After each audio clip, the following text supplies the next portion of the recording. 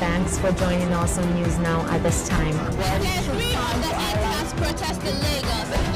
Thank you for joining us today on the newsroom. The Lagos State Emergency Management Authority has said for National Media School, one vote woman and the rampant illegal spectrum frequencies. The banks took over the wheels on the Nigerian stock market today as sellers eased.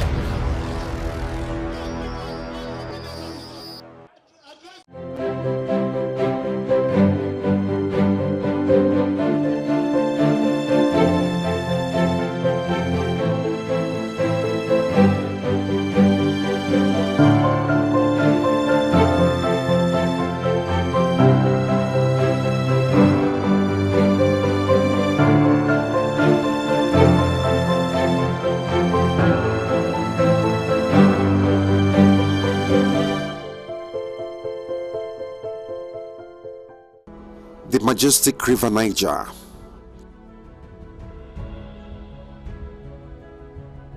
rising from the highlands of Guinea, it meanders through many countries to Nigeria, slicing through the commercial city of Onitsha and the beautiful Asaba on her way to the Delta, where she discharges into the Gulf of Guinea in the Atlantic Ocean.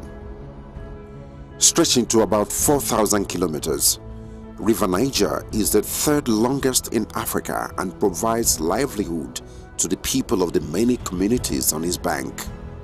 From here, they irrigate their farmlands and fish in its deep waters. Aside providing veritable mode of transportation, it is also a source of power generation. In fact, many people, particularly in Anambra and Delta states, depend on the river for their sustenance. Back in the day, canoes were the primary means of transportation on the river and served to convey goods and people from one bank to the other. But in 1965, 5 years after independence, the first Niger bridge constructed by Dumez was completed. With the inauguration of the bridge, the main east-west connection in Nigeria was created.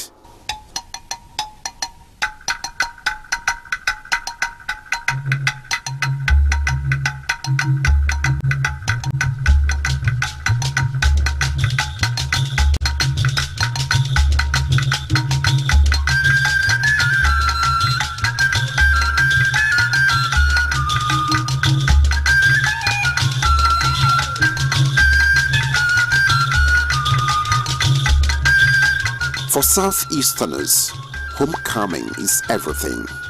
They return en masse at festive seasons to celebrate with kinsmen. But quite often, the frightening gridlock on the old bridge turns the homecoming trip into a nightmare.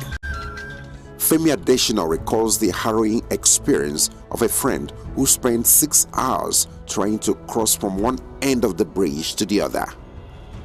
That friend I had known long before now called me and said, "Please, what could I do?" I said, "What was the issue?" He said he had been on the River Niger bridge for 6 hours. 6 whole hours. He said, "Can I call somebody so that they can intervene and let the bridge flow?" I said, 6 hours from the foot of that bridge, that when traffic flows, you can cross that bridge in 5-7 minutes. He said 6 hours they had spent on that bridge, and there was no hope that they would get to the other side. But then there are those with more bitter tales to tell.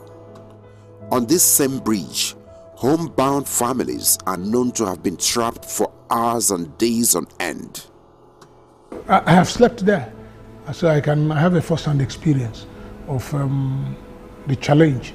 So in situations like that, it's a nightmare, because you may even come there thinking that you have stayed 1 day. Some people tell you they have stayed 2 days, especially during festivities. It's usually a very major nightmare. Aside the nightmarish experience of the users, the bridge also poses danger to motorists as a result of the heavy load it bears. I've had awful experiences flying through that Niger bridge It has been an awful experience where we have a dilapidated bridge that for so many years it has lasted. It was so dilapidated that sometimes you'd be scared that you might end up having your car get into the river. So it's an awful experience. There has been lots and lots of tales about that place. We've had records of the bridge quivering, motorists on the bridge actually feeling the quakes and tremors from the bridge. So it was, in one way or the other, going to end up being a nightmare. It was actually a catastrophe just waiting to happen. Now, 57 years after it was built, the second Niger bridge is coming up quickly to alleviate the plight of the people, reduce the load on the old bridge, and boost the socio-economic potentials of the southeast.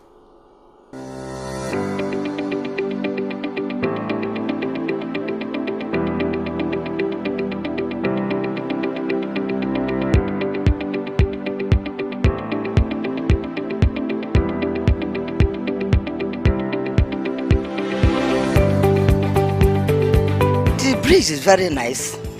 It's very good. So we believe that since the new Niger bridge have passed, we believe that development can come.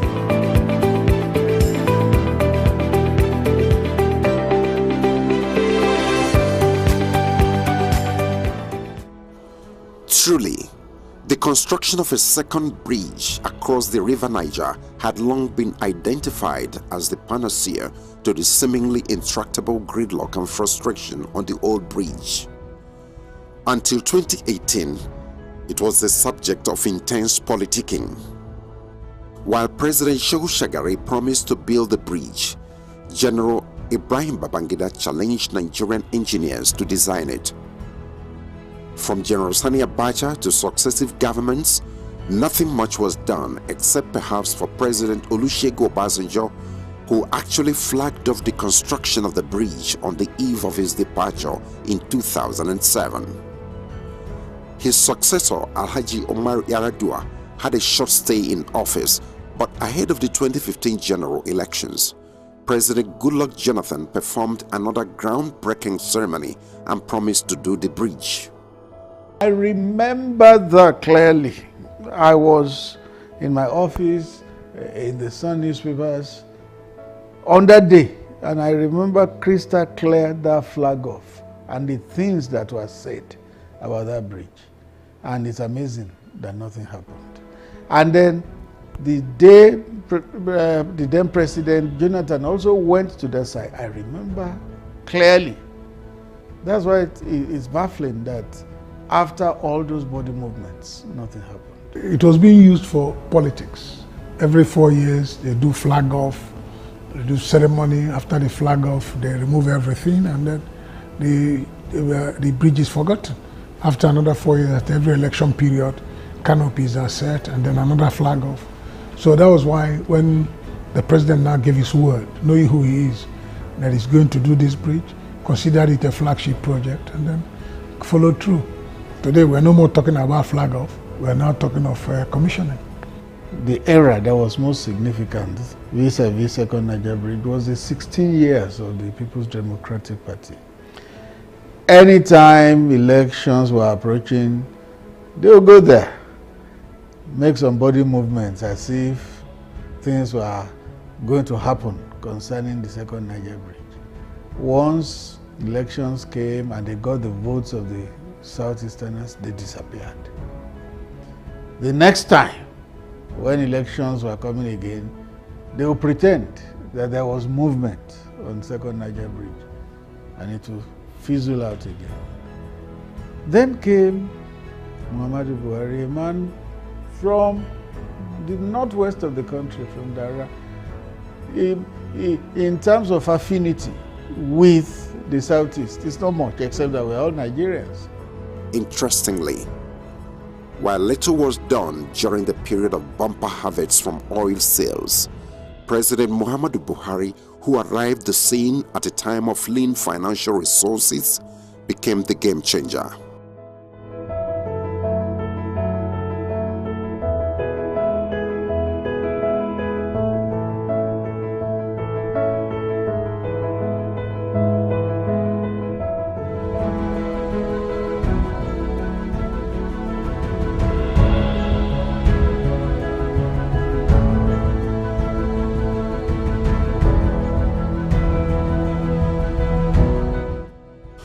Without the boastful promises and grandstanding of the past, President Buhari plunged headlong into the project.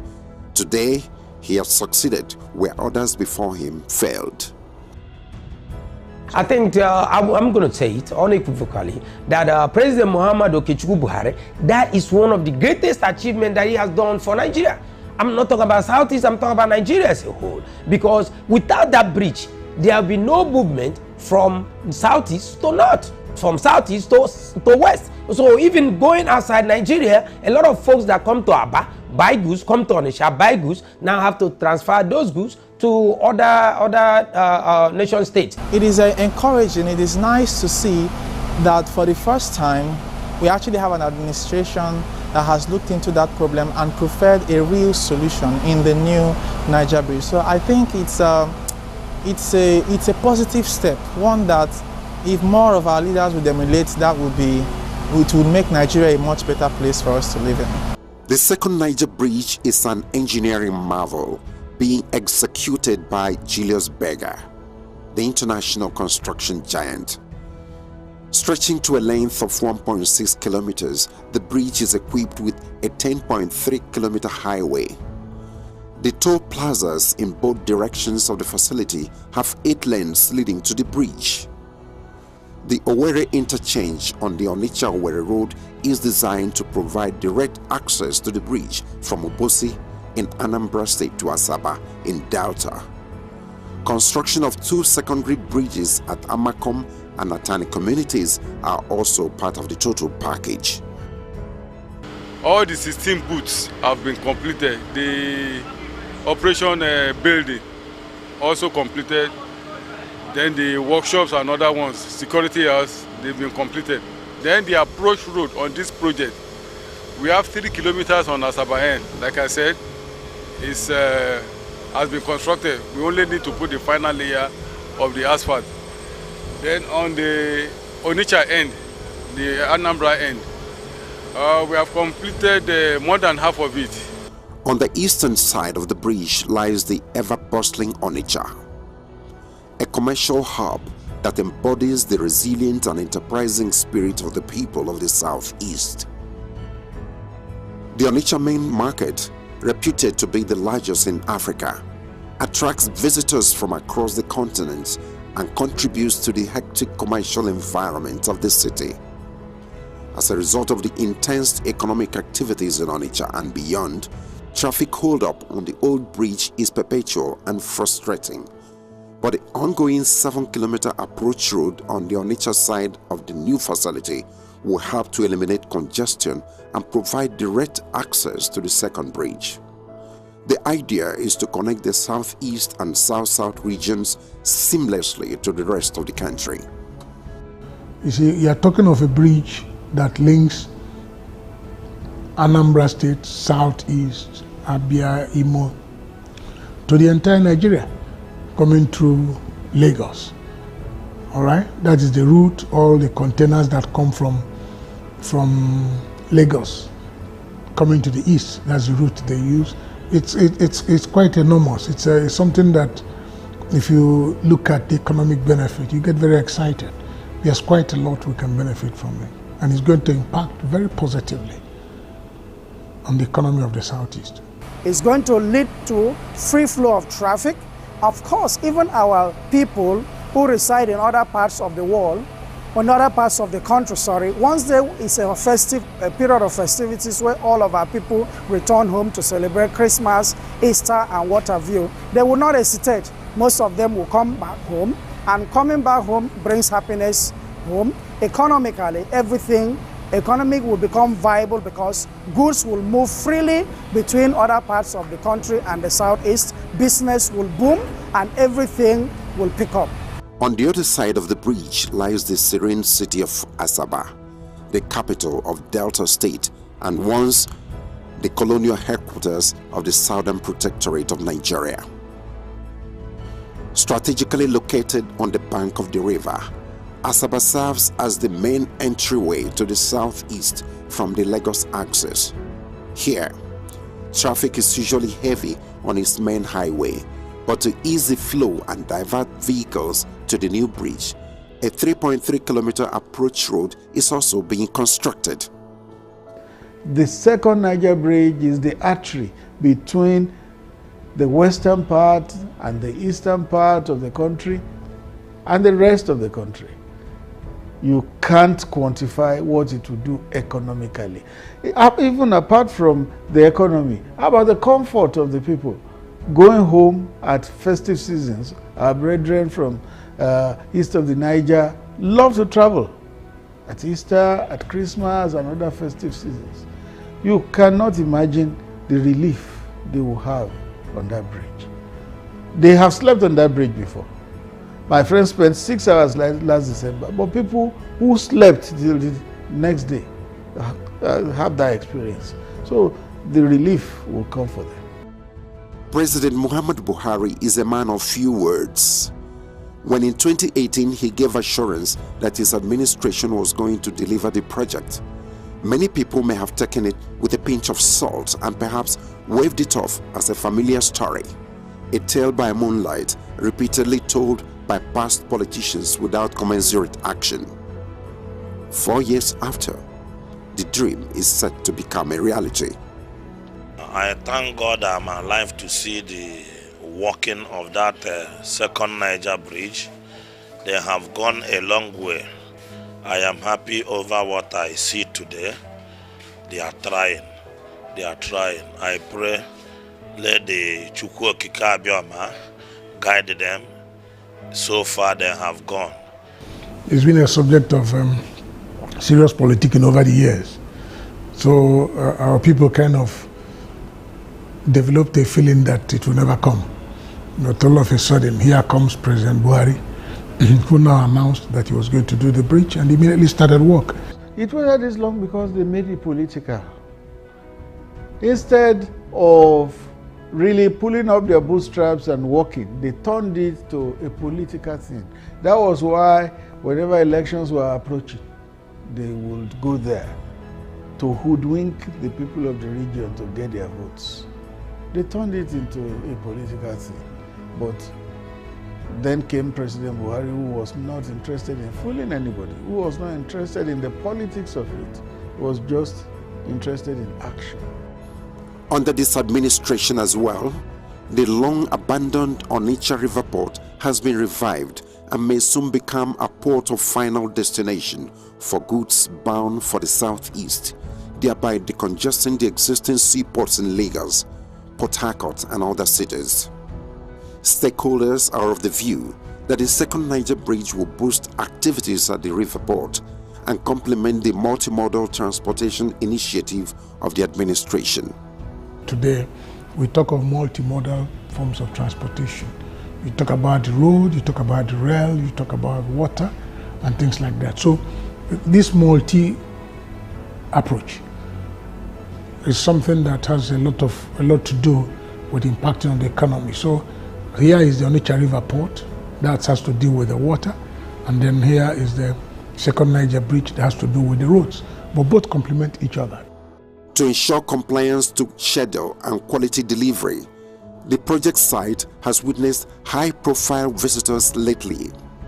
Aside the Minister of Works, Babatunde Fashola, who pays regular supervisory visits to the site, the Chief of Staff to the President, Professor Ibrahim Gambari, recently led top functionaries of the federal government to see the state of readiness of the bridge.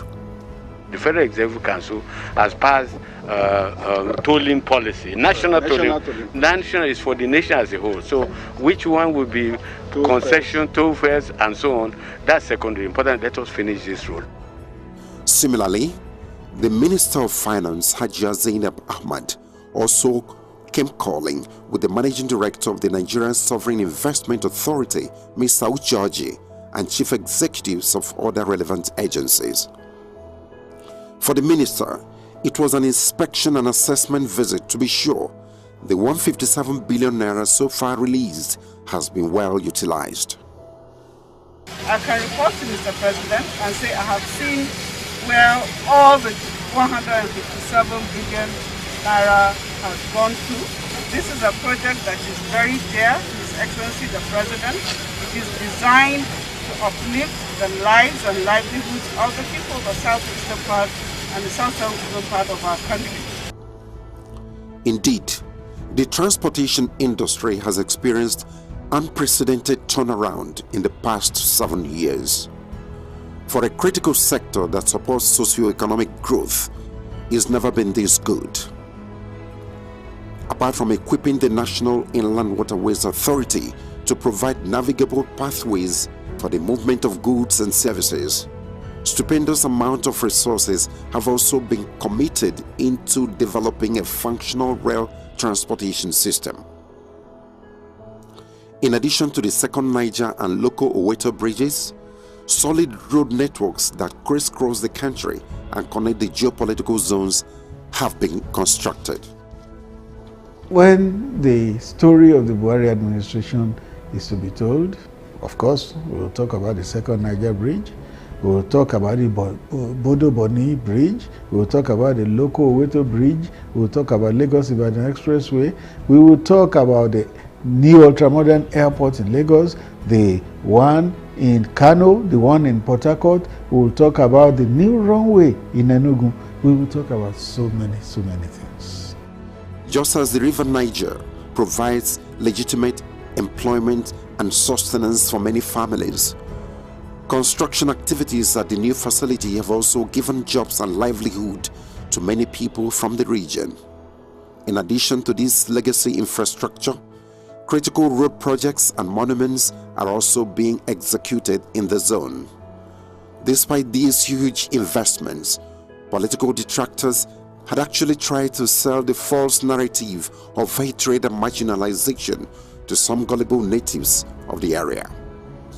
With the developmental strides that the president has taken to the south, it's not just the second Niger bridge. What about the Enugu-Port Harcourt Expressway, which the president made sure that that rehabilitation of such road is completed? Other giant projects that the president has started and also completed in the southeast is an evidence that the president indeed does not hate the southeast. Don't forget that time was when southeasterners, people of Igbo extraction, were controlling the levers of development. I'll give you an example. The deputy senate president from southeast, deputy speaker from southeast, chairman senate committee on works southeast, chairman house committee on works southeast, minister of finance and coordinating minister of the economy southeast, secretary to government of the federation southeast. And all through those periods, not 1 kilometer of our roads, federal roads, that were in terrible state, not 1 kilometer was addressed. And all these people I mentioned are from southeast. Now it took somebody else who is not from southeast to now address this infrastructural decay. Now face the reconstruction of these roads, this critical infrastructure. Just to mention a few of the things that this administration has done in the southeast. And then somebody goes back and says he hates southeast. How do you demonstrate hate? This president bears malice to nobody. And he has cared for the southeast as much as he cares for other parts of the country. The second Niger bridge is an important national asset. Aside easing traffic on the old bridge, it is an inter-regional integrator with the capability of boosting economic activities and development in the southeast. Already, the people are beginning to tap into the huge investment opportunities that come with the bridge. You know our people, we are business people. We understand the dynamics and we take advantage of opportunities. It will bring a lot of development to the southeast, a lot. And even south-south, because the bridge is coming from Asaba to Onitsha and vice versa. So the development is not only for south, it's also for south-south. Truly, when the story of the Muhammadu Buhari administration is told, the second Niger bridge will be recorded among its greatest achievements. When President Buhari would have been done and is gone to have his due retirement, and the story is being told. What would never be forgotten will be his footprints on the sands of time in terms of infrastructure.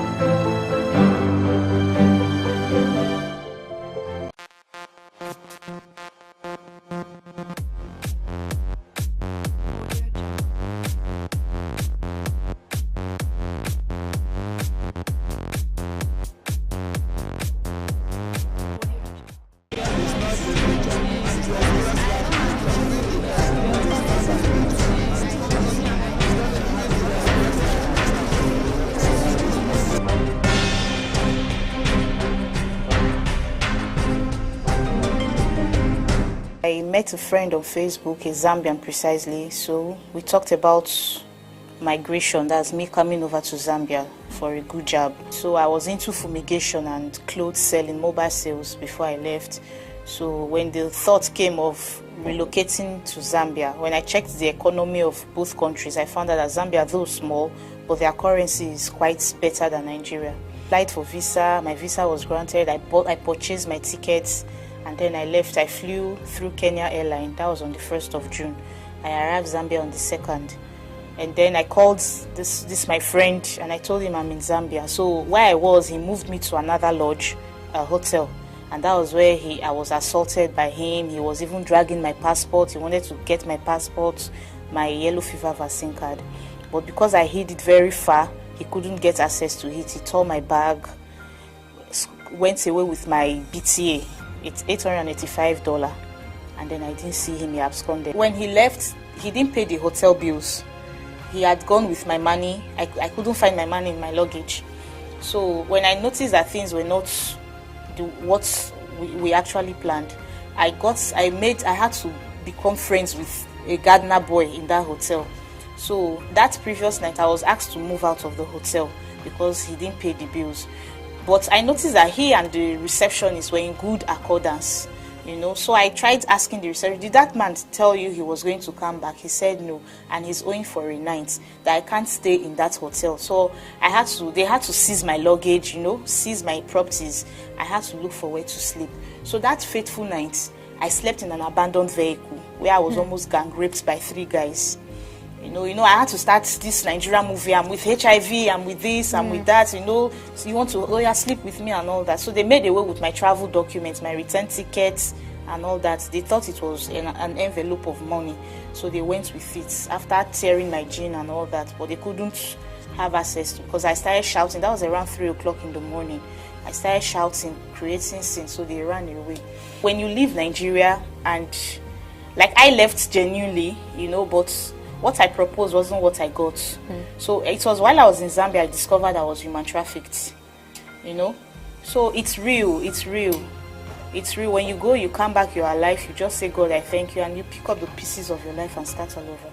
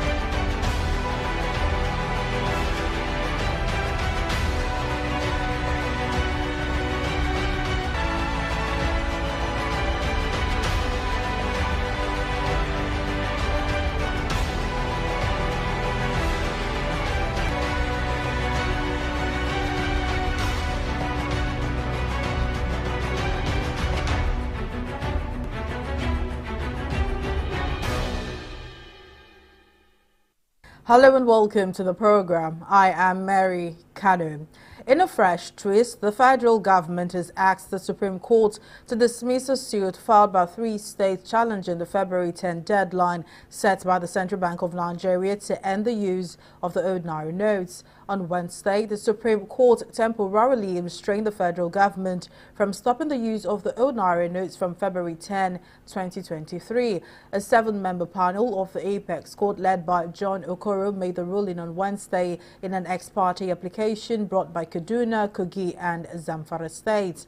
Meanwhile, hours after the Supreme Court restrained the CBN and the federal government from sticking to the February 10th deadline for people to swap their old Naira notes for the new ones, the federal government has approached the Apex Court asking it to dismiss the original suit challenging that deadline set by the CBN. In the preliminary objection filed on Wednesday through his lawyers, the Attorney General of the Federation, Abubakar Malami, argued that the Supreme Court lacks the jurisdiction to entertain the matter. President Muhammadu Buhari had met with the CBN Governor Godwin Emefiele and Attorney General of the Federation at the Presidential Villa, Abuja, shortly after the Supreme Court ruling, but the outcome of the meeting is yet to be known. Despite the Supreme Court's interim injunction restraining the CBN from enforcing the deadline for phasing out the old notes, more commercial banks have showed their dose to customers, halting cash operations while putting out notices informing customers that the deadline still stands. The CBN too has not given any indication yet that it is going to comply with the ruling of the Supreme Court. There are unconfirmed reports that the Apex Bank may choose to ignore the Apex Court's ruling on the argument it was not a party to the case before the court. Now, to speak more about these developments, legal expert Tunde Falola joins me now. Thank you very much for joining me on the program. Now, there have been arguments in some quarters that the Supreme Court acted outside its jurisdiction in its ruling, which prompted the suit filed by the Attorney General. Do you agree with this? And also, what's your reaction to the judgment by the Supreme Court halting the February 10 deadline for the validity of the old Naira notes? Thank you very much. I appreciate you for having me around.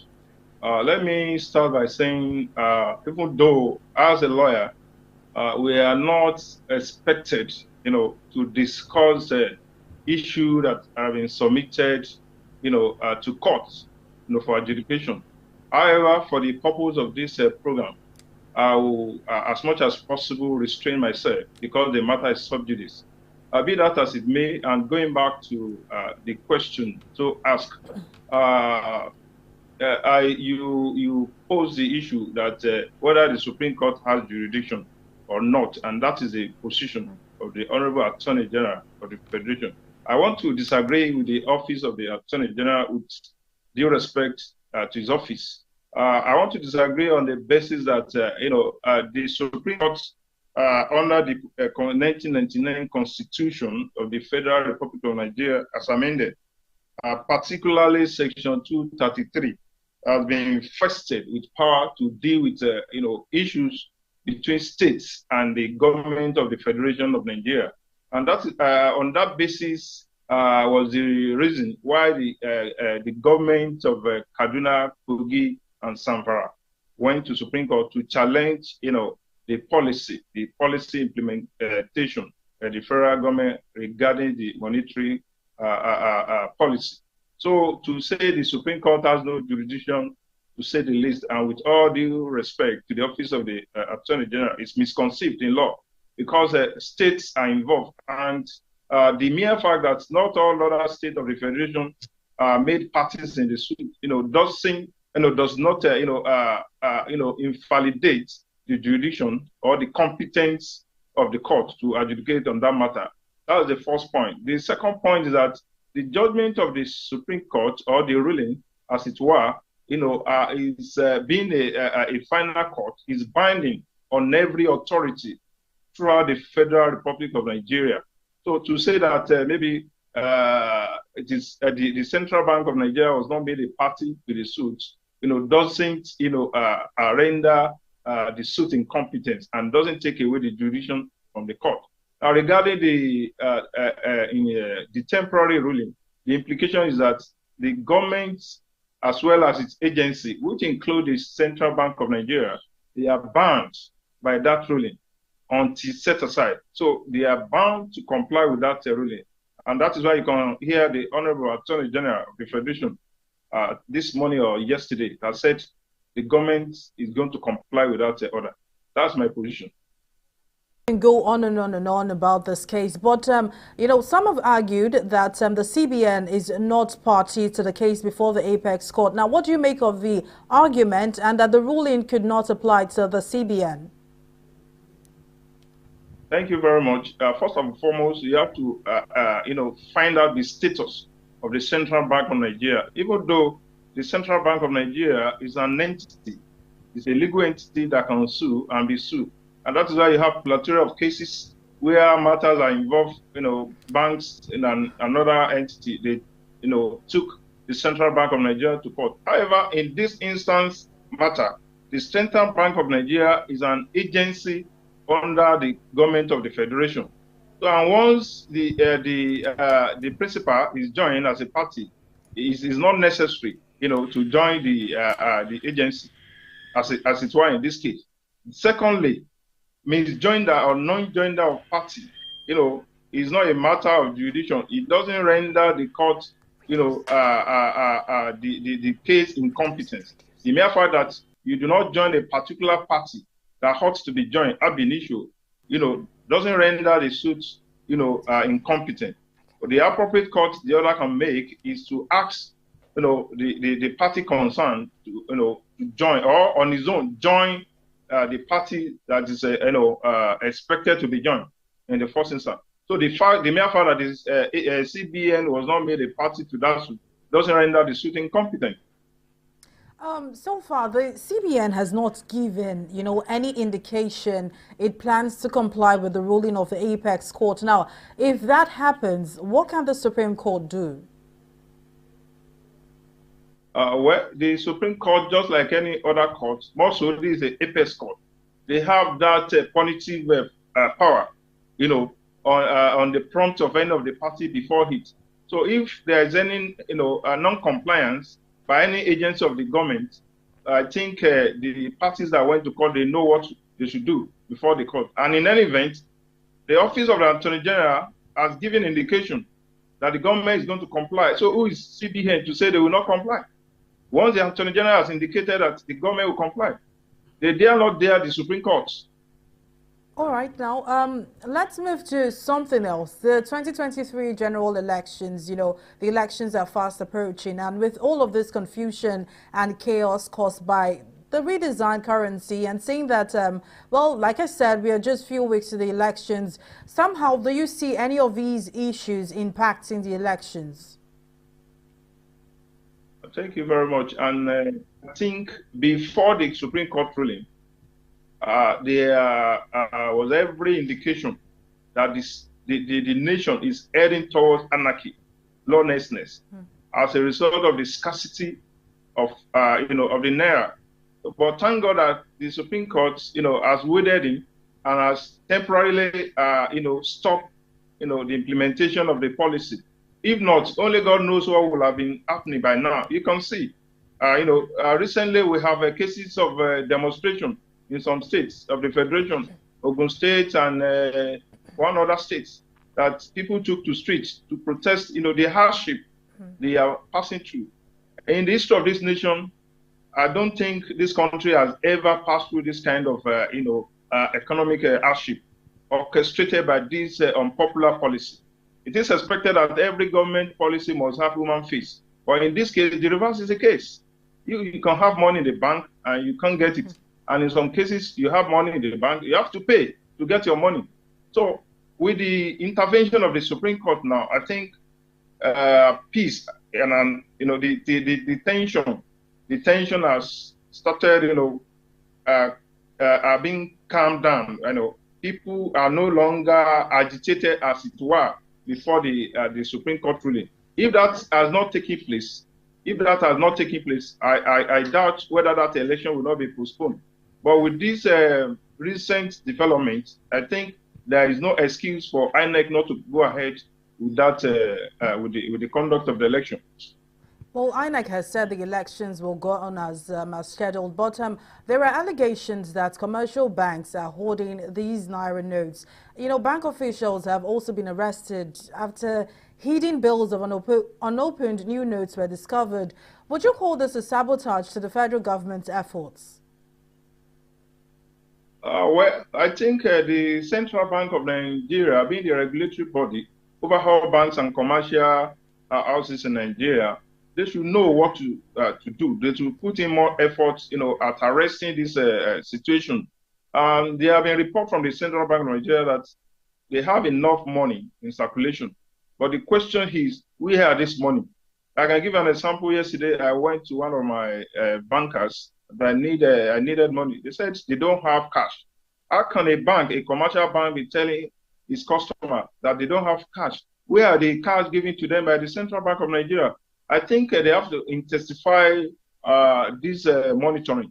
Let that be task force, set up by the Central Bank of Nigeria, with the mandate to, pursue and arrest all these people that are sabotaging the effort of the government, aiming at, making the funds, the Naira available to the generality of the people. So they should intensify. Let them step up, their efforts, aim at, getting, across to those people who are sabotaging their effort. That is what they should do. Well, all right now, Tunde Falola, legal expert, thank you for your insights and for joining me on the program. You're welcome. Thank you. But we'll take a break and be right back. To stay with us.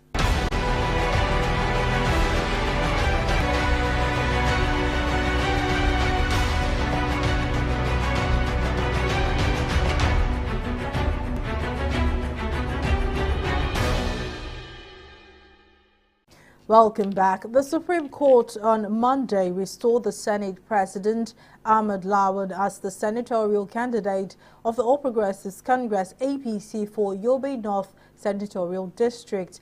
In a split judgment of 2-3, the Apex Court affirmed Lawan as the authentic senatorial candidate of the APC in Yobe North Senatorial District. The Apex Court, in the majority judgment, avoided and set aside the decisions of the Federal High Court and the Court of Appeal, which had affirmed Bashir Machina as the APC candidate, having won the party's primary election held on May 28, 2022. Justice Sentus Chima Weze, who delivered the majority judgment of the Apex Court, held that Machina ought to have commenced his case at the Federal High Court with a writ of summons, given the grievous allegations in his suit against the defendants. Meanwhile, one of the coordinators of Bashir Machina for Senate campaign, Mohammed Gaskanta, has vowed that the organization will not support the candidacy of the Senate President Ahmed Lawan in the National Assembly election for Yobe North Senatorial District, despite Monday's ruling of the Supreme Court nullifying the candidacy of his principal. Well, to speak more on this, Fumi Adeogun, Treasurer, NBA Spidel, joins me now. Thank you very much for joining me. Let's begin. The ruling by the Apex Court remains controversial. How would you say the Apex Court came up with its judgment affirming Lawan as the APC senatorial candidate, saying that he did not contest the primaries? Thank you for having me. We can see that the starting point is, what are the issues for determination that was submitted for the courts to adjudicate upon? We see that the appellant has, number one, asked the court, and I will read, to determine whether in the circumstances of the appeal before the courts below, especially with the allegation of fraud in the midst of other irreconcilable conflicts, in the numerous further affidavits filed by the parties in support of their various conflicting positions, the court below was correct to hold that the trial court was right to have respondents originating summons. We see that the main issue here is the mode of commencing the action. We all know as lawyers that if you want to commence an action by originating summons, it is only when you are calling upon the courts to interpret maybe the law, an instrument, and so on and so forth. Of course, the Machi's lawyer has gone to court to call on the Federal High Court to interpret the Electoral Act, Section 85, to interpret Article 4.0 of the Constitution of APC and its electoral guidelines for 2023. And in supporting his own case, he has concluded so many exhibits that he attached to it.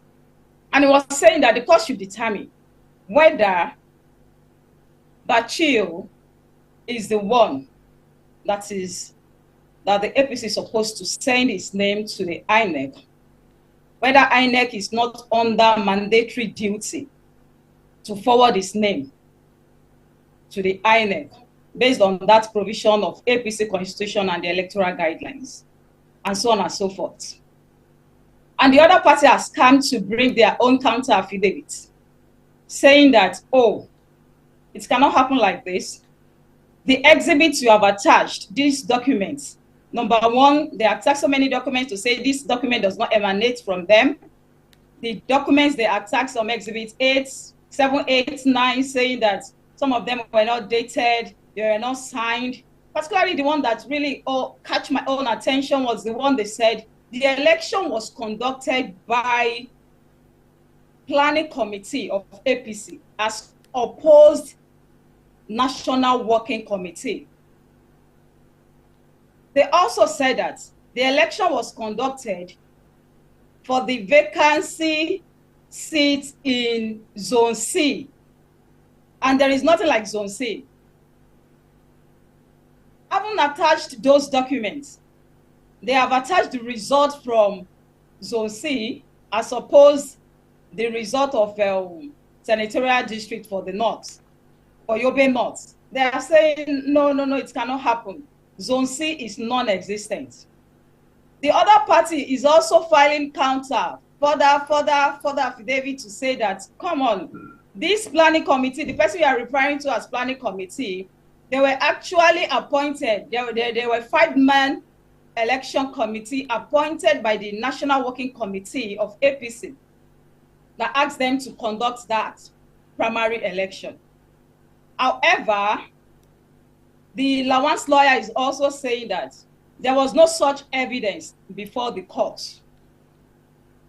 So when you place all these facts and counterfacts before the court, the question is, can the court of law actually resolve them based on mere affidavits? Especially now, where we now have allegation of fraud. And this allegation of fraud, you know, it is our law. It remains our law as of today, that you have to prove it beyond reasonable doubt. It has not changed, and there is no exception to electoral procedures, that if it's under Electoral Act, then you should just prove it on a normal ground. Even in civil proceedings, if you allege any criminal activities or fraudulent acts, you have to prove it. And in the affidavit attached to the originating summons, we're meant to understand that even the particulars of this fraud were not stated. If you're alleging fraud, is a must for you to state the particulars.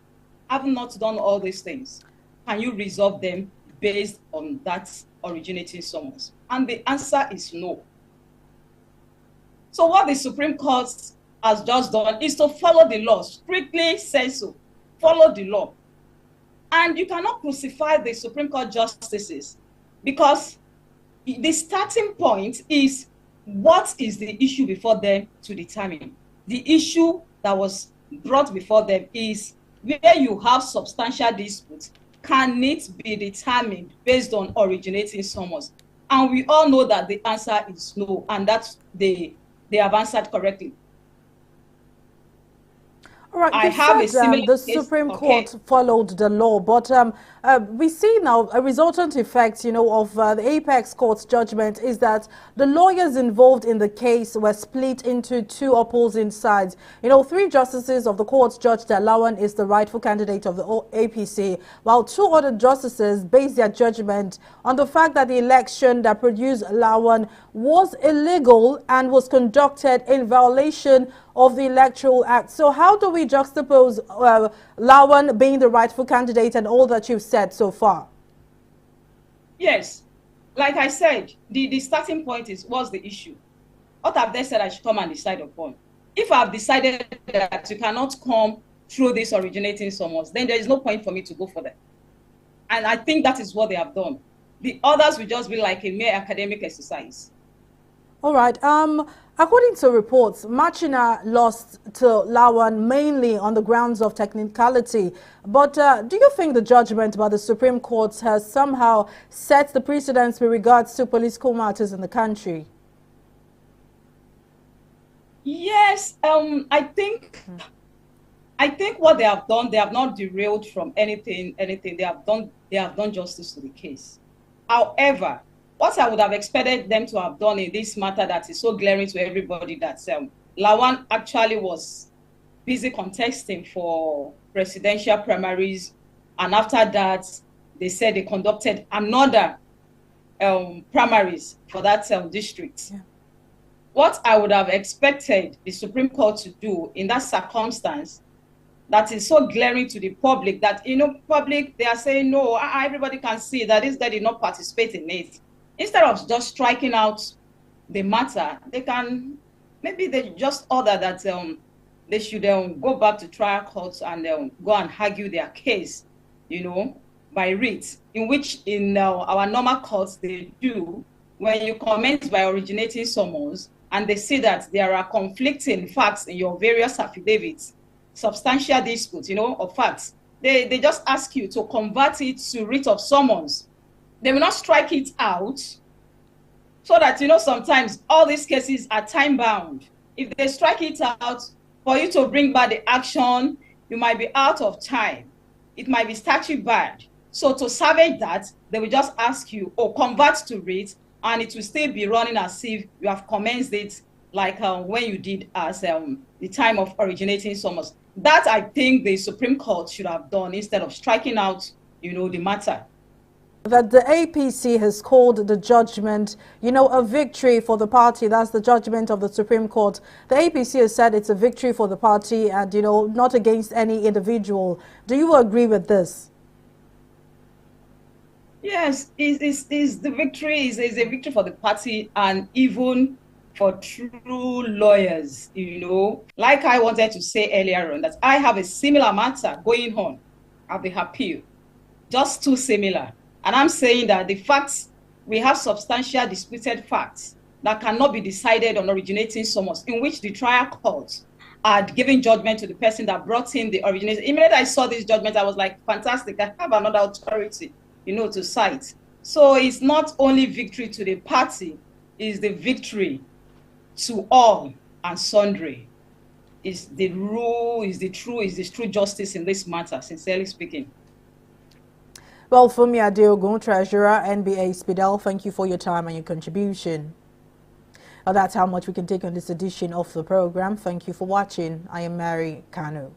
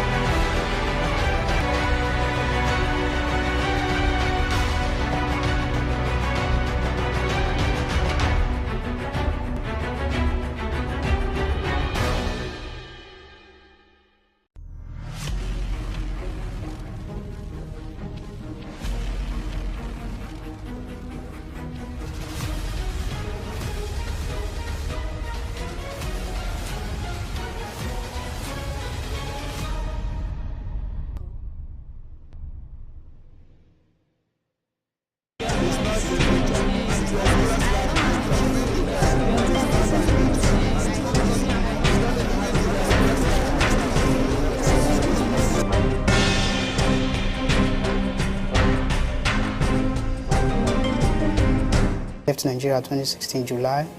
Went through Benin to Kano, to Abuja, Abuja to Kano, Kano to Niger.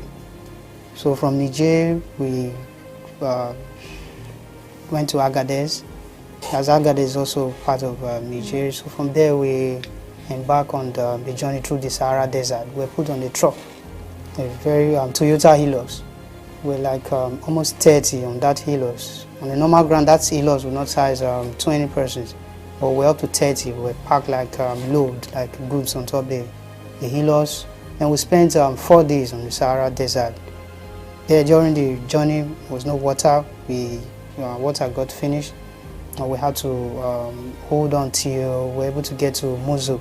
Mosul is a town in Libya, a downtown. So from Mosul, I spent 2 days before I was actually dressed like a lady.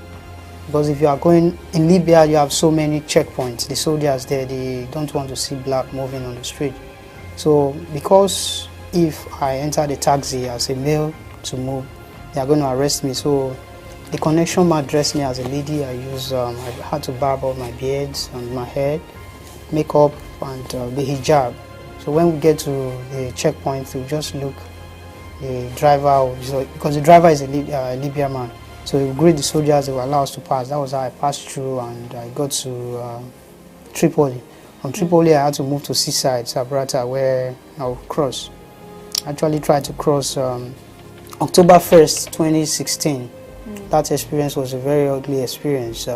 During the journey on the high sea, the Mediterranean Sea, I discovered that the boat that we entered was having a leakage. So from there, that leakage, where the boat stopped, was no longer moving. We spent close to more than 3 hours on the sea. Everybody, you see women crying, you see the children crying, and at the end of the day, some were praying, the Muslims praying, the Christians praying. Then the police, the Libya police, they came to rescue us. They arrested us on that very occasion. I went to the prison. I spent more than 3 months in the prison. So from there, I called my family. They were able to raise money to release me. Well, finally, how I came back to Nigeria, I tried to cross again. So crossing again, I was actually arrested again. And I was taken to Nigerian. There's a prison called Nigerian. Irregular migration is not worth it. And people, they think that out there the pasture is green, and it's not true. At times when you experience these things, you are not, some persons, they experience these things, they are not normal, they are not the same again. So it's not good for other people to experience what we've experienced.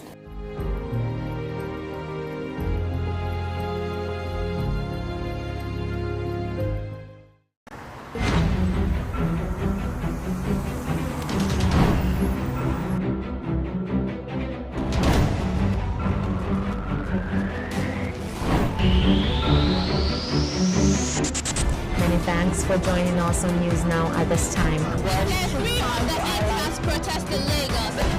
Thank you for joining us again on the newsroom. The State Emergency Management Authority has said there's going to be one vote woman and the illegal spectrum frequencies. The banks took over the wheels on the Nigerian stock market today as sellers eased.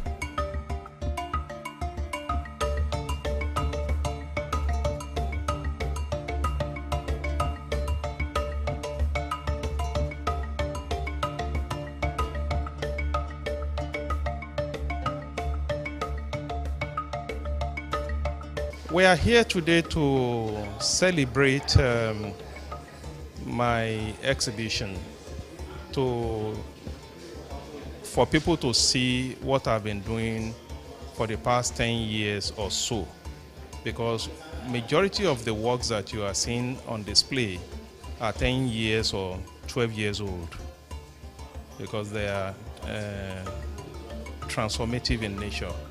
Because over the years, I've been building on them idea-wise, according to what is going on within the country, what is going on in my environment, what is happening to me. So those are the things that informed whatever you are seeing on display here.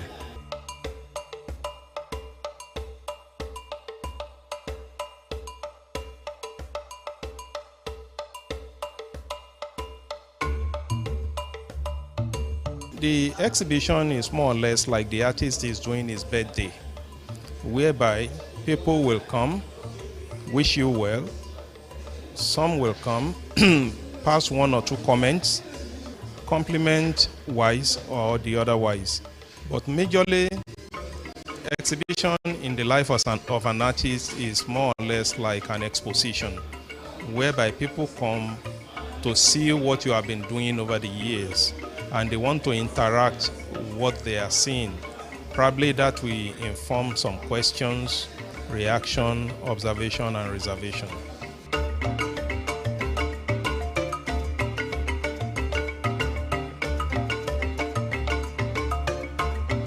I pick out 35 works out of about 100 that I have in the studio.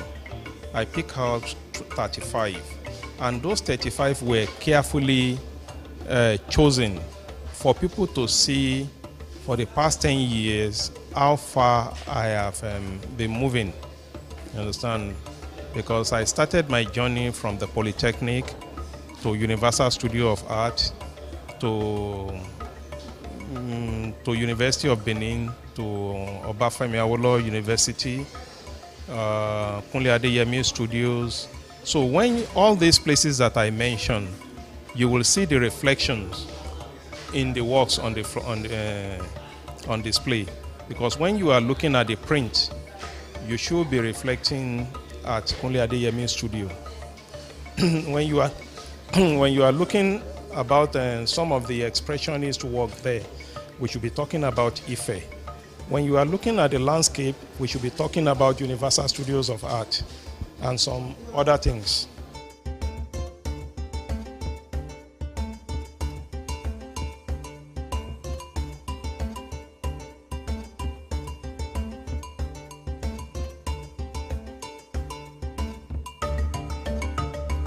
It is not an easy feat, but the truth of the matter is this. As an artist, let me take it from this angle. He who God has given talent, God has given problem. Every artist will face one challenges or the other, especially when you are at the point of a creative, when you are creating the work. Creating the work is one thing, but when the idea hits you, how do you bring it forward? Bringing it forward is always a challenge. Most of the time when you visit the artist studio, you see piles of works that are unfinished. Not that the artist cannot finish them, but the original ideas that the artist is having probably is unable to connect or reconnect with it. So that is the reason why every artist will have one challenge or the other, especially in the area of bringing out your ideas. The area of the fund, materials, everything, that one is a general thing for everybody. Because for the artist, you have to source for your materials. And me as a painter, I have to look at the reactions of my materials, the colors, and every other thing. For the sculptors, they have to look at the materials they are going to use. Is it going to be wood carving? Is it going to be cold cast? Is it going to be bronze or any other thing? So we have challenges here and there. On the other hand, some artists, they have studio challenge. Where are they going to work? Probably the studio is not big enough. The studio is not conducive enough. For an artist, the challenge is very, very diverse.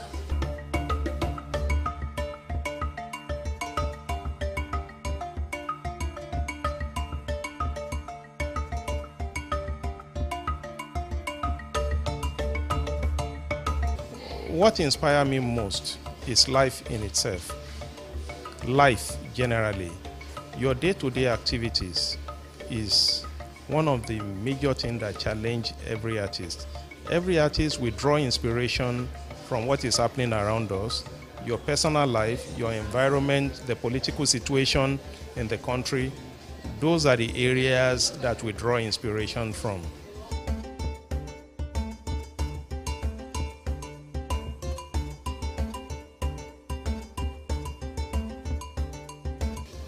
This is more or less a surrealistic expression of me trying to look at what is going on in the country. You understand? I merely use the lizard as a metaphor of what is going on in the country. I use the calabash more or less like a globe. That is the Nigeria. That's why you can see green, white, and green. You understand? And the general populace entirely. So I'm using this lizard here to represent Mr. President, because I titled it the flag bearer. Is the one that everybody will be referring to as Mr. President. And that is the chief of staff up there, the person in charge of the administration of the presidency or the governor office. And every other lizard there, you can see that we still have some other citizen, other lizard in green, white, green, here and there, you understand? And you see other lizard clouded in flag of other nation. This is Israel, this Germany or so, this is France, this is Brazil, this is Ghana, UK, China, sorry, this is Japan, and that is China. So I use all this lizard to suggest other nations that are benefiting from Nigeria. And you see the ministers, I use all these other lizards as the ministers, the governor in the country, you understand? So majority of our political leaders, they are under-dealing, you understand? They are the one more or less eating the fruit of the nation without Mr. President knowing anything about it, because Mr. President is up there, you understand, discussing with the world power. Meanwhile, the commissioners, the ministers, the governors, they are down here trying as much as possible to milk the fruit of the nation. So now you can see this one here. This one have succeeded in going up, discussing with Mr. President in itself. So Mr. President is here, and this is China. Because when you look at everything that we are using today, from our phone to our road construction, everything, China are already taking over.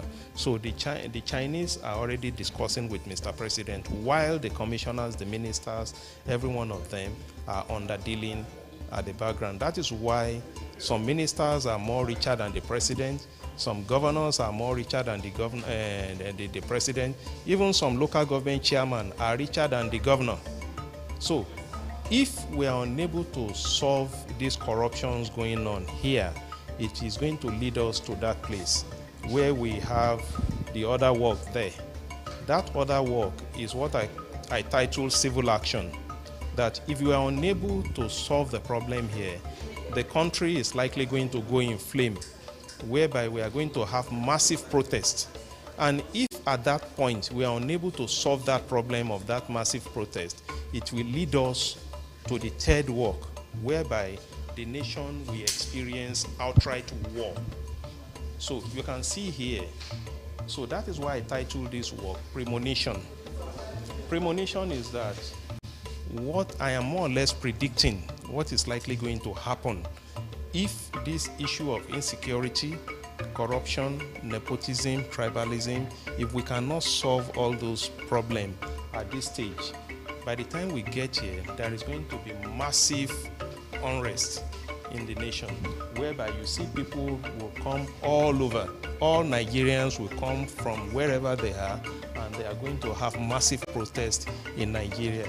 So if we are unable to solve that problem here, then we are going to move. That will lead us to the total breakdown of law and order, whereby the country will go in flame. You understand? The country will go in flame, whereby we are going to have outright war. As at that time, the issue of negotiation will not be there again. So at this point, if you are unable to still resolve it, then the country will disintegrate. You can see that at this point, the green, white, green is gradually fading off. So we have the fourth one that is suggesting that if at this point we can still not get it right, that the country will break into pieces, whereby everybody will go their different ways. So that is the political angle of this exhibition. So we still have the other aspect that deals with our cultural landscape, our day-to-day activities like the market scene that you can see there. That is our day-to-day activities that is happening around us. So that is the motive of this exhibition, to translate messages to people.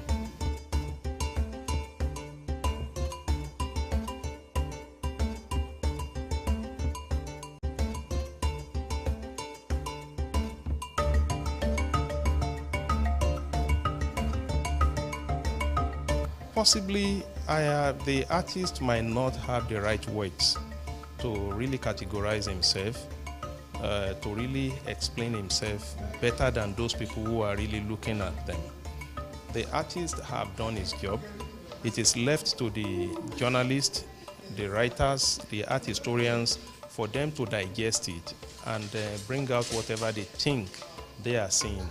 So for any artist to critically analyze or want to explain all that he has done, he or she will be doing a kind of injustice to him or herself.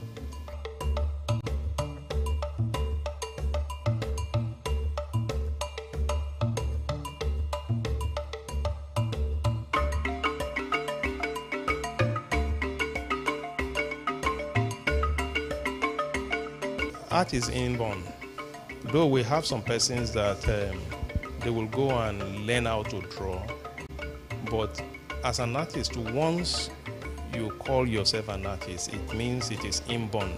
So whatsoever you are going to create will come naturally, either in the area of sculpture, painting, graphics, ceramics. It will come naturally. So the reason why the artist will go to school is for artists to be refined. Every artist at the tutelage, we are more or less like a crude oil. When you tap crude oil from the ground, it will have to go through refining process, whereby you get some other valuable materials from the crude. So from the point, your entry point into the school, you are crude. You go through the school for you to be refined. So when you are refined, that is when you either become a painter, a sculptor, a graphic artist, a cinematographer, or any other thing. So at that point, that is when you say that I'm a professional, I'm an artist, I'm a painter. But at the point of when you enter the school, you are nobody.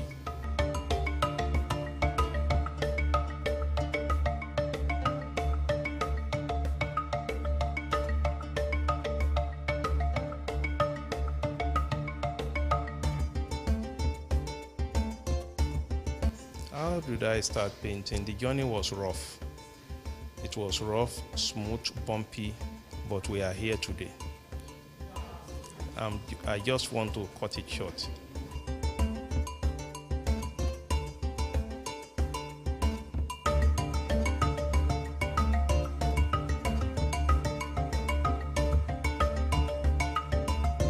Olojo is not a hidden phenomenon in the visual arts.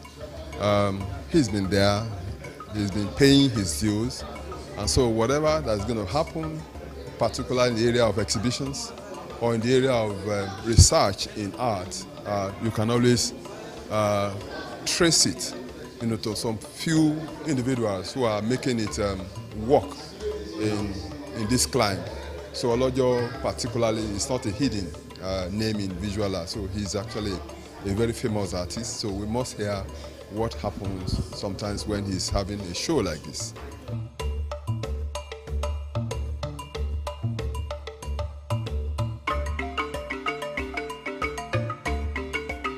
I have seen, just like the title of the exhibition, Entreaties, I have actually seen him breaking boundaries, into the areas of paintings, to have media, mixed media. From the title of the exhibition, Entreaties, he has actually entered into so many areas of visual arts. Printmaking, deep etching, painting, mixed media, and of course almost a three-dimensional work in just one exhibition. So you see a body of work that is very rich, and the subject matters are very, very contemporary, and of course they're very cultural. There are things that are in this environment, they live with us in the environment, and we take for granted sometimes, but the artist does not take it for granted. And so that is the way this exhibition is. You can actually see the artist that is conscious of lines, the artist that is conscious of the elements of design, the artist that is conscious of the principle of design. So some of these things are put together, and we can actually see that in this exhibition. As a matter of fact, he is actually well cooked. That's what I'm trying to say.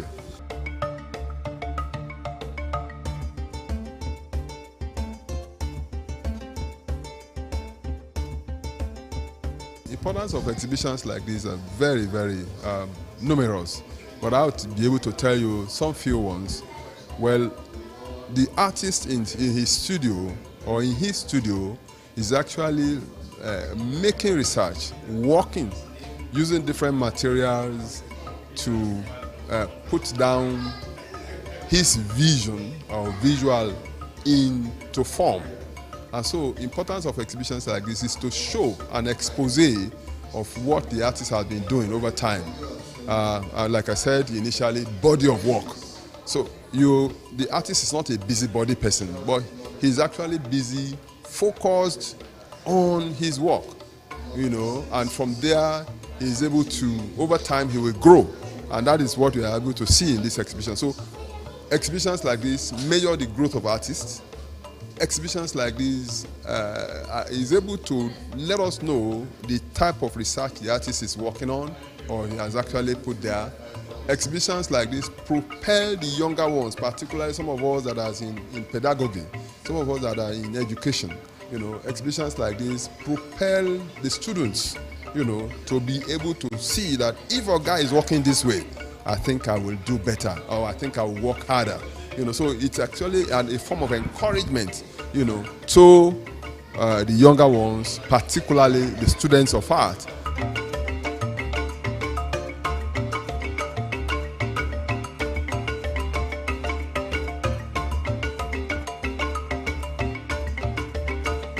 And more importantly, again, is a means of value or a measure of value to the clientele. How do I mean?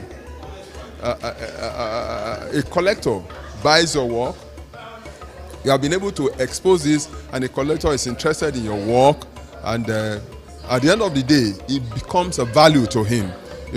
If, for instance, he buys this work in a primary market this way, and then later on in life takes it to the secondary market, it becomes a value, And so some of these things are things that we should be able to expose our people to, particularly in the area of exhibitions.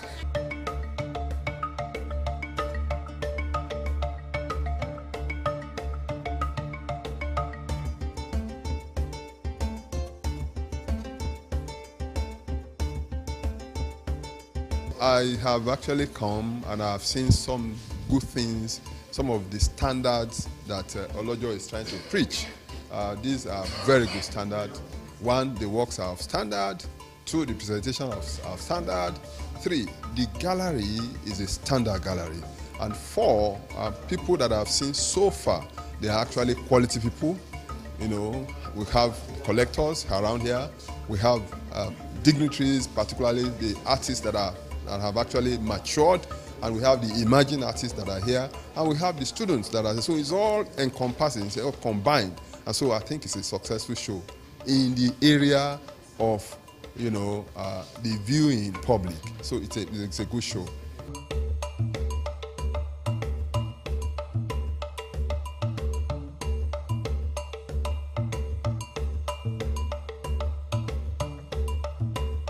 Very, very happy. You know, the Yorubas will say, when your child is growing big, you feel happy. I am very happy. I taught him as a student. We were colleagues, and now he's rising up. So I'm happy with the progress he's making. The theme, the thematic contents are large, beautiful, starting from the masquerades, you go to landscape, you go to portraiture, you go to still life, and the composition. He has been able to show the dexterity of a good draftsmanship. And when you see the works, you will know that this man understands what art is all about. His colors are art colors, very, very rich. Well, somebody said it long ago, we don't document things. Olojo has been able to document so many things for us to see. And this is going to be for prosperity. You wonder why the European countries don't pride themselves in their technology, but the art. Why? It's because art lives forever. According to Papa Hima, he said a country erodes and the dust blows away, and nothing matters. 1,000 years makes silly science. Only those who practice art live forever. You'll be surprised the way Egyptology, the Greek art, and the old ones, are making waves. And the same thing with old art. Okay? So what Olojo is doing is recording them for prosperity. And then in years to come, you will know that, oh, somebody has passed through here.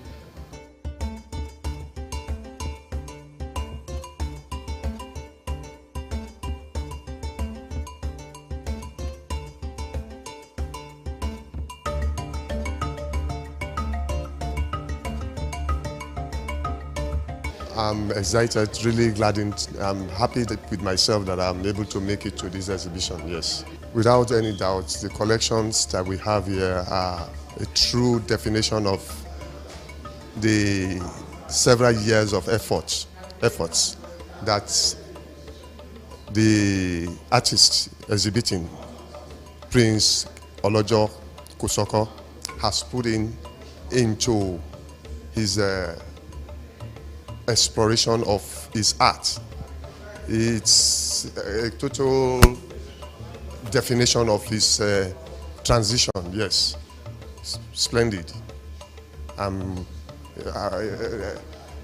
If one goes round, one could see how much he has evolved over time, and it's quite commendable. I'm impressed, yes.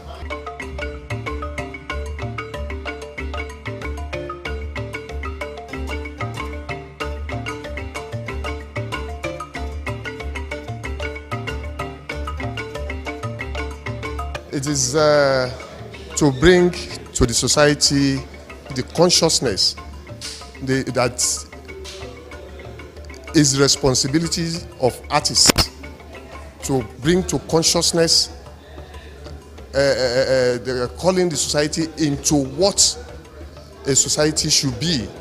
Art is a medium of expressing the happenings in the society. Our environment, our culture, our general being. And when the artist comes up with an array of works that expresses this whole gamut of our life, is to bring us to consciousness of what is happening around us and help the society to reevaluate itself and then forge a way forward. Yes, that's the purpose of art exhibitions, for us to get to know ourselves, where we are coming from, where we are now, and what we should be projecting forward.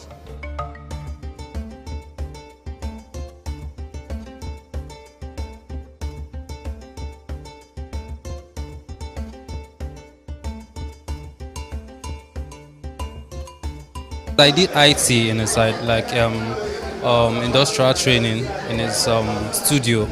And he has been saying a lot about doing a solo exhibition. So I'm happy to witness the solo exhibition because he has been saying this thing. So I'm very happy to be one of the witnesses. I'm inspired.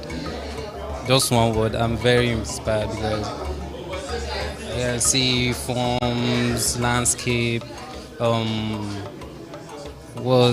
this mixed media. I'm just informed because he's like exploring he's touching almost every part of this line of painting.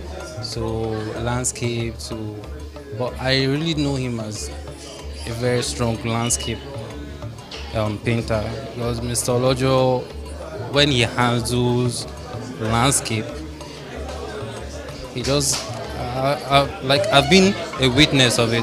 When he was doing landscape painting, he starts a painting from just one theme and he just creates an entire scene just from his head. I don't know how he does that, but maybe through experience and travels and all those stuff. So he's just really good at it.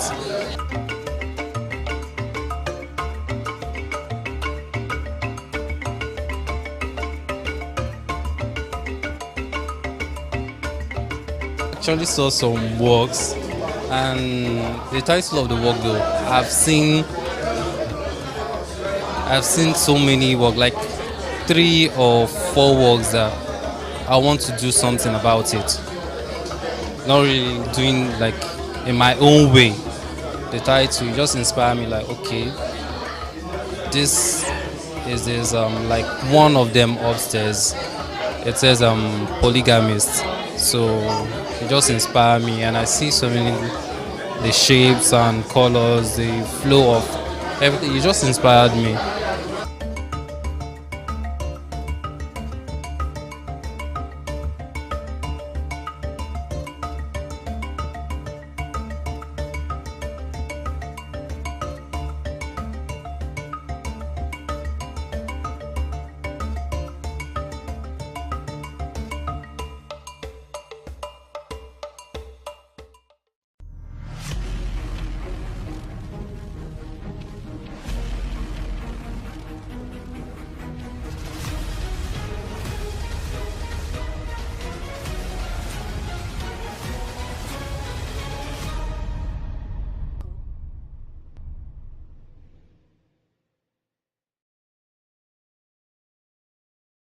COVID-19 is an infectious disease caused by a new coronavirus introduced to humans for the first time. It is spread from person to person, mainly through the droplets produced when an infected person speaks, coughs, or sneezes. These droplets can land in the mouths or noses of people who are nearby. These droplets are too heavy to travel far in the air. They only travel approximately 1 meter and quickly settle on surfaces. This is the reason person-to-person spread is happening mainly between close contacts. The exact time that the virus can survive on surfaces is not yet known. So it is wise to clean surfaces regularly, particularly in the vicinity of people infected with COVID-19. Hands touch many surfaces, which can be contaminated with the virus. You should therefore avoid touching your eyes, nose, or mouth, since contaminated hands can transfer the virus from the surface to yourself. When coughing or sneezing, cover your mouth and nose with the bend of your elbow, or use a disposable tissue. If a tissue is used, discard it immediately into a closed bin.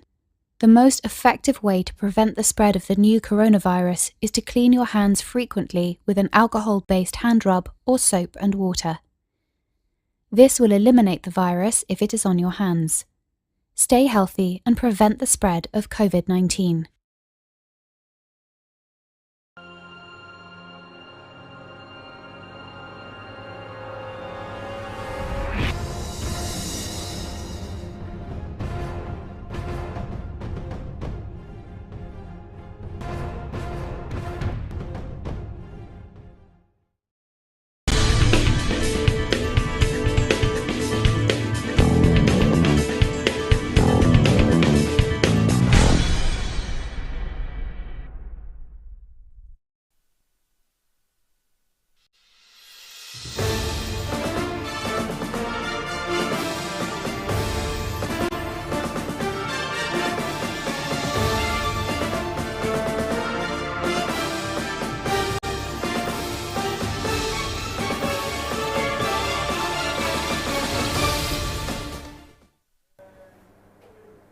Many thanks for joining us on News Now. I am Folashade Ogurinde.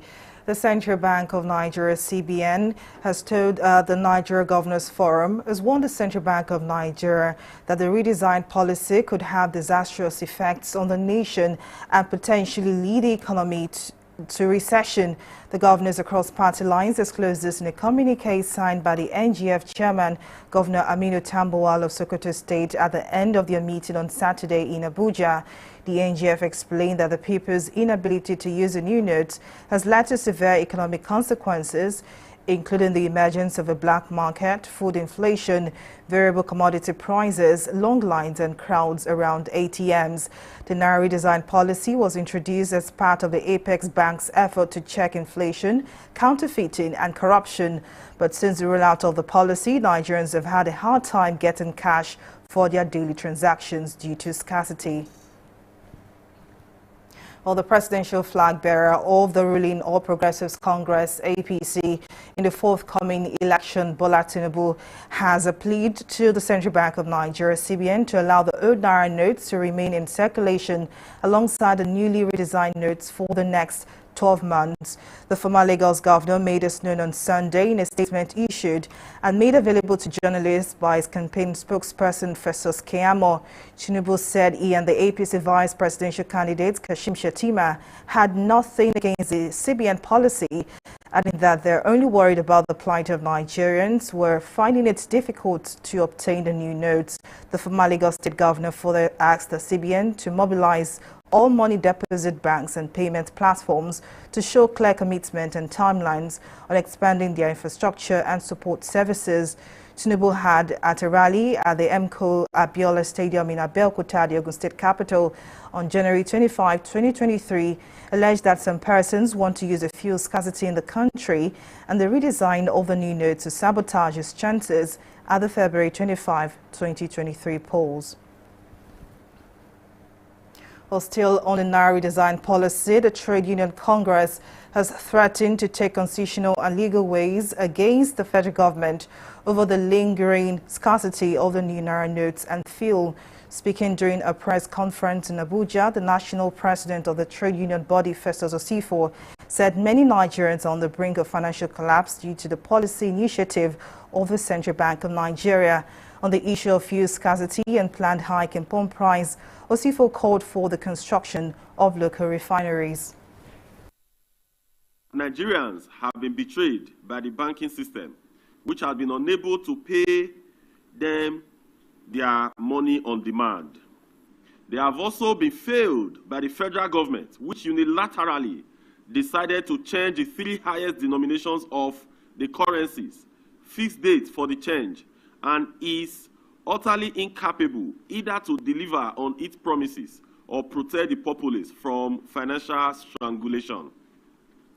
As you are aware, the Nigerian populace is unable to pay for basic needs, including food, medicines, clothes.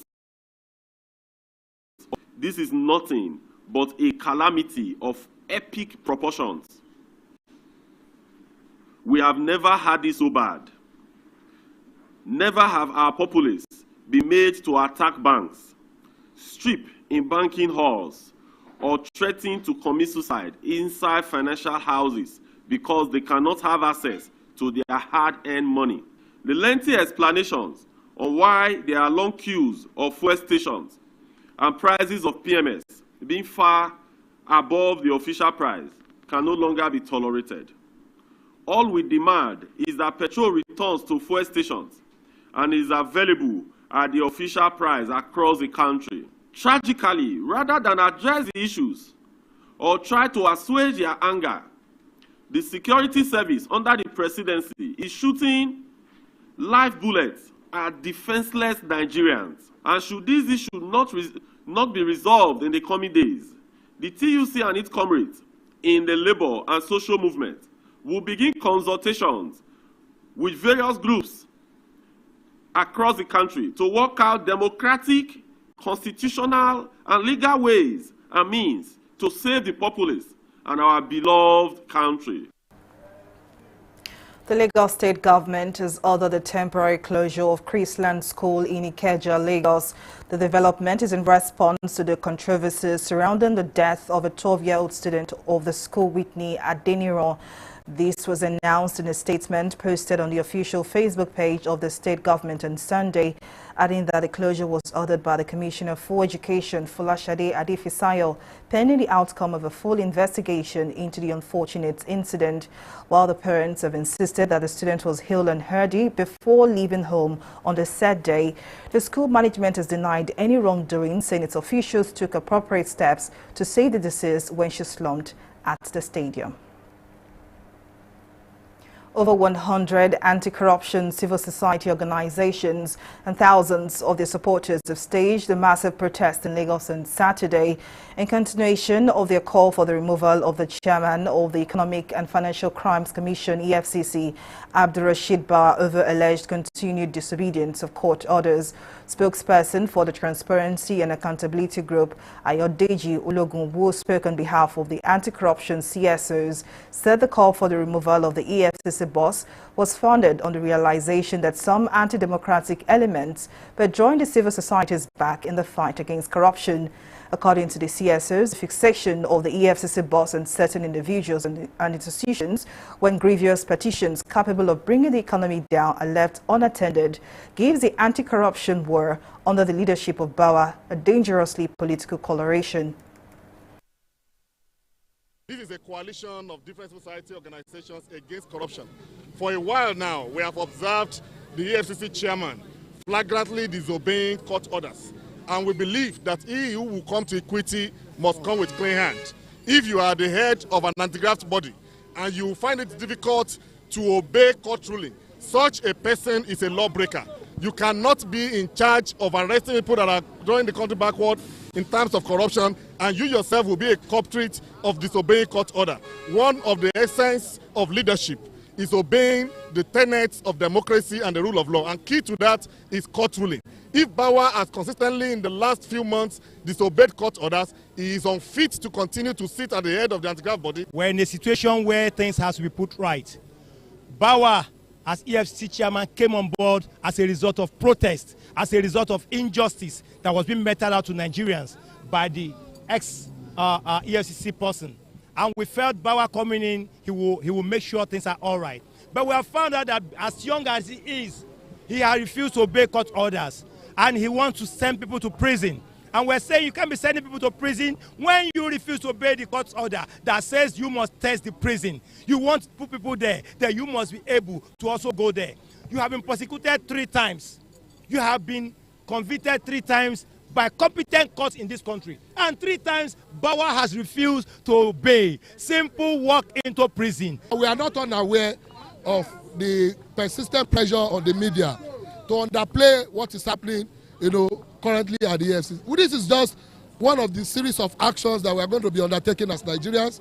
We will not reload the part of the rule of law. We cannot run a democracy on the wish of and the aspiration of a man. It must be consistent with the provisions of our law. And if there's pressure on the media that reportage of events that is happening, I know the Nigerian media have refused to compromise. We'll continue to engage the media, continue to engage Nigerians to ensure that we expose every atrocities against, because the biggest form of corruption is disobedience to the rule of law. And now to politics. The Labour Party presidential candidate Peter Obi has held his final state campaign rally in Lagos State at the Tafawa Balewa Square, TBS Onikon in Lagos. The campaign rally attracted a massive crowd of party faithful who turned up in support for the Obi Data movement of the Labour Party. The Labour Party presidential candidate Peter Obi was welcomed with loud cheers from his team and supporters upon his arrival at the TBS in Lagos. Our correspondent Mary Kanu has the details in this report.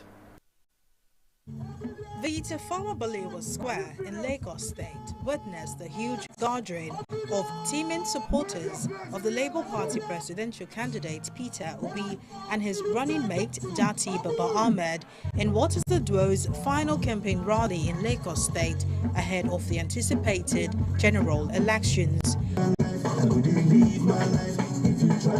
Music, dance and cultural display is the order of the day, as well as performances from artists who also support the Obi Dati movement. Upon his arrival at the campaign ground, the presidential candidate of the Labour Party, Peter Obi, spoke on insecurity amongst other issues bedeviling the country, saying if elected, his government will return peace to the north and ensure the country's economic development. Daddy and I, all your country has done in the past 20 years is to produce insecurity, to produce poverty, to produce joblessness, to produce ASU strike, fuel scarcity, or one form of suffering or the other. Daddy and I are promising you that we will secure and unite Nigeria. We will secure and unite Nigeria.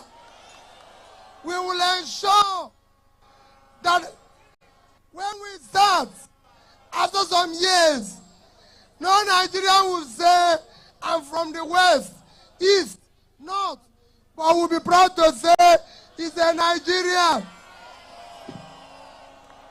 We want Nigerians to celebrate their Nigerianness, celebrate their passport. We assure you, we're going to work hard to put people out of poverty. We are going to work hard to ensure that our youth are employed. And the way to do it is that we will remove this country from consumption to production.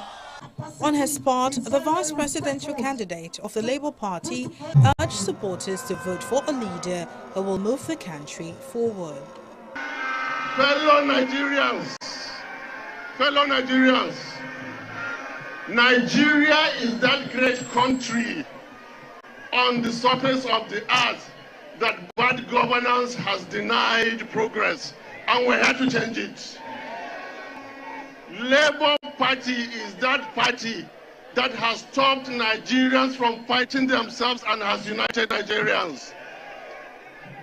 Now let me define for you Peter Obi. He is that exemplary leader who came to power against all odds. The single most important individual who has dented Nigerian politics like never before. He is that shining example who has left the kind of record that no governor in Nigeria is even thinking of copying. Peter Obi is that international mega superstar. Dousing speculation on INEC's readiness to conduct the election, political economist Pat Utomi said the introduction of the bi-modal voter registration system BVAS will erase every room for vote manipulation. In progress, but BVAS moves us further forward. We know that with the old order, the key to rigging was at the transmission points. With BVAS, that is decelerated. They're going to try new things, but we're going to stay with them all the way. I think it's become very clear, it's no longer hidden, that the party to beat in this election is the Labour Party. We are confident. If we're not confident, we will not embark on all of this exercise. So we are confident that we are winning the election. And I think Nigerians now resolve that the party to beat is the Labour Party. So we are looking up to 25th of February for a mop-up to go and harvest all that we have done. The final state campaign rally of the Labour Party was not without hitches, as supporters were attacked by hoodlums during a procession to the campaign ground. Arising from this, the Lagos State Police Command has condemned the attack, saying investigations into the incident have begun. Mary Kanu, TV360, Lagos. With the general elections just weeks away, the Independent National Electoral Commission, INEC, has described the nation's university system as a critical stakeholder towards the credible election. INEC Chairman Mahmood Yakubu made that statement when he met with universities' vice-chancellors in Abuja. During the meeting, Yakubu sought the deployment of a specified number and category of academic staff as coalition and returning officers for the general election, but warned that staff who are card-carrying members or have participated in partisan politics should not be nominated. We need the support of our universities to source the requisite number of suitably qualified academic staff of impeccable integrity who must also understand that this is a call to national service.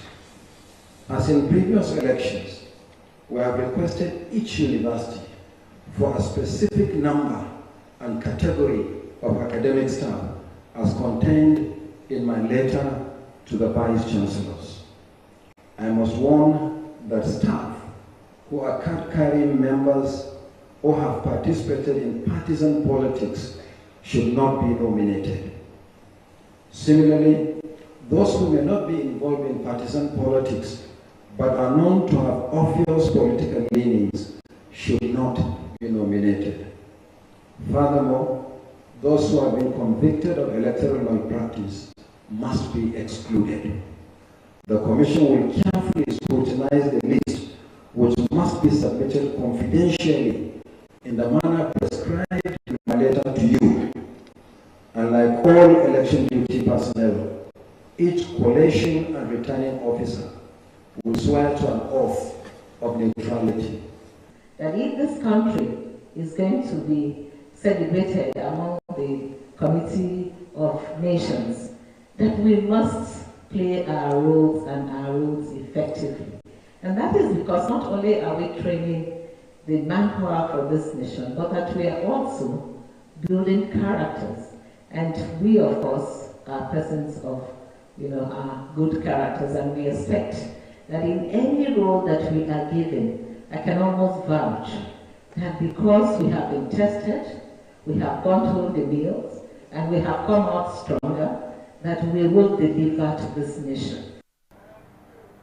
Meanwhile, a similar meeting was held when the leadership of the Nigerian Bar Association visited the headquarters of the Independent National Electoral Commission, INEC, in Abuja.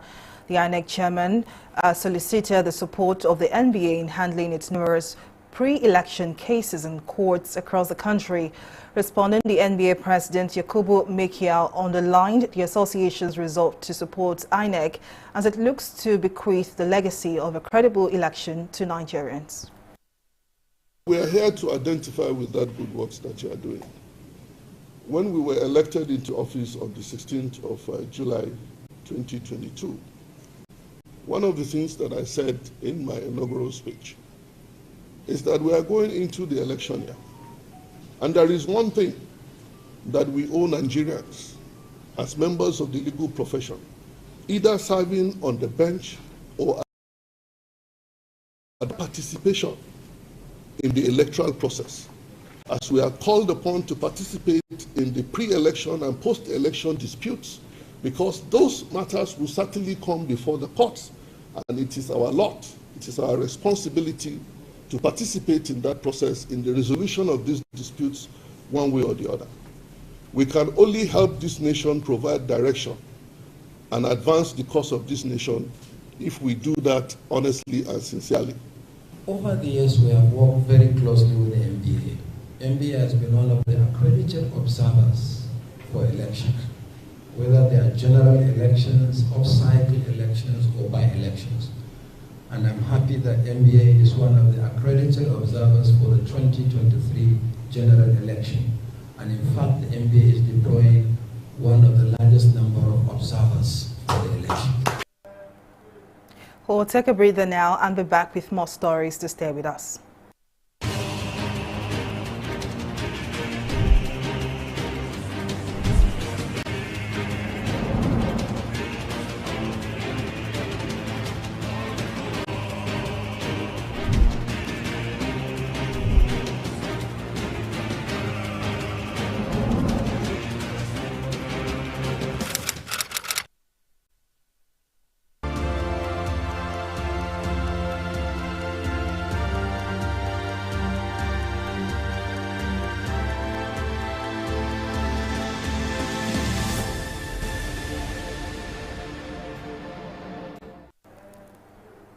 As COVID-19 cases continue to decline globally, the Indian Centre has announced new rules for visitors coming to India.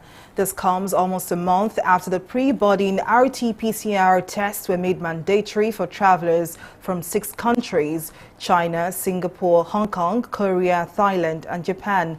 However, authorities say the Union Health Ministry will continue monitoring emerging variants and random testing for COVID-19 of 2% of all travelers arriving in India, irrespective of the source country, will remain. Meanwhile, India continues to report a decline in the number of COVID-19 cases, with less than 100 being registered daily. We'll take a breather now and be back with more stories in business, the foreign scene, as well as sports. To stay with us.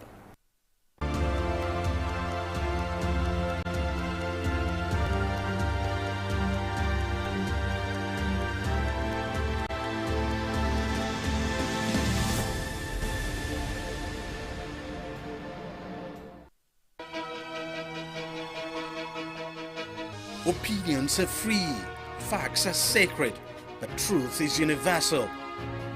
How, in practical terms, can we, for instance, de-escalate the tension? President must see himself as the President of the Federal Republic. We know where the enemy is. 3 places.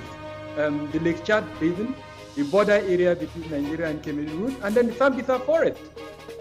On TV360, we give you a complete dose of everything.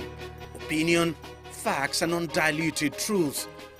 I hardly believe what politicians are saying in this part of the world. A new Nigeria is possible, a future is possible.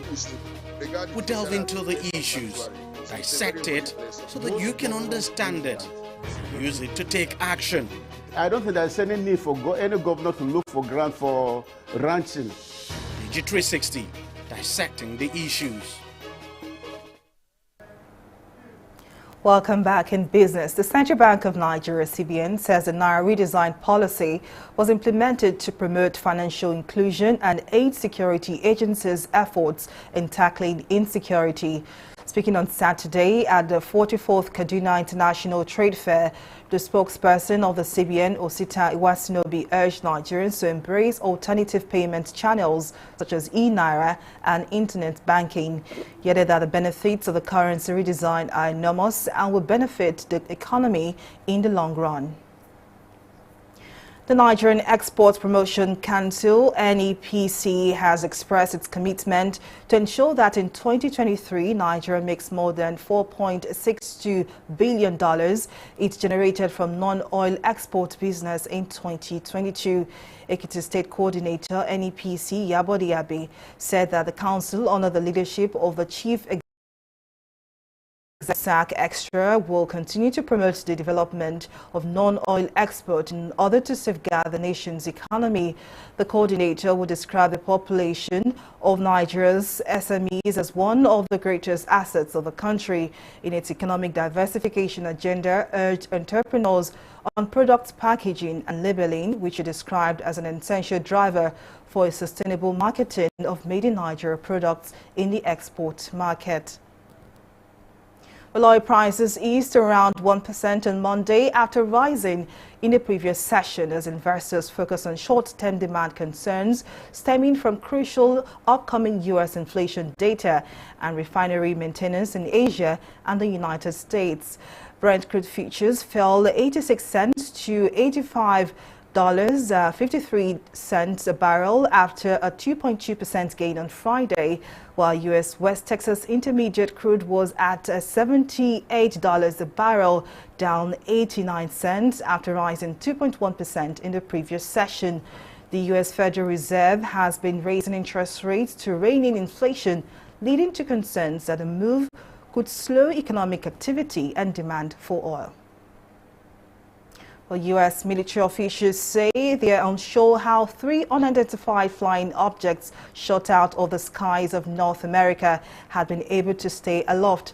President Joe Biden ordered another object, the 4th in total this month, to be downed on Sunday. The latest object shot down near the Canadian border has been described by defense officials as an unmanned octagonal structure with strings attached to it. The incident raises further questions about the spate of high-altitude objects that have been shot down over North America this month. In sports, Manchester City defeated Aston Villa 3-1 to close the gap on Premier League leaders Arsenal. The champions responded to the hurly-burly with one of their best displays of the season, raising into a 3-0 half-time lead with goals from Rodri, Ilkay Gundogan and Riyad Mahrez. The result put City back on track in the title race, just 3 points behind leaders Arsenal, and a chance to go top when they play the Gunners on Wednesday. And that's the size of our news bulletin. Many thanks for watching. I am Folashade Ogurinde. Bye for now.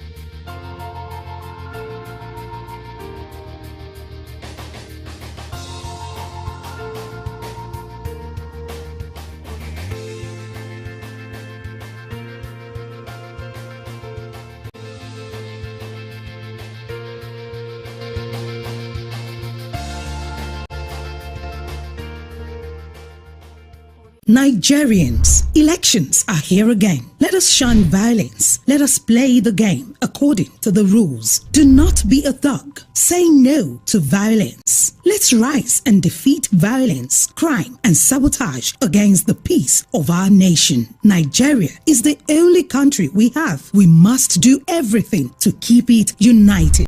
We must avoid any act that promotes hate and disintegration. Say no to separatist movement, terrorism, fake news, hate speech, religious bigotry, and any act that tends to divide us as a nation. Watch out for strange gatherings and suspicious movements. Restrict access to sensitive documents and data, the disclosure of which may damage national security. Educate your staff and family, particularly on measures to safeguard information and report security breaches. Apply relevant legal security guidelines to protect yourself and your neighbors. Due to misinformation and wrong choices, some idle persons resort to vices in their greed to get rich quick. They resort to kidnapping, killings for rituals, and other heinous crimes. Avoid wrong use of the social media. Before you broadcast that false message, think twice. Ask whether it will promote peace or violence. For safety at home, still be security conscious. Educate your household on safety tips. Report all suspicious movements and persons to the security agencies nearest to you.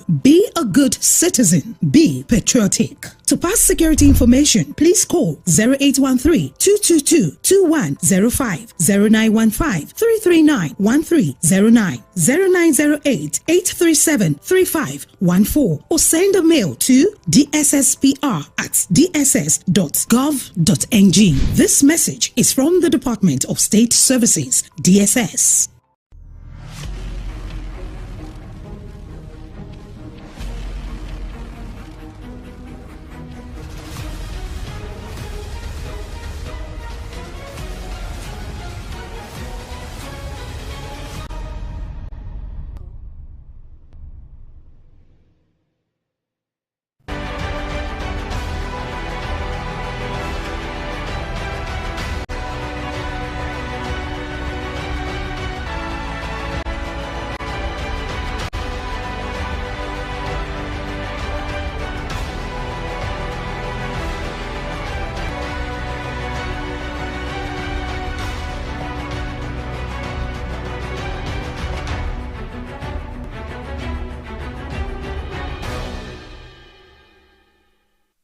Hello and welcome to the program. I am Mary Kanu. In a fresh twist, the federal government has asked the Supreme Court to dismiss a suit filed by 3 states challenging the February 10 deadline set by the Central Bank of Nigeria to end the use of the old Naira notes. On Wednesday, the Supreme Court temporarily restrained the federal government from stopping the use of the old Naira notes from February 10, 2023. A 7-member panel of the Apex Court led by John Okoro made the ruling on Wednesday in an ex parte application brought by Kaduna, Kogi and Zamfara states. Meanwhile, hours after the Supreme Court restrained the CBN and the federal government from sticking to the February 10th deadline for people to swap their old Naira notes for the new ones, the federal government has approached the Apex Court asking it to dismiss the original suit challenging that deadline set by the CBN.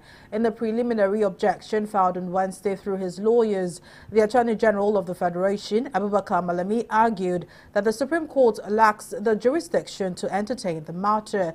President Muhammadu Buhari had met with the CBN Governor Godwin Emefiele and Attorney General of the Federation at the Presidential Villa, Abuja, shortly after the Supreme Court ruling, but the outcome of the meeting is yet to be known. Despite the Supreme Court's interim injunction restraining the CBN from enforcing the deadline for phasing out the old notes, more commercial banks have showed their doors to customers, halting cash operations while putting out notices informing customers that the deadline still stands. The CBN too has not given any indication yet that it is going to comply with the ruling of the Supreme Court. There are unconfirmed reports that the Apex Bank may choose to ignore the Apex Court's ruling on the argument it was not a party to the case before the court. Now, to speak more about these developments, legal expert Tunde Falola joins me now. Thank you very much for joining me on the program. Now, there have been arguments in some quarters that the Supreme Court acted outside its jurisdiction in its ruling, which prompted the suit filed by the Attorney General. Do you agree with this? And also, what's your reaction to the judgment by the Supreme Court halting the February 10 deadline for the validity of the old Naira notes?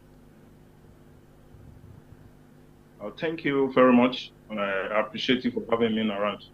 Let me start by saying, even though as a lawyer, we are not expected, to discuss the issue that have been submitted, to courts, for adjudication.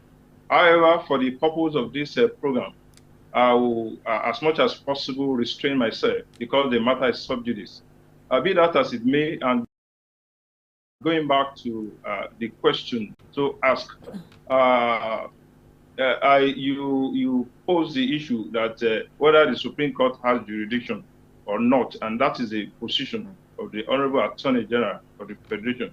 I want to disagree with the office of the Attorney General with due respect to his office.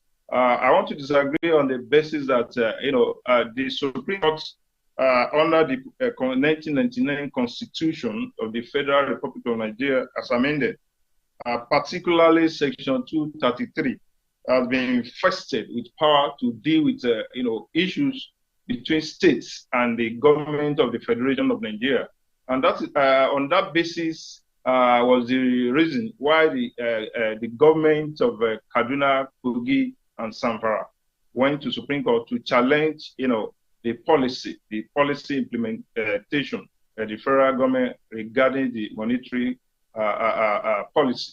So to say the Supreme Court has no jurisdiction, to say the least, and with all due respect to the office of the Attorney General, is misconceived in law because states are involved, and the mere fact that not all other states of the Federation made parties in the suit, does not invalidate the jurisdiction or the competence of the court to adjudicate on that matter. That was the first point. The second point is that the judgment of the Supreme Court, or the ruling, as it were, is being a final court, is binding on every authority throughout the Federal Republic of Nigeria.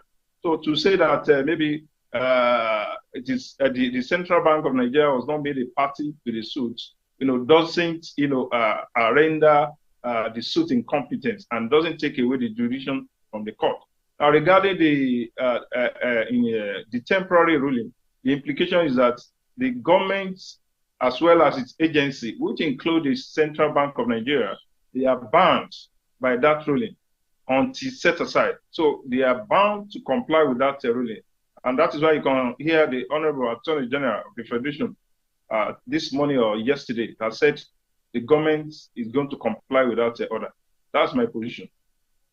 Can go on and on and on about this case, but you know, some have argued that the CBN is not party to the case before the Apex Court. Now, what do you make of the argument and that the ruling could not apply to the CBN? Thank you very much. First and foremost, you have to you know, find out the status of the Central Bank of Nigeria. Even though the Central Bank of Nigeria is an entity, it's a legal entity that can sue and be sued.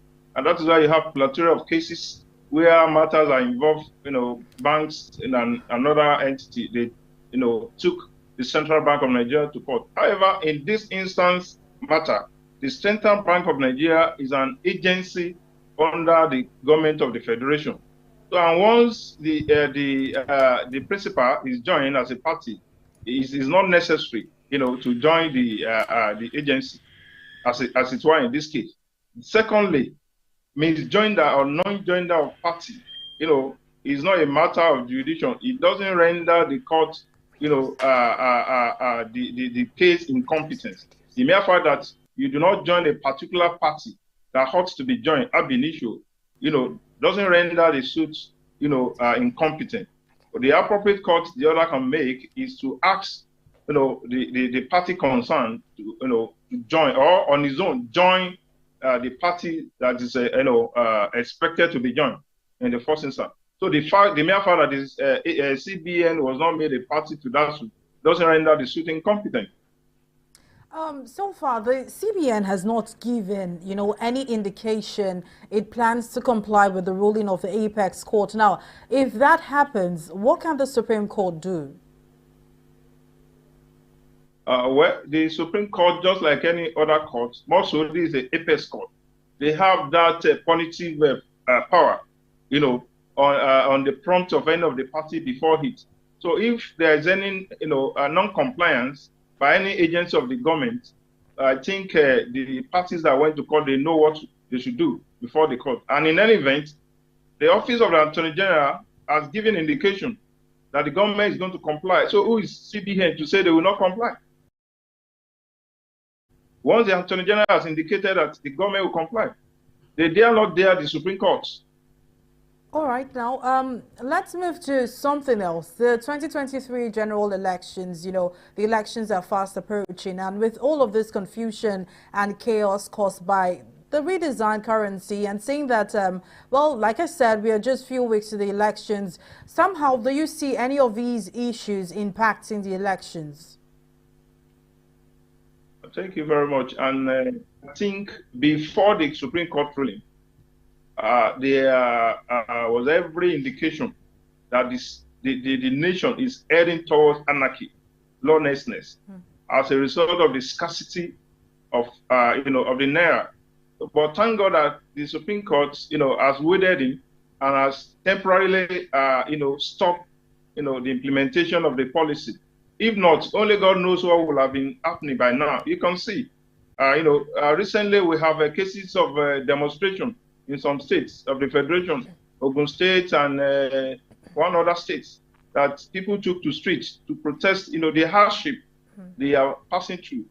In the history of this nation, I don't think this country has ever passed through this kind of, you know, economic hardship orchestrated by this unpopular policy. It is expected that every government policy must have human face. But in this case, the reverse is the case. You can have money in the bank and you can't get it. And in some cases, you have money in the bank, you have to pay to get your money. So with the intervention of the Supreme Court now, I think peace and, you know, the tension has started, you know, are being calmed down. You know, people are no longer agitated as it were before the Supreme Court ruling. If that has not taken place, I doubt whether that election will not be postponed. But with this recent development, I think there is no excuse for INEC not to go ahead with that with the conduct of the election. Well, INEC has said the elections will go on as scheduled, but there are allegations that commercial banks are holding these Naira notes. You know, bank officials have also been arrested after hidden bills of unopened new notes were discovered. Would you call this a sabotage to the federal government's efforts? Well, I think the Central Bank of Nigeria, being the regulatory body over all banks and commercial houses in Nigeria, they should know what to do. They should put in more effort, you know, at arresting this situation. There have been reports from the Central Bank of Nigeria that they have enough money in circulation. But the question is, where are this money? I can give an example. Yesterday, I went to one of my bankers that I needed money. They said they don't have cash. How can a bank, a commercial bank, be telling its customer that they don't have cash? Where are the cash given to them by the Central Bank of Nigeria? I think they have to intensify this monitoring. Let there be task force, you know, set up by the Central Bank of Nigeria, you know, with the mandate to, you know, pursue and arrest all these people that are sabotaging the effort of the government, aiming at, you know, making the funds, the Naira available to the generality of the people. So they should intensify. Let them step up, you know, their efforts, aim at, you know, getting, you know, across to those people who are sabotaging their effort. That is what they should do. Well, all right now, Tunde Falola, legal expert, thank you for your insights and for joining me on the program. You're welcome. Thank you. But we'll take a break and be right back. To stay with us.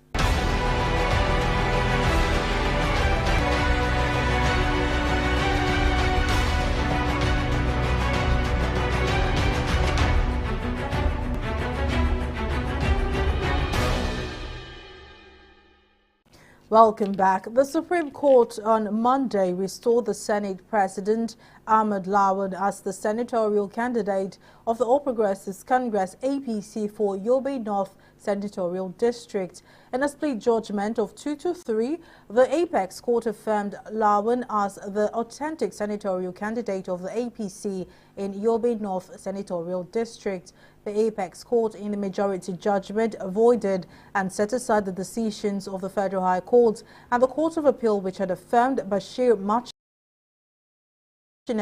as the APC candidate, having won the party's primary election held on May 28, 2022. Justice Sentus Chima Weze, who delivered the majority judgment of the Apex Court, held that Machina ought to have commenced his case at the Federal High Court with a writ of summons, given the grievous allegations in his suit against the defendants.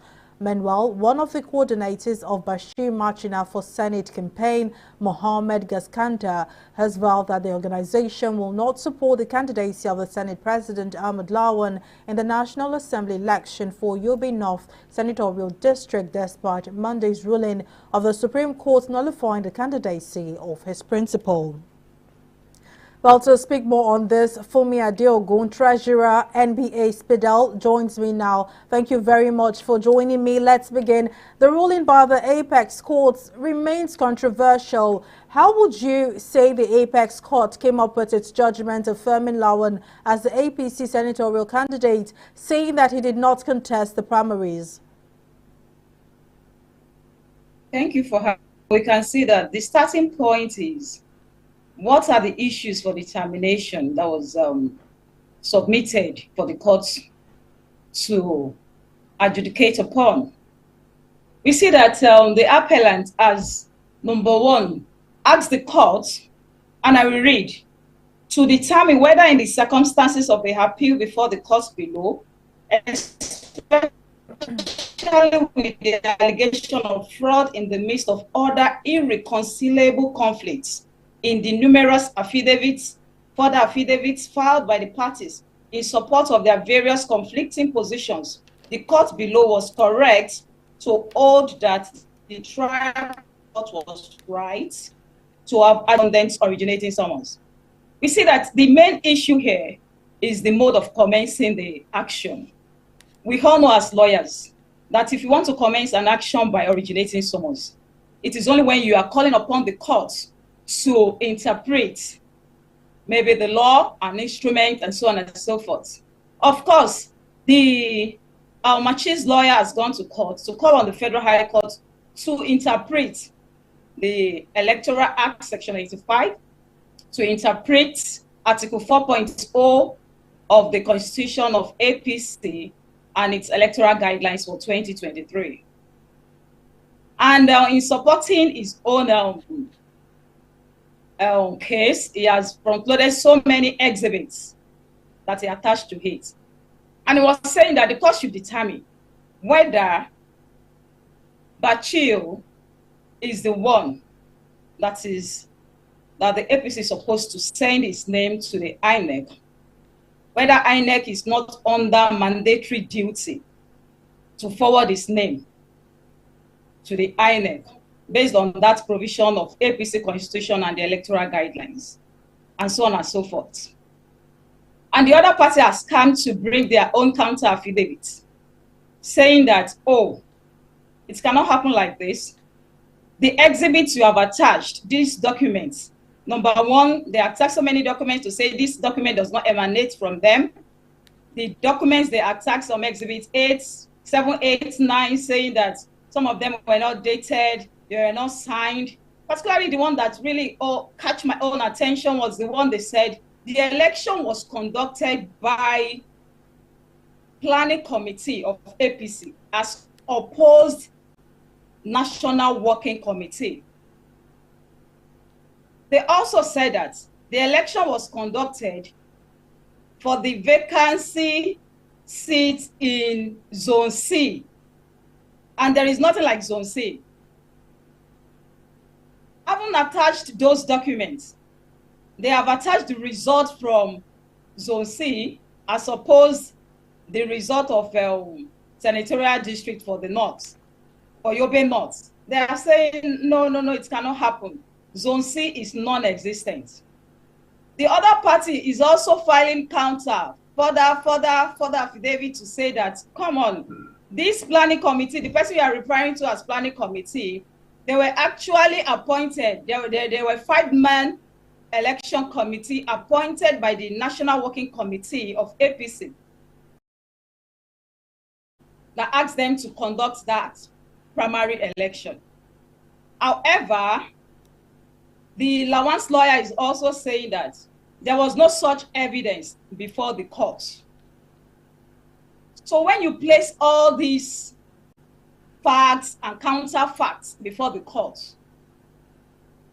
the question is, can the court of law actually resolve them based on mere affidavits? Especially now, where we now have allegation of fraud. And this allegation of fraud, you know, it is our law. It remains our law as of today that you have to prove it beyond reasonable doubt. It has not changed, and there is no exception to electoral procedures that if it's under Electoral Act, then you should just prove it on a normal ground. Even in civil proceedings, if you allege any criminal activities or fraudulent acts, you have to prove it. And in the affidavit attached to the originating summons, we're meant to understand that even the particulars of this fraud were not stated. If you're alleging fraud, is a must for you to state the particulars. Having not done all these things, can you resolve them based on that originating summons? And the answer is no. So what the Supreme Court has just done is to follow the law, strictly sensu, follow the law. And you cannot crucify the Supreme Court justices because the starting point is what is the issue before them to determine. The issue that was brought before them is where you have substantial disputes, can it be determined based on originating summons? And we all know that the answer is no, and that they have answered correctly. All right, I have a similar the case. Supreme Court followed the law, but we see now a resultant effect, of the Apex Court's judgment is that the lawyers involved in the case were split into two opposing sides. 3 justices of the court judged that Lawan is the rightful candidate of the APC, while 2 other justices based their judgment on the fact that the election that produced Lawan was illegal and was conducted in violation of the Electoral Act. So how do we juxtapose Lawan being the rightful candidate and all that you've said so far? Yes, like I said, the starting point is, what's the issue? What have they said I should come and decide upon? If I've decided that you cannot come through this originating summons, then there is no point for me to go for them. And I think that is what they have done. The others will just be like a mere academic exercise. All right. According to reports, Machina lost to Lawan mainly on the grounds of technicality. But do you think the judgment by the Supreme Court has somehow set the precedents with regards to political matters in the country? Yes, I think what they have done, they have not derailed from anything. They have done justice to the case.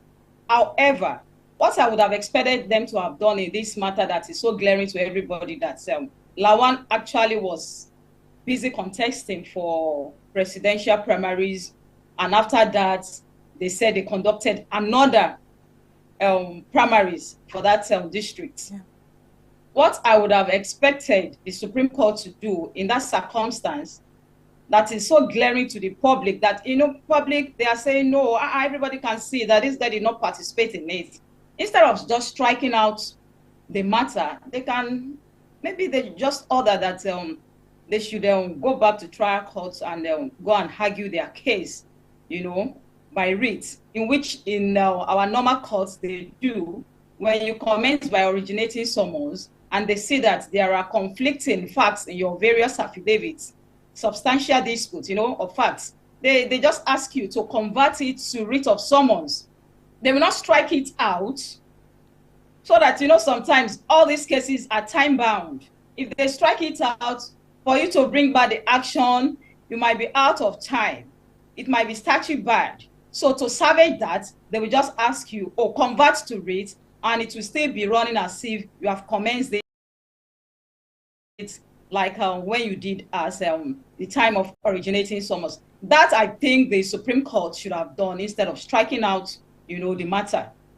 That the APC has called the judgment, a victory for the party. That's the judgment of the Supreme Court. The APC has said it's a victory for the party and, not against any individual. Do you agree with this?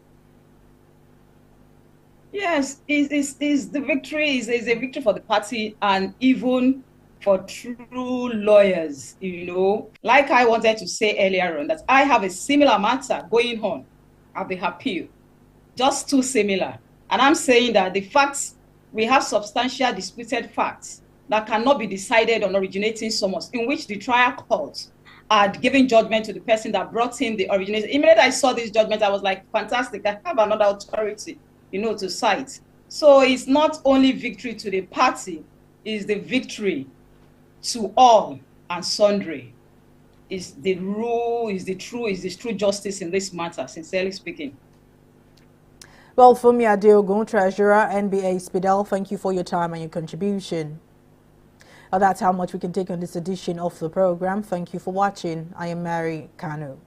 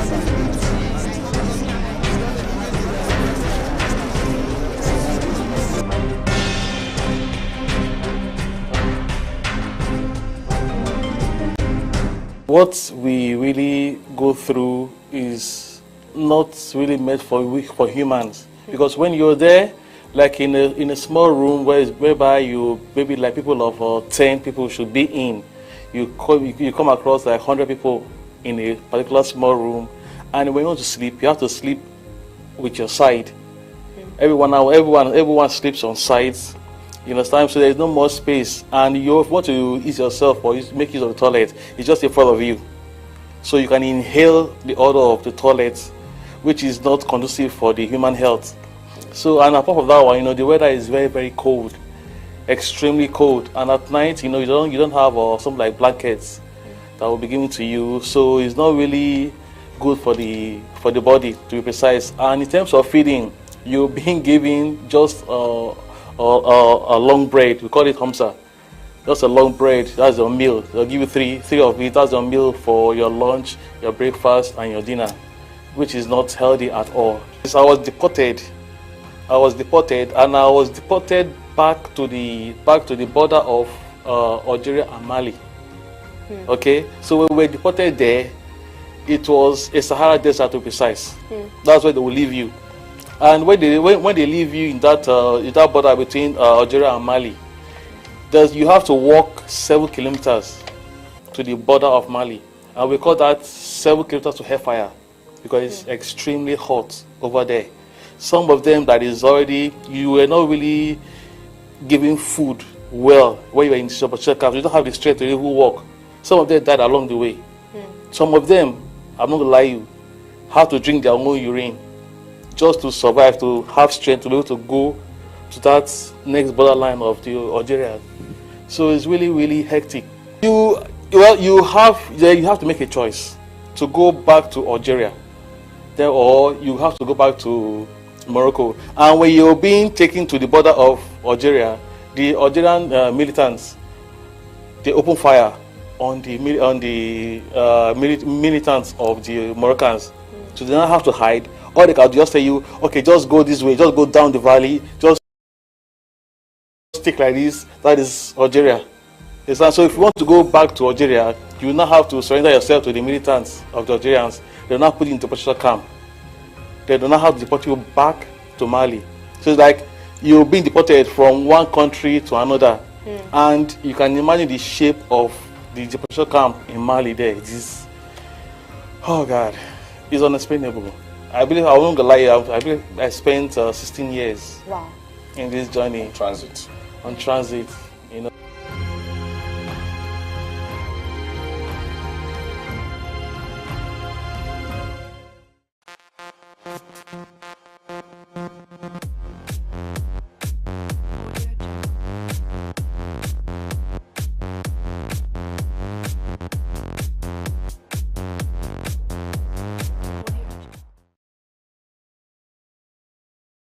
COVID-19 is an infectious disease caused by a new coronavirus introduced to humans for the first time.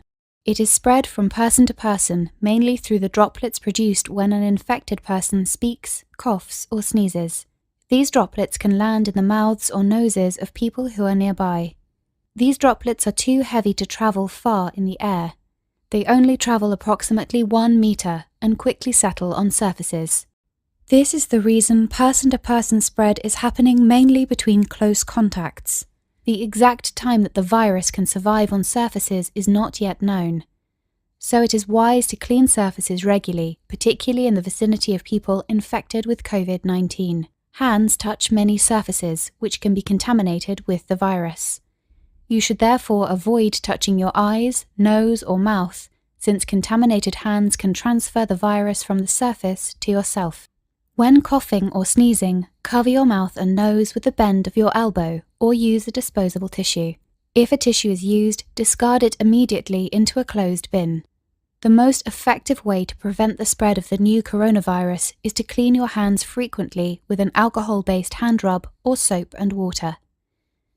This will eliminate the virus if it is on your hands. Stay healthy and prevent the spread of COVID-19.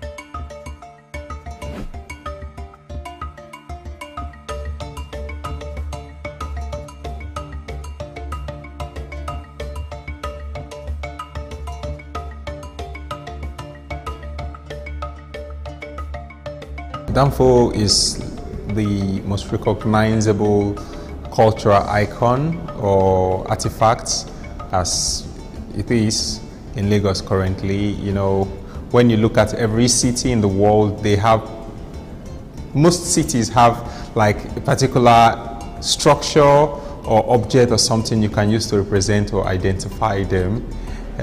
Lagos has quite a number of artifacts, but I think and I believe Danfo is like an outstanding cultural artifact that once you put it, it symbolizes Lagos, and everybody who knows Lagos can easily recognize Lagos with the Danfo. So I feel it's the best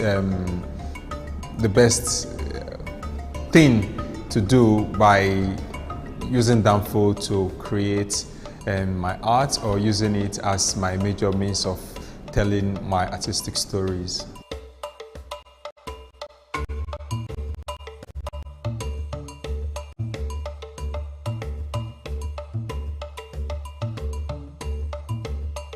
Portraits of public figures in Lagos.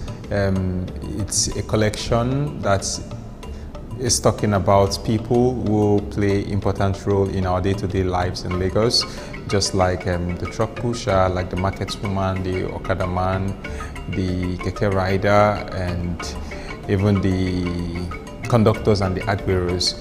They are making Lagos go in and keep Lagos moving. So I believe when we talk about public figures, some people might want to think about some particular people who really are not serving the public. So I believe these people have been playing important roles, and they've been serving people over the years. Have you ever imagined like a particular driver who runs like 5 trips in a day, and he runs the road for 1 week? How many passengers is he serving? How many people is the conductor attending to? They are actually public figures, but because we don't really see them as important enough, that is why we don't honor them enough like the way we honor some other people who really don't serve us, and we consider them public figures. But I also believe that these guys are public figures, and they should be given some recognition and should get some reward for the work they have put into our culture today. So that's why we have them as the major means of my characters for the exhibition.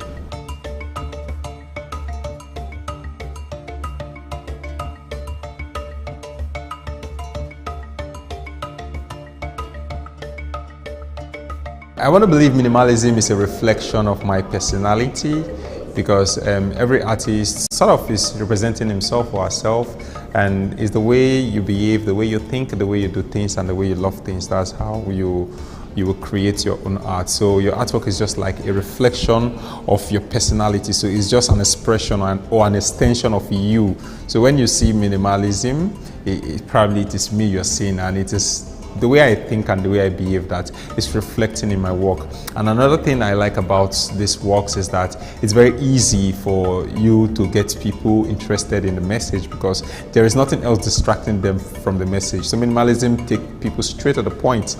So once they see just one line, there must be something about it, and that is all we are trying to decode. And it makes more sense instead of clouding a painting or a drawing or an artwork with so many other unnecessary subject matter.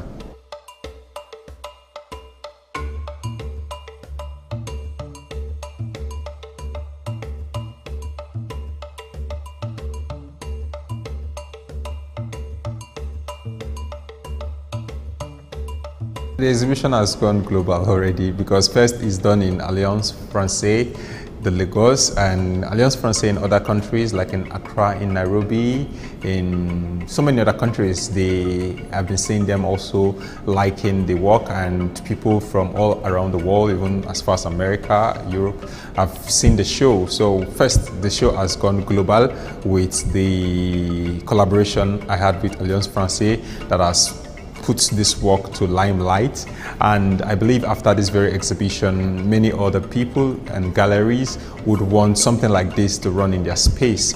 So that is already in the making. A lot of conversations are ongoing, and I am trusting that it's going to be great in the next outing, because it's going to be another big platform just like the one we have here.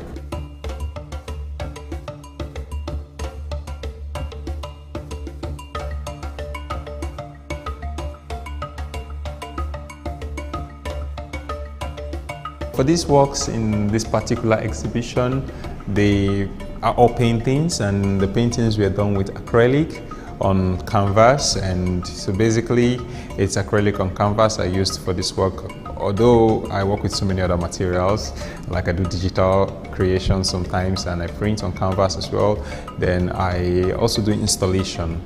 So I quite have multiple forms of art, but for this exhibition, acrylic on canvas.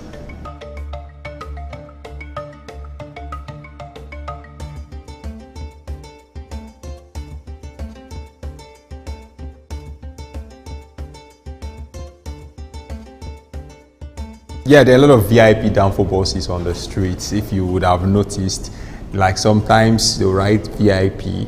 I have been into vehicles with VIP. I even took selfie right inside it because I was in a VIP downfall. So automatically, I want to believe it's a VIP driver. The passengers are also very important people.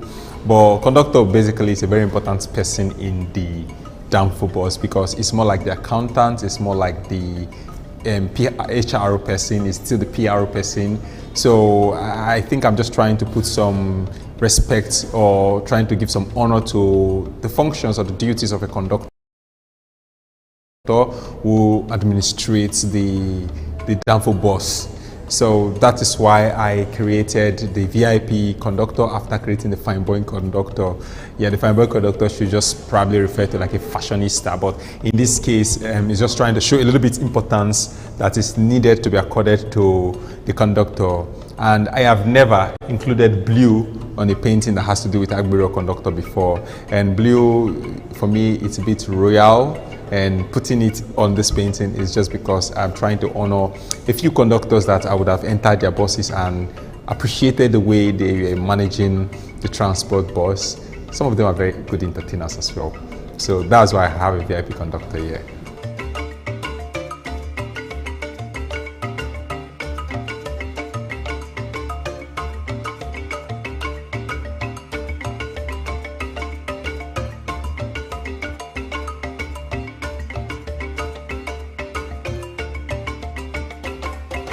This is market woman. My mom is actually the market woman, and I was born around that period when she used to be actively selling in the market. She used to sell at Boundary Market because we were living at Ajegunle then. So right in this painting, I depicted myself and her, like I'm the one at her back, and she's carrying me like she would carry me to everywhere when I was young as a child. And I tried creating a design of a wrapper with the tomatoes and pepper she used to sell. So that's why you have the circles of orange, yellowish, reddish kind of colors, which shows pepper tomatoes. And right here I depicted like the yellow and black nylon that they use in selling in the market. Although it could also serve like a downfall because she probably would be entering downfall too at that point in time. So I just try to create a story that will show the everyday experience the regular market woman goes through. They leave the house very early in the morning, sometimes around 4, 5, even with babies like me when I was small. And whatever the weather was, the children experienced it with their parents. So that's my life, and that's what the painting is about.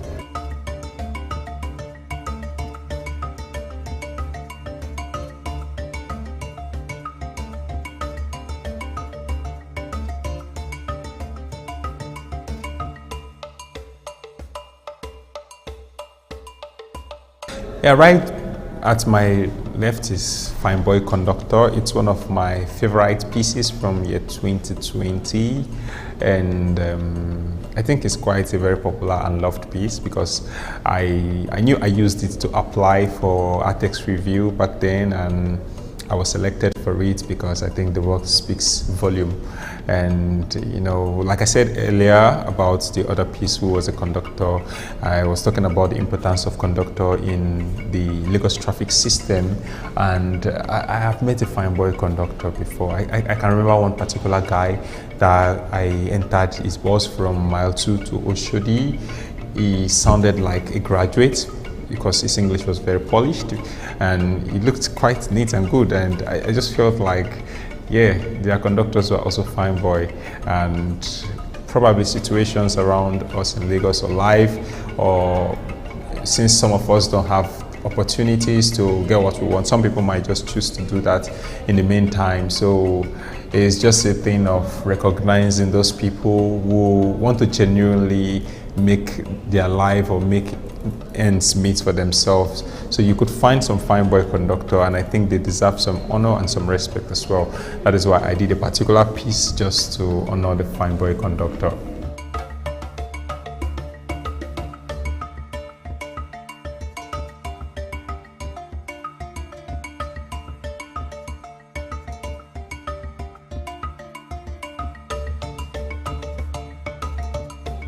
I have another of my beautiful pieces, and it's the Danfo driver. And I think Danfo, to me, suggests speed a lot of time. And capturing speed in art is not really easy because the art is static and it's still is just there.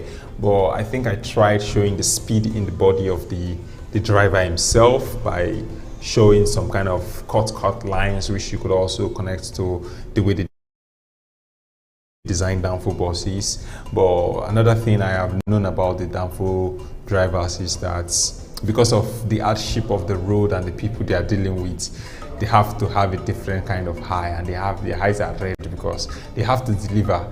So I have just tried capturing all these plenty stories and events that happen on the daily basis in the Danfo driver's life in this small painting. And I also try showing the Danfo bus with the yellow colors and the black line down here.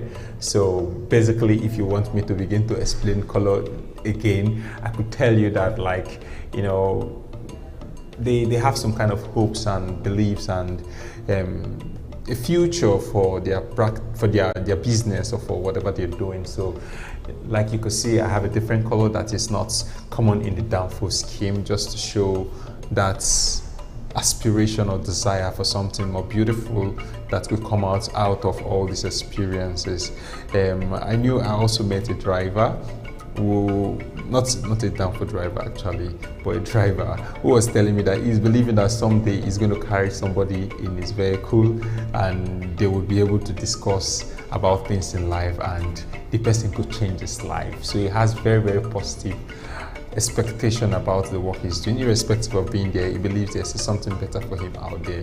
But he believes the person who is going to make the difference could be one of the passengers that will patronize him. So I just think I would encourage Danfo drivers to keep the hopes alive if they have hope. For those who are losing hope, I'm encouraging you to have hope, because there is hope. And once we keep the hope alive, the difference will be made in our lives.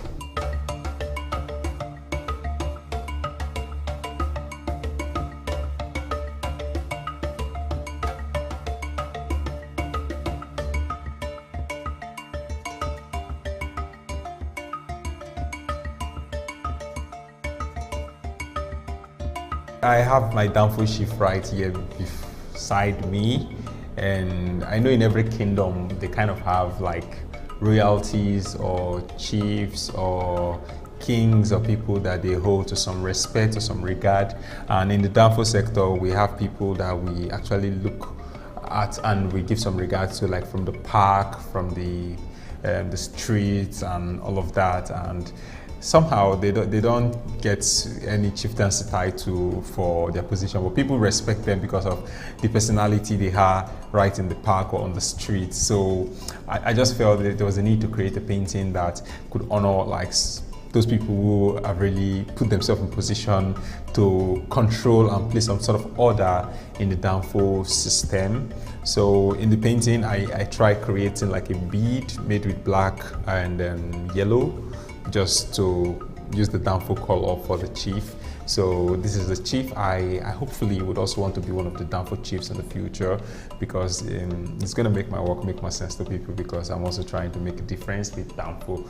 So that is why I created Danfo chief.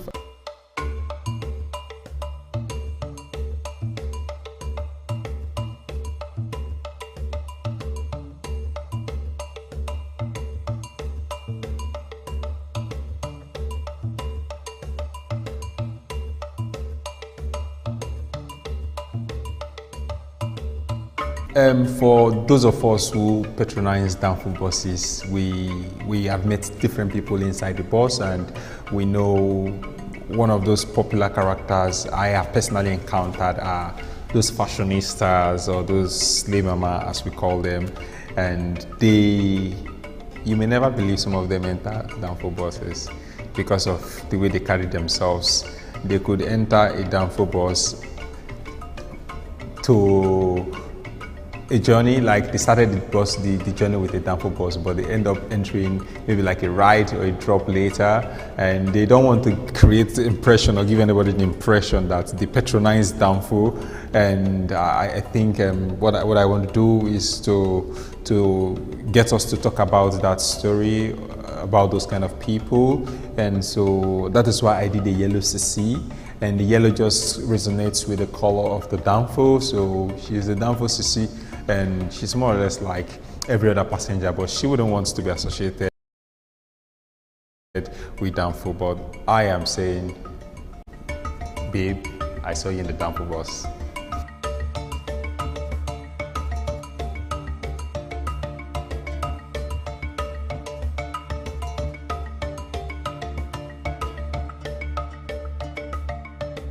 The next piece right here is Johnny Just Come. That's the full word. In Lagos, all of us know JJC, they call them. So when we say JJC, we're actually referring to a newcomer, somebody who is new to Lagos. And once somebody is new to Lagos, the tendency that the person is new will reflect in the way the person behaves and the way the person does things. And you know, just to make it interesting for people who are new in Lagos to know that there's something like JJC, I have created a painting that talks about such kind of people, or that will make people to reflect about their traveling to Lagos. If they are coming for the first time, they just need to get people who give them the right information, so they would have a very wonderful experience in Lagos. I tried making it a little bit symbolic by, like the body of the person shows more like a direction. So this person is calling out for direction, and the person has the chances of getting the right direction, which was symbolized with the blue line, or getting the wrong direction, which are symbolized with the red line. So, and for this very JJC, or for every other JJC who probably were not fortunate enough to meet the right person, their eyes could turn red after a very funny experience. So that's why the figure here has a red eyes.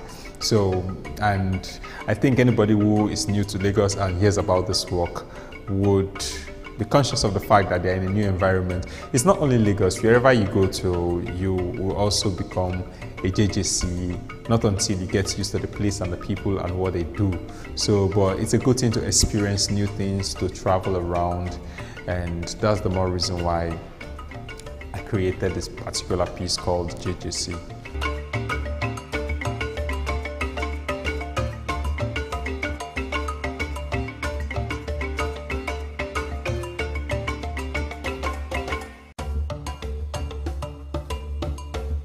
The prevalence of Okada in Lagos especially, I think, is as a result of the constant traffic we experience. Even on my way here, I faced traffic for almost half of the time that would have taken me to get to the gallery space, and I think it's really a concern for so many of us, because we want to move and people would rather want to jump on bikes just to save time. I live around mile 2 axis, so I can tell people much more about Okada than so many other people who live in some other areas in Lagos, because the traffic there is just crazy most of the time.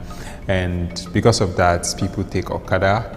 I found myself in traffic for hours, but just because I am not the Okada person, I would rather sit in the traffic. But I think it's just important to say something about the Okada culture, and I could say some of them are very, very reckless, and that's the more reason why I don't recommend it, but I have taken it at so many occasions too. So I just tried capturing the Okada man, because I believe the Okada man is a significant figure in contemporary Lagos culture. The concern about culture, both for Nigeria and for everywhere in the world, is that it metamorphoses over time. There are things that were used when I was a kid that I'm no longer seeing them used by anybody anymore. And that is how the government have tried to see how they could face off Okada, even if it is still there. But I just believe that every aspect of our experience or our Lagos today should be documented, and all the characters should have a place on my canvases. So that's why I created this Okada man. But this piece is interesting because it depicts somebody who has become what he's doing. Like, you become your profession. You are inseparable from your profession. You cannot be understood in isolation. You could see the man holding the bike, and you could see the circles down there. So, but his body has become part of the machine that keeps the Okada going. So you can't separate the Okada from the man. And everybody in Lagos knows that we call them Okada man. So we have even used the language, that's the linguistic connection of the word for that person to include his profession. So calling him Okada man is like tying Okada to his personality, and that's like a professional name for such profession, even if it is not considered like a real profession. But I just think it makes sense when you create pieces that really speak volume. It's more or less like what I did in my truck pusher painting. I know you can't cut the word truck away from the pusher, so it goes together, and the truck pusher is one person, but in the painting too, the truck and the person, they are one. So it's just that kind of interesting thing I think I've been able to create through this particular piece right here before us.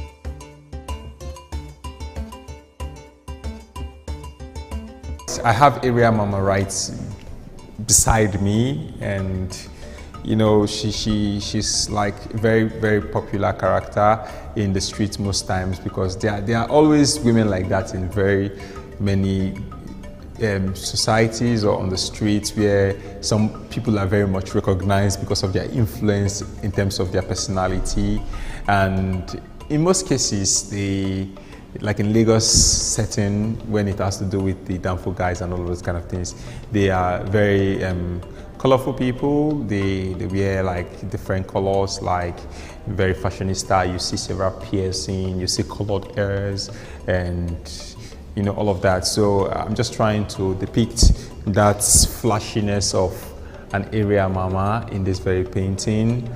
So that is why you see the colors very vibrant and coming out. I wouldn't know why ladies like blue, but I tried borrowing blue and pink, each color, just to show that love and connection for for blue and pink. So I want to believe you will love it when you see it in person.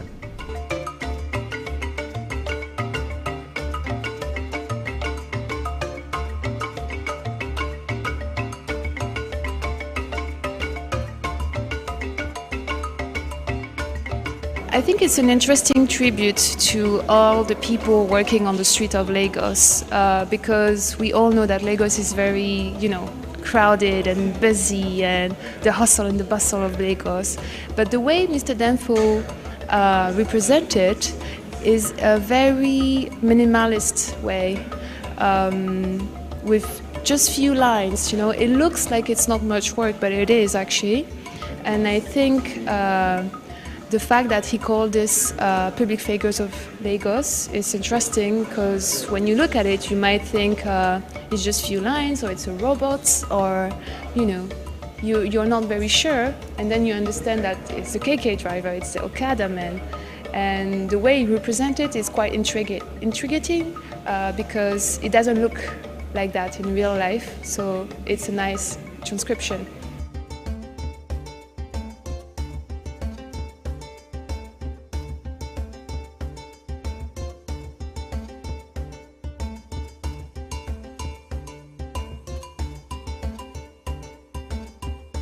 I've known the artist for more than 12 years now, and he has passed through my studio a couple of times. I knew him when he was in school. He was always bringing his ideas, and I saw him as a young man who is full of ideas and is always itching to express himself. So when he came up with the idea of Danfo, in fact, what I told myself was that I'll come and sit at the show, and I'm here. What I've seen today is the use of lines, shapes, what we call geometry, to achieve an effect of what we also call minimalism, meaning that you can use a line to represent a human being. That means you have minimalized that particular figure. So that is what he has employed to express himself, and it has come out in a very beautiful way, because when you go through the work, you will see stories rendered in a very simple way that is not complicated, and that's also very easy for anybody, any Dikanhari, to understand. That is the essence of what he has done, and I think I need to commend him, because many artists will not do this part.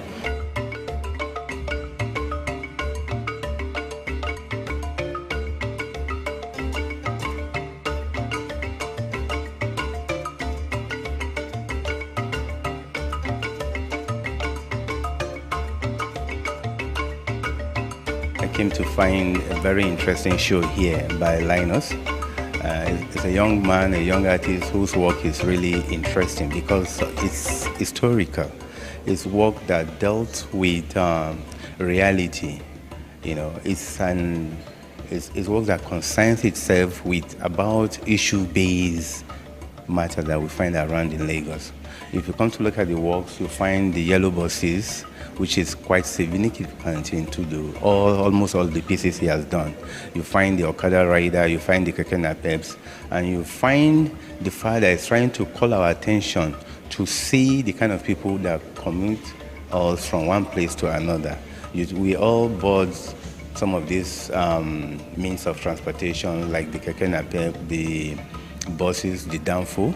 And some of these drivers are sometimes very high on drugs, and we kind of risk our life allowing them to drive us, even roughly on the road. And if you try to talk to them, they complain. For you to find an artist quite interested in these details is something that piqued my interest in coming to the show to see what the artists have done. And sincerely speaking, it's awesome what I'm seeing on ground. He's not interested really about just decorative art. These are works that dealt with issues that concerns the average Lagosians. Lagos is quite home for almost all sorts of people. You find almost all the tribes of Nigeria in large quantity in Lagos, and the artist have taken his time to look at what is very common to almost all the public living in Lagos. For me, it's a very interesting show, especially for the fact that these are issue-based ideas.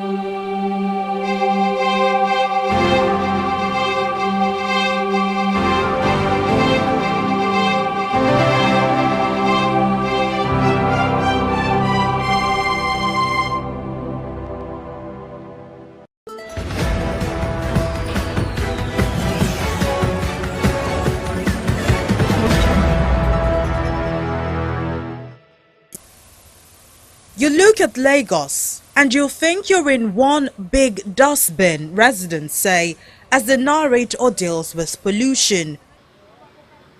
According to the World Bank, at least 30,000 people die yearly in Lagos due to pollution, and the tales told by some residents bear witness to these statistics. This is home to over 300 families who reside in Surulere on the Mushin local government area, a community built around the canal that has been transformed into a home recognized by the Lagos state government. Gaining entrance and a mixture of different putrid smell welcomes you. Children running around exposed to the biohazard, chemical hazard and physical hazard of living in this area. So many years now we don't face this mess. If you can look around, you can take a cameraman to observe the area. Even you, where they talk to me, you perceive some odors. We get some small children here. She be una see us here, we dey chop here, we dey feed here. We are women beings, are we not Nigerians? Some days ago, one big rain will fall for this area. Small pikin for that park wey dey that side. Water carry pikin go. If you ask anybody for this area, they will tell you the story. And they come from mosque, so as I hear the story.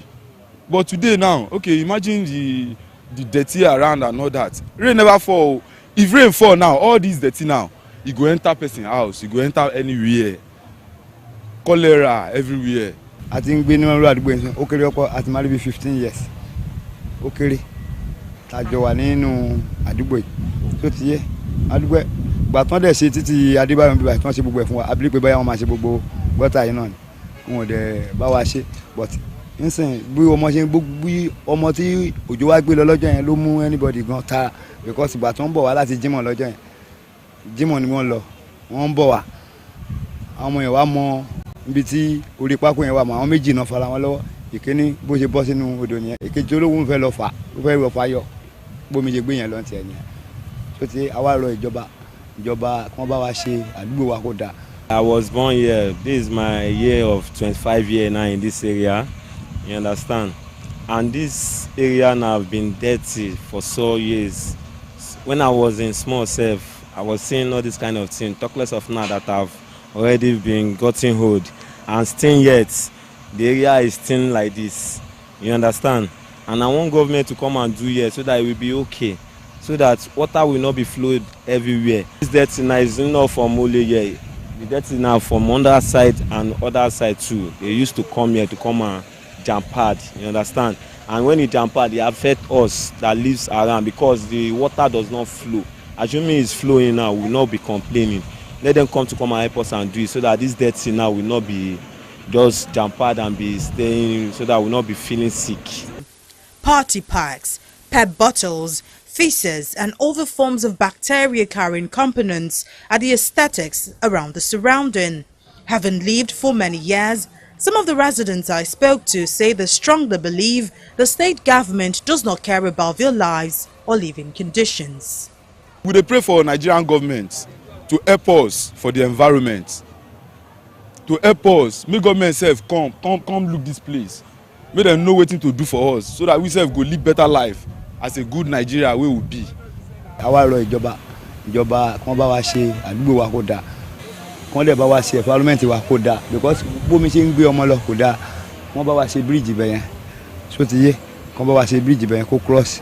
Omi ó lè bá máa lọ because táwọn èèyàn bá ti ń lọ free. Kò ní sí pé bóyá omi ń gbọ́mọ lọ. This place cannot take them just even though how many just a 6 months they will do it because of the corruption. Make some people, local government council, they will take off the money and put it in their pocket, eat it, and why we are suffering it.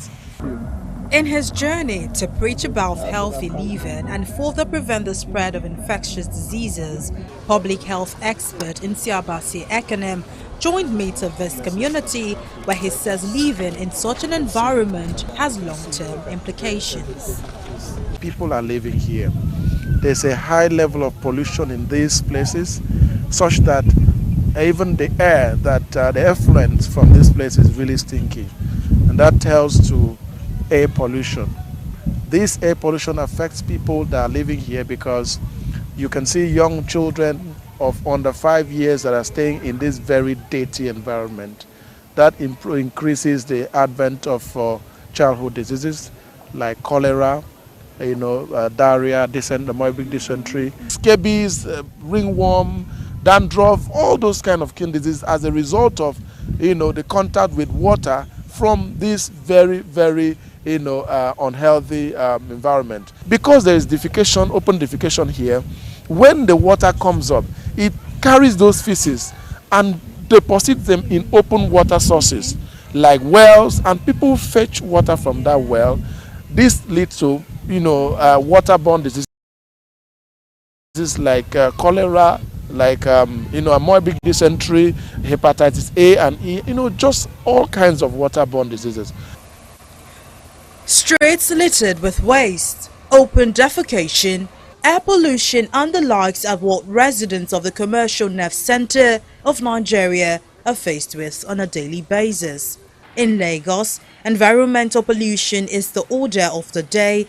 Residents deal with a suffocating mix of air pollution, improper solid waste disposal and other forms of pollution in the city streets, leaving many residents battling with respiratory problems, flooding and other illnesses. The plastic waste, the rubber waste are the most dangerous because they do not decay. A lot of these plastic waste, they are not well disposed. They are not disposed of properly and they find their way into the drains. In Lagos State today, anywhere you find yourself, just open up the drains. Just open up the drainage system if it's covered. If it's not covered, it's obvious there. And you see a situation where when rain falls, a particular line of the drainage system, you see that waters are not flowing along that line because it's blocked. Now we have in Lagos State, the collectors were registered. Some of these trucks can't even get to the residence of a lot of the people living in the communities. So people have to converge at a particular point. Now when they dump the waste there, it takes a while before the collectors, the trucks arrive there to pick up the waste. That's another issue, which is another environmental issue. So the collection in itself is poor. And you see some of these trucks collecting this waste. When they even collect the waste on the road, you see it's part of the waste dropping on the road. You look at Lagos, you think that you are in one big dustbin. Some people are in a bit cleaner part of the dustbin. Let's say huge dustbin we're in. This is not a city. Let's. Which part of the city you want to tell me?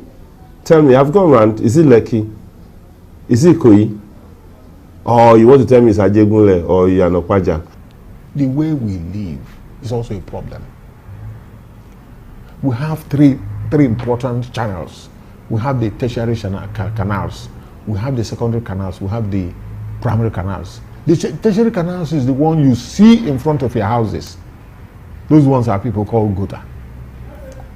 In front of our houses.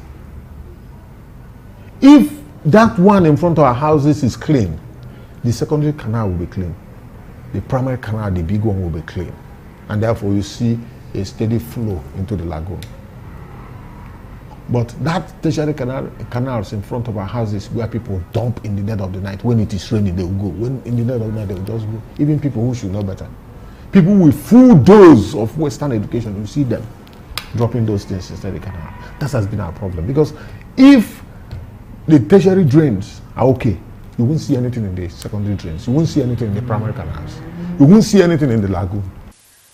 While the megacity still practices the creation and maintenance of dump sites, which is situated close to the abode of residents, and with the monies doled out for the management of waste in the state, locals still suffer as a result of improper disposal of waste.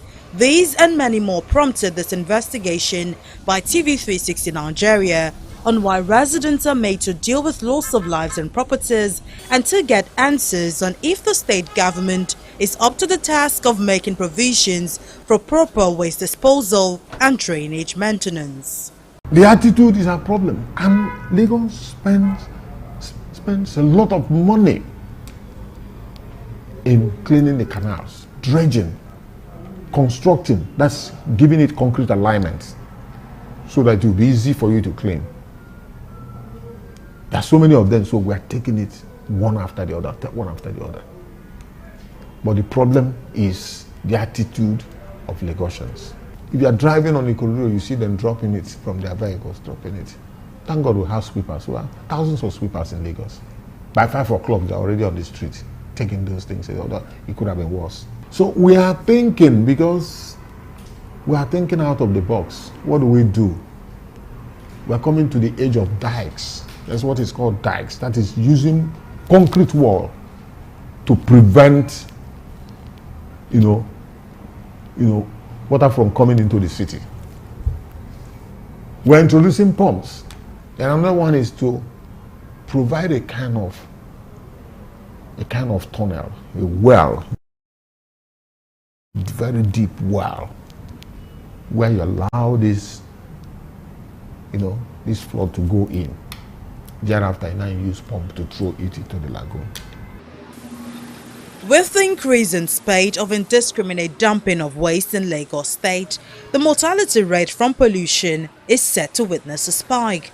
In 2021, the state governor Babajide Sanwo-Olu said his administration has spent over 2 billion naira on the rehabilitation of dump sites across the state, while another 1 billion naira is being invested to provide the necessary infrastructure for waste management. If these projects have been carried out, residents are yet to witness the results or see an improvement in waste management. We're seeing recurrent cases of Lassa fever. Lagos is not spared. Of course, the rats go there, eat, pick jams, transfer to people, and then the same thing now we're having monkeypox. So in reality, if we deal with the challenges of waste alone, I am sure that our health system will be good. Our health itself will be good. Now, when you now get to the waterways, plastic floating, dead animals floating, dead human being floating, microplastic dropping into the water, fish swallowing them, we eating the fish. It's a scandal. It's honestly a scandal. I think the more we put attention to the challenges of the environment and how waste is handled in this part of the world, the better for us. A mega city, 25 million people, still counting, and we cannot get waste right, waste disposal right. We're not ready. The poor waste management system and then the flooding, they go hand in hand. So I just want to ask, would you think this is a challenge for the government? Because then again, we have the rules, don't dump your waste, and every other thing that the state government puts in place, but then people do not obey this. So is this a challenge for the government? Would you say the government cannot handle its residents? No. Just like every other society, these things are when you are trained for a long time. When you do something, when you are trained to do something, right from day one, you will comply. We are not throwing our hands up into surrender. We are doing our work. We are not complaining. But we are doing advocacy. We are talking. We are having meetings. We go for retreats. We talk to Lagosians through radio and television. We will continue to do that until we get civilized in such a way that we cannot, when you finish your bottled water, through the window. We'll get to a time when people will not do it again. We'll get to a time when you not see, plastics on our roads, cellophane paper, this takeaway place, you will not see it. Environmental pollution is not the only challenge residents face as a result of improper waste disposal. The rising issue of climate change, a resulting effect of human activities, has upset the balance of nature. Rising sea levels, extreme weather conditions, and intense droughts can wreak havoc on people's livelihoods and communities. A visit to an environmentalist helps paint a clearer picture of the disaster that awaits Lagos State if nothing is done about the nonchalance of residents and the government. In Lagos, we have a situation where dump sites are located or sited away from the community, but there is no restriction that halts urbanization to that located dump site. So, for example, there's a place called Yanoba. The place was located about 25 years ago, and it was far from city. But there was no restriction in terms of urbanization, urban development. Today, there are houses surrounding that dump site. So, health-wise, the people living around that place are not safe. That's one. The Olusosun dump site at Ojota, when it was located, Houses were far from that place. You know, it's a place that in those days, because the methane, when the heat from methane starts coming out, you see smoke coming out. You think they are burning the waste. They are not. It's the methane that is reacting. All right. So you see this is from distance. But today, houses have been built around that place, such that people who are living there, they are not safe. The water system is poisoned. It's not safe. All right. Then the methane that comes out of that, emits from that place, it's not safe for the humans living around there. Lagos State generates 13,000 tons of waste daily, but not all of the waste ends up at designated dump sites. Some end up in canals, drains, and on the road. In terms of management of the dump sites, usually in most countries, these things are kind of like privatized to companies who are genuinely involved in environmental activities, to experts who understands this thing. Right? The government cannot do it alone. The government is expected to generate, to bring up, put up legislations. You know, they are supposed to be a kind of, they try to stabilize within the private sector and the public sector, right? But they are not expected to manage the dump sites. Professionals who understands the dangers and the kind of harmful chemicals that comes out of that dump site are supposed to manage the dump site. But here, an agency was created, LOMA, to manage that dump site, okay? And those dump sites are not well managed. We gathered every year to discuss the environment issues in Lagos State. You know, we call it the Climate Change Summit, where a session is dedicated to waste management. It was during that particular period we introduced this idea of having separating waste. But ever since then, the advocacy on separation of waste has been poor. It has been put aside. So waste management in Lagos State now is poor. There was a time they made it mandatory for every house, every building, to have a waste bins, the big bins. Then Loma produced all those things. Today, what do we have? Do we have them at all? People have to find a way to just get their waste sorted out somewhere. During the same time of Ashola, every last Saturday of the month was the Environmental Sanitation Day, where everybody in the community will meet and they will discuss and they will see what they can do. Okay, these are the issues, these are the community issues, how they dump their waste, if they are going to dig the floor, and you know, a lot of things they do. But since they cancelled the monthly sanitation, what has been happening? People pay less concern in terms of what happens within the environment, especially on waste disposal. This sight and the smell being emitted and inhaled is a regular sight and way of life for Lagosians. Dumping waste at designated dump sites located around residential areas are a breeding ground for different sorts of contagious illnesses. Despite the fetid smell, trading activities take place around these dump sites, while motorists, passers-by, and residents close to the dump sites battle with the stench daily. I'm not okay with it because I have breathing issue. Though I thank God that God is taking control. But this thing has affected me again after I got cured. So government should do something about it. It has affected everybody around this place. Both residents, bypassers, everybody. Every living human being is being affected by this thick smoke here. According to the World Health Organization, globally, almost 1 in 10 people are estimated to fall ill every year from eating contaminated food, while 420,000 die from foodborne diseases, which can be deadly, especially in children under 5 years of age, and out of the 420 deaths, 1/3 are children. The World Health Body also says making the environment healthier can prevent about 13 million deaths yearly and avoid 13% to 37% of the world's disease burden. When these places have been contaminated with pollutants, with debris, it blocks the flow of water. And so because it blocks the flow of water, and this was originally a canal that would have served as a route for water to move, the water comes up and fills people's homes. Sometimes when you see children with diarrhea, you battle and they die. You cry, you feel depressed. I remember in one of the situations, one of the instances, the baby was probably playing, a day before and got bad. The mother, they were trying to do what they like. But by the time they brought the baby, lady was bad. An emergency room, the baby died. The revelation by the medical practitioners raised some form of concern as I proceeded to the Lagos State Primary Healthcare Board for an interview with the permanent secretary of the board, Ibrahim Akinwumi Mustafa.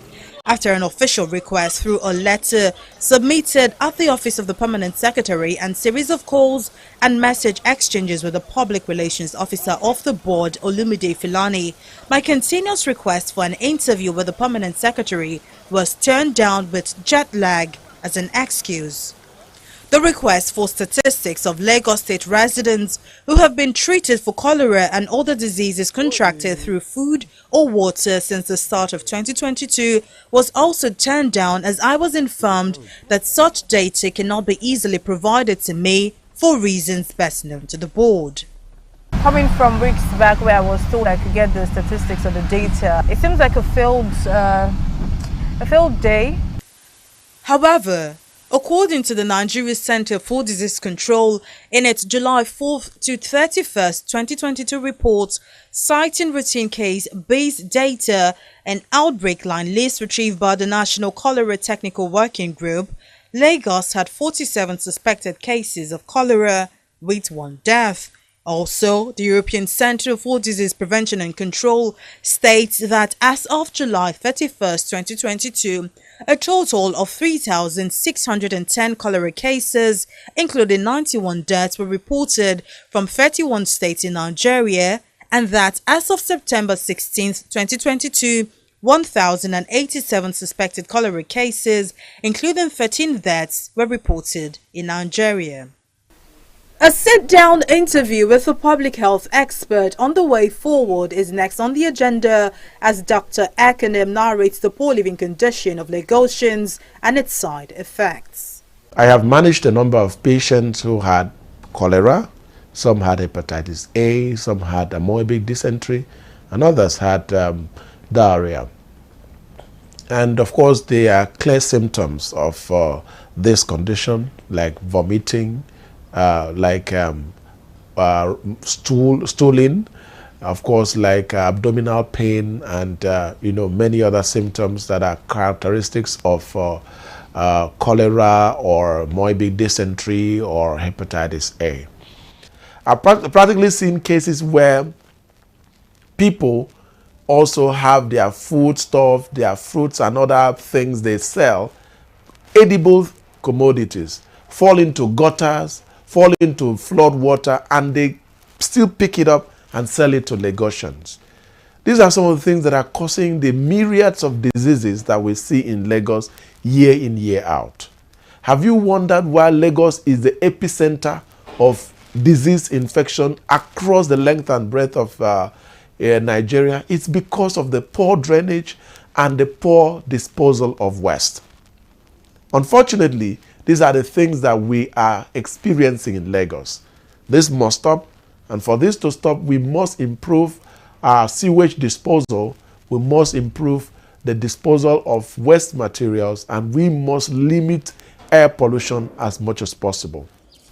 Taking a walk around the surrounding of the health expert's residence, and you can tell the reason behind his passionate call for a cleaner Lagos. I stay in Lagos, and I can tell you that in my location where I stay in Lagos, waste is not properly disposed. The gutters are very dirty, and there's no conscious effort to ensuring that Lagos is clean. We pay our dues as at when due, but unfortunately, the waste management agencies are not doing their work. In July 2022, an unprecedented 2-day rainfall claimed the lives of 3 children of the same parents and 4 adults at the Mercy of Christ Apostolic Church in Lagos State. This is one of the many incidents that have transpired in the state, with many living in fear during the rainy season. On the 8th day of that continuous rainfall, which was on a Sunday, the entire Lagos was flooded. And I have a personal friend who works with a bank who was called to come restore funds in the ATM machine.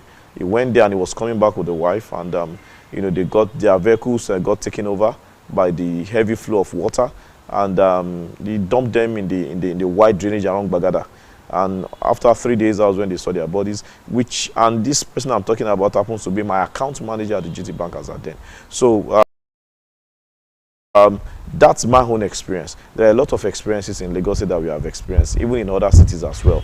Drains, even in other cities outside Lagos State, where flooding has been responsible for, unnecessary and loss of life, and so. And that wasn't the only experience. In that particular year, about a total of 21 people died across Lagos State in different communities. May we not have the kind of flooding we have in other climes, which will lead to the deaths of hundreds of people. That's one that almost 1,000 people died, I think, either in Pakistan or so. First, government will sympathize with the people. This is a natural thing that we cannot prevent. You sympathize, show empathy. The National Emergency Management Agency says flood has claimed the lives of over 300 people in 2022, with the figure on the rise as bad roads and blocked drainages have led to increased flooding.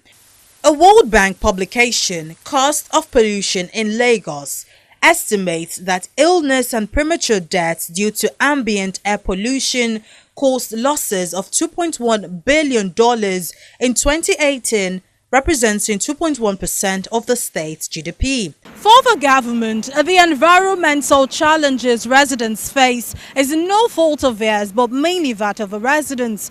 Nigeria's commercial hub and former capital was ranked 171 out of 172 countries in the list of the world's second least livable urban area and worst city in Africa, leaving the city with its economic, political and security challenges to also dwell in a heap of waste. Mary Kanu, TV360, Nigeria.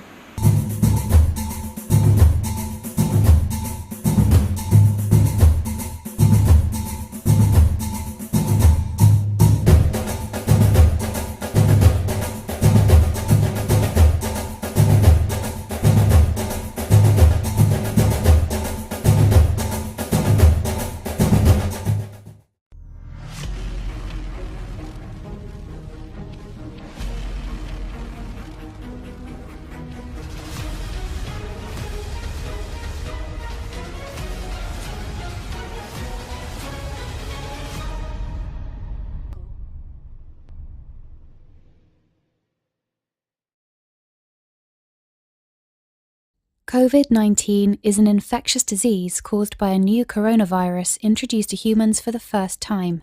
It is spread from person to person, mainly through the droplets produced when an infected person speaks, coughs, or sneezes. These droplets can land in the mouths or noses of people who are nearby. These droplets are too heavy to travel far in the air. They only travel approximately 1 meter and quickly settle on surfaces. This is the reason person-to-person spread is happening mainly between close contacts. The exact time that the virus can survive on surfaces is not yet known. So it is wise to clean surfaces regularly, particularly in the vicinity of people infected with COVID-19. Hands touch many surfaces, which can be contaminated with the virus.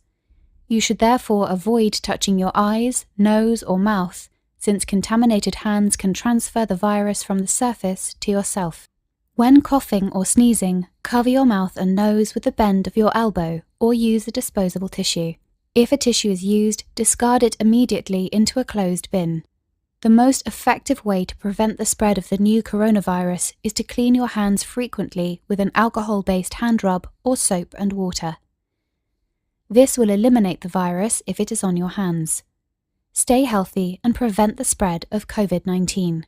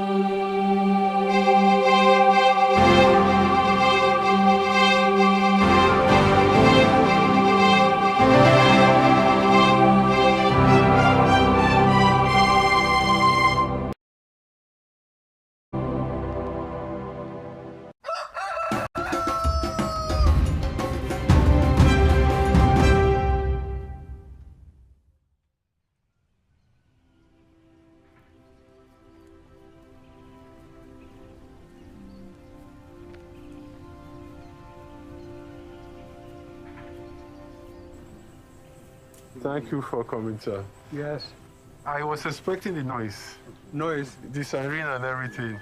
Can't I have a break even for a few hours from this silence and so on? Now I see why you want to come back here now. Yes. You can see this place is more friendly, isn't it, than Abuja? Wow.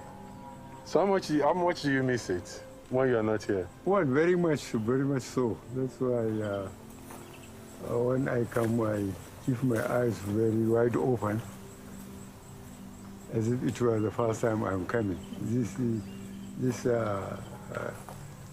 fruits bearing trees are growing very fast. Yes. So you're counting the days now?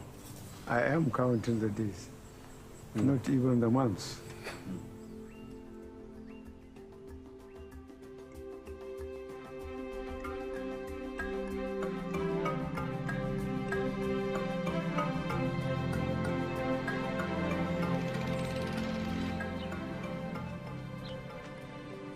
What amazes me is that if you know him now, to me, is the same Buhari I knew, 1953. He's a good listener. He will accommodate you, listen to you, and he will never fight back. If you are not hardworking, if you are not honest, if you are not dedicated to your duty, don't come near Mr. President Buhari. He has a very long face, but you have to catch up. He looks after the welfare of his staff, especially his close aides. He makes sure everything is well or is fine at home front, because he asks questions. That's how is everything going on? And whenever there is anything, he takes your problem as his own problem. The ordinary people are his friends. And then Kaduna, you come and see them in his sitting room. They are not only in the sitting room, but they are on his dining table, eating with him. There wasn't any day you go to Sultan Road #1 that you will not see people queuing, and that he will not attend to you. When he goes to his farm, the only thing you will know that he is not with them is because of his white dress and height. He mingles with them. When we are going to the mosque, we enter the normal place where other people are and join the queue from where we find it. We don't overstay our queue. And normally, during Christmas or Salah, the father buys a dress for his children. And from 1996, when I started working with him, up to this year, he will buy me Salah dress. Every Salah. So along with his children. So I'll have my own children, my own Salah dress. When my mom passed away, we were going to hold a commendation service for my mother in Lagos, and I just sent her some cards. I sent one to his house in Kaduna. Lo and behold, on the day an SUV just drove into the premises of the hall, and I went to welcome whoever was in it. When they opened the door and I saw him, I was shocked. So you could make it? He laughed. And he stayed with us throughout that service, a Christian service. A man they used to call a Muslim bigot. He stayed throughout that Christian service. It was one of the things that convinced me that the man was not who people were saying he was. I first met him in 2007 because they were trying to meet pastors who could also, and not only pray along with them, but who could identify with him to remove the toga of Islamic fundamentalism, which he has been labeled with for too long a time. I saw him as a forthright person, an incorruptible leader, and one that was ready to bring about discipline to our society. He's a very self-effacing person, also very witty and humorous when he's comfortable in the environment he is. He can be surprisingly shy when he's not comfortable, he's amongst people who he's not accustomed to being around, and he can live in his own skin and say very little. But when he's comfortable, he can be a pot of good humor.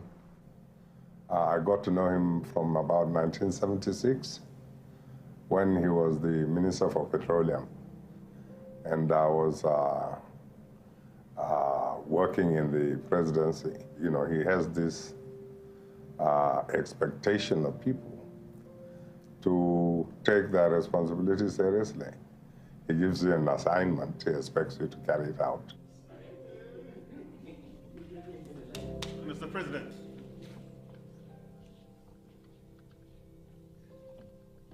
President Buhari, you walk into his office, see him reading, let's say, a memo. You not even notice you are there. He puts in his 100% on that memo until after he reaches the end of what he's reading. He does not even know somebody is there standing.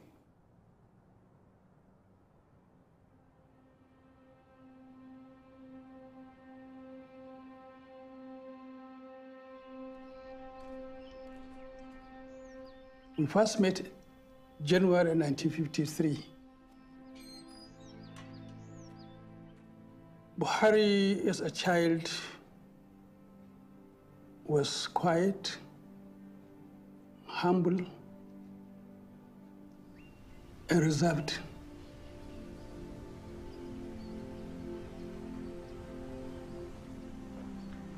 There's one thing I also learned, that you lost your father very early. How was that growing up? Yes, well, it was a difficult time. I didn't know my father, so I was an orphan, which means I didn't enjoy the protection of a father. I didn't know my father. And I went into a boarding school for 9 years. 3 of the primary school and 6 secondary school. Yes, I miss my parents, but I was lucky.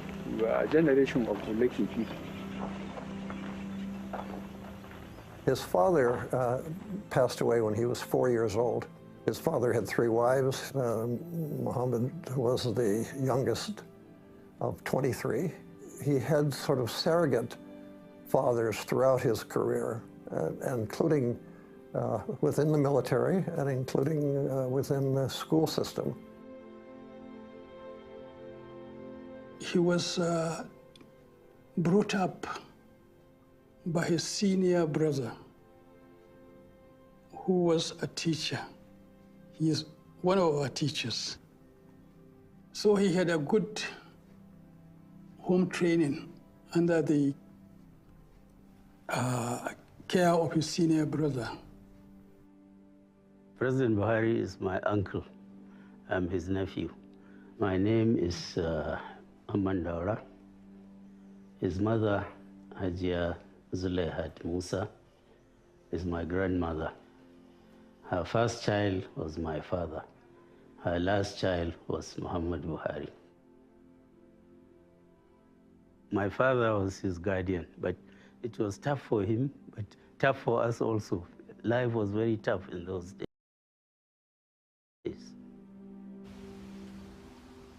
You went to school in the morning, you came back and you go to the bush, collect firewood for the night reading. We had no lamps in those days.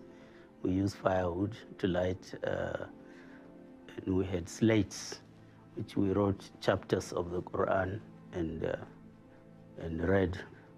And so you have one chapter, you read it during the session, and then tomorrow morning you wash it, and another chapter or a piece thereof is written and you learn it by heart. So when I was away from home, I think I was constrained to behave myself because there was nobody to rescue me.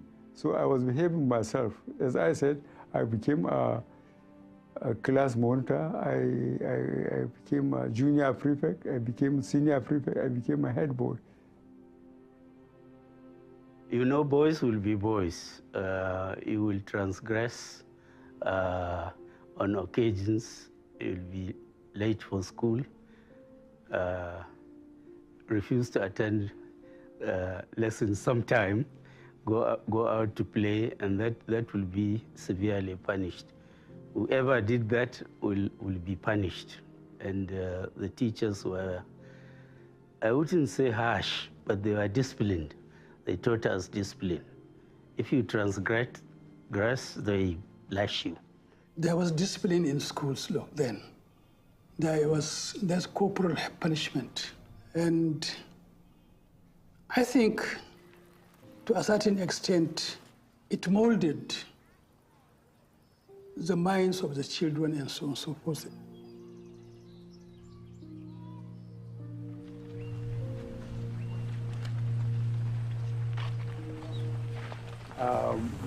Our generation was very lucky. Our teachers were absolutely committed and dedicated. And they treated us like their own children. If you do well, you are praised. You are brought before the classroom, your work was shown and you are praised. If you don't perform, you are again brought before the classroom, stripped and flogged on the buttocks. And there is no way I can forget school, because what we call the teacher I see there, called Malam Abdul, is a very strict person. And he doesn't spare the rod. We call it Bulala, really. We don't like the rainy season approaching because we have to go to school farm. You wouldn't be late there, just like a classroom. And if you are late from 6 to 2, Bulalas on your buttocks. And you have to remove your shorts so that you get the message proper.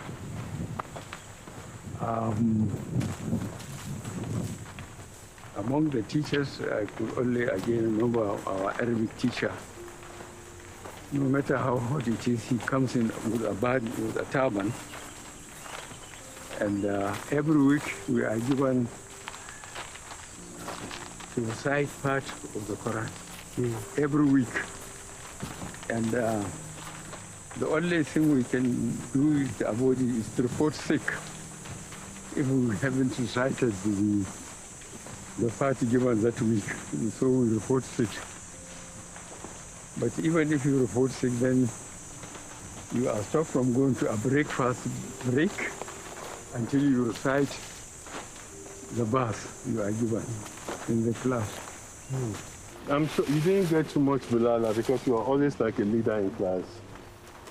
You will be very surprised. I got a lot because I try to avoid going to the school farm. And if you miss it, you are not allowed to go on breakfast break. So you will have no break until the school is closed. But what I do between the first whistle and the last one, I go over the wall of the school, rush home, and sometimes I'm eating up to the time I go into the classroom. And no way one could forget those days. Trying to be clever by half. How did a boy from Daura end up in Liverpool straight out of secondary school? I was picked from here, and then the whole of the north, again, I was the only person picked to go to UK, recommended to go to UK, Elder Dempster. Elder Dempster line. Were given some slots for children from each region, from the north, from the west, from the east then, and from Lagos. 4 of us were taken. And that's how I managed. You can see the system then. Here in Katsina province, we are the junior part. In Daura here, but I was picked, from the whole of the north to go to UK for holidays. That's when my father visited to the UK. And what struck me when we arrived at Liverpool, we went to the center of the Liverpool. Some of the cities in London, then there was a central roundabout in the town. From there, you can go to other places. And when we went down about break time, I saw people coming out. Everybody well dressed up, just the way you are, but almost 3-piece, handsome, healthy. And then I reflected a street back here in Katsina on my school days. When I'm going to the mosque on Fridays, blind men, cripples, leopards, people in rags begging for what to eat. So I say, God, how can we understand? That impression is still there in me. You look at people coming out as if they made it up themselves. Very well dressed, handsome. Underdevelopment is terrible. The only thing I can say. He was interested in science at the time. He was thinking of becoming a doctor. He was born in 1942, sort of the end of colonial era in Nigeria. They didn't really have a medical school yet at ABU. It turned out not to be a career path for him, although it was an interest. When he was finishing up secondary school, the Emir of Katsina, who was the neighboring Emir to Daura, was encouraging young men from the north with leadership potential to go into the officers' training. The Emir of Katsina then, he sent Hassan. It was no longer a profession for the poor. My height was a disadvantage to me. Then there were cadets only in government colleges. Zaria, Kepi in the north, I don't know how many in the south. The provincial secondary school, which was my school, they were not given army cadets. But the Emir of Katsina wanted to make a case to late Sardona that he wanted a cadet school, a cadet in his secondary school in the state. So the Sardona told the Prime Minister, and the Prime Minister told the Minister of Defense. And then Katsina had a cadet. And then a retired ex-World War II veteran from Katsina was made to be in charge of the training. Just because of my height or something, I was picked to be the sergeant. So from there, I was impressed by the military discipline and so on. So when I left, I just went straight to the army.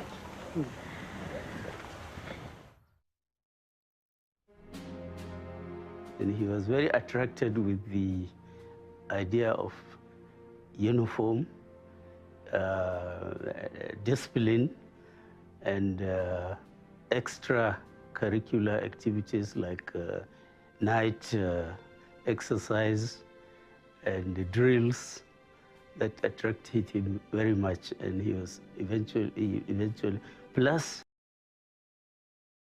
he had a few friends like Sheikh Eradua, may God have mercy on him, and Jega, Emir of Gwandu, and Magoro. They were his classmates, and they all started, so that the hard instinct also had an influence in his decision to join the army. And he has never regretted it since.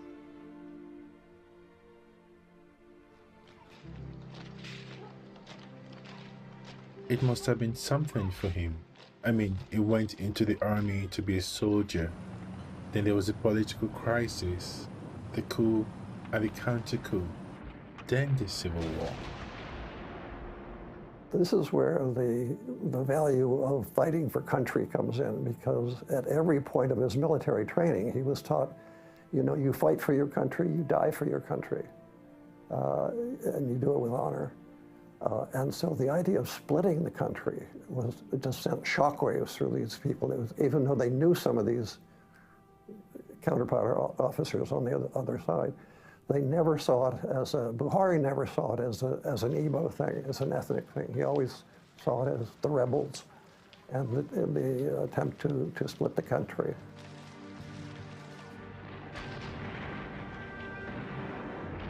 His battalion, the 2nd Battalion Nigerian Army, he was number 2 in the battalion.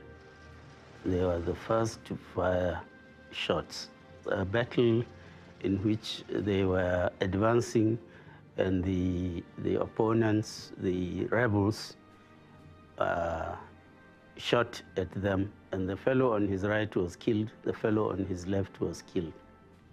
But he was unscathed. It was dreadful, dreadful.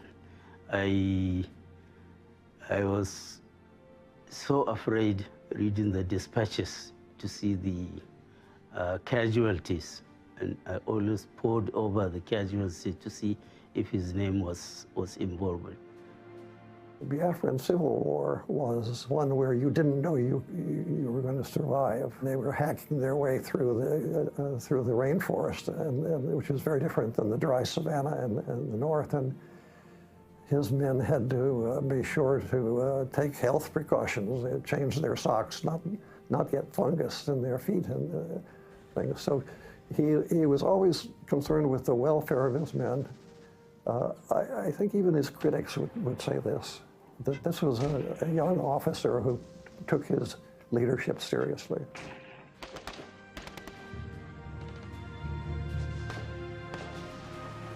And if I tell you that I walked across Nigeria from Benue State virtually up to the sea when we were fighting the Civil War, the 30 months of the Civil War, I was always in the front within the small arms range for the 30 months. I was never relieved. But when I was sent to India and the United States subsequently to do my training, people were saying, why are you in Buhari? But when I was being sentenced to the front, nobody asked, why didn't they bring me back to their headquarters where they have time to drink and dance? This is Nigeria.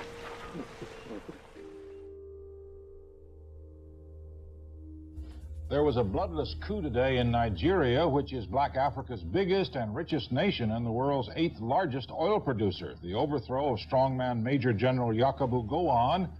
Fellow Nigerians, events of the past few years have indicated that despite our great human and material resources. So I heard you met the then Colin Buhari when he was governor of the Northeast. Way back in the early 70s or mid 70s, I was a young student, aged about 18, 19, and he was then governor of the Northeast. He was military governor of the Northeast, and I was a young student activist as the Secretary General of the Students' Union in the then Northeast College of Arts and Sciences. And when Murtala was killed, I led a delegation of students to protest the killing of Murtala, demanding that the coup plotters be brought to book and be tried. Well, he was quite a very serious-looking military officer, and my impression of him was that he was somebody that was destined for the future to become an effective leader in this country. General Shehu Yaradua, may God bless him, may Allah have mercy on him, told me how Buhari was made Minister of Petroleum in Obasanjo's government. They set the group who were naming ministers and governors and so on, and they said, who is the most honest and the most serious among the officers of the Nigerian army? The one with the most integrity, and they honed in on Buhari. So they appointed him Minister of Petroleum, and they all thought he he will not get his hands dirty with oil money.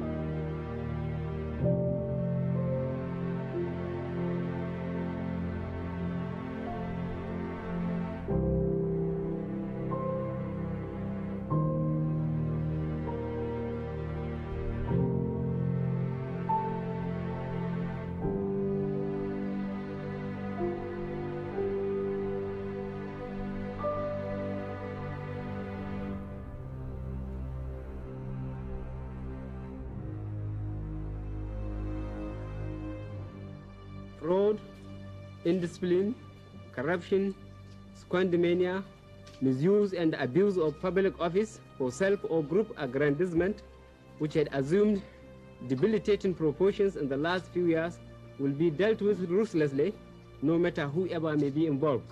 It wasn't easy in the sense that I noticed a lot of things were going wrong, personally. People were looking for office just to be materially endowed or empowered. I thought it was wrong. I think leadership is a sacrifice.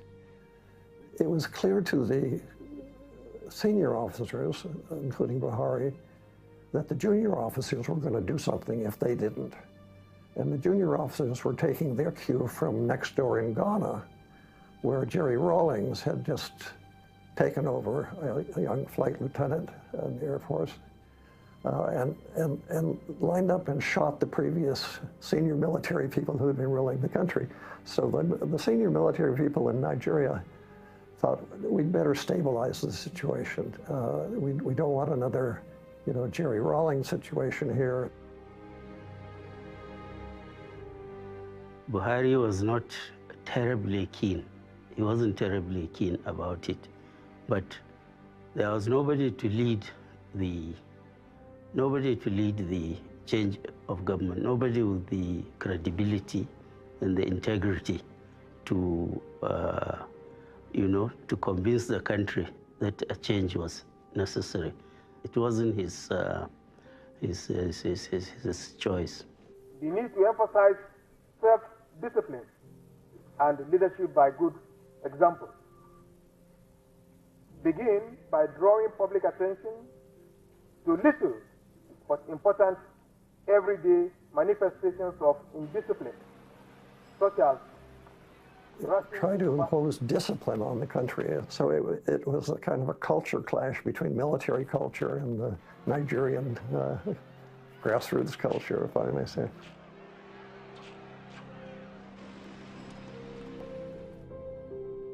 The night of the coup, you were with him, right? I was in Lagos and we had dinner and then we talked until about 11 p.m. Then I went back to my digs. We had no idea, no inkling whatever, something was afoot. In the morning, one staff came and told me, look, there has been a change of government. Your uncle has been deposed. The coups in Nigeria have a history of being very violent and very bloody. So I pray to God that they don't kill him or injure him or something of that nature. The people who know him well said he was aware, but the only way he could have prevented it was to execute 6 or 8 of the senior officers, and he wasn't willing to do this. I think he prevented a more serious situation, because when you start killing officers, who knows where it's going to lead.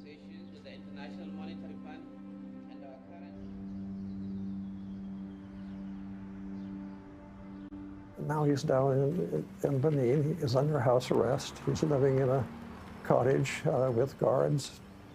He figured that if Babangida wanted to kill him, he would be dead by now. So it was really a question of just marking time and using it to realize, well, this is the end of his military career, and it was possible for people to visit him, but only with the permission of General Babangida, who is now in charge. He was detained for 3.5 years. I went to see him regularly every month in Akure and in Benin. Very restrictive, and it's very boring, and he didn't know what eventually the government would do with him, and he was only released on the death of his mother. But throughout, I think his spirit never for a moment broke, because so many people gave me messages to tell him to say, please write to Babangida and tell him, since he has taken over, let him go. He said, no, I'll never write to him. I'll never talk to him. His spirit never broke throughout the 3.5 years.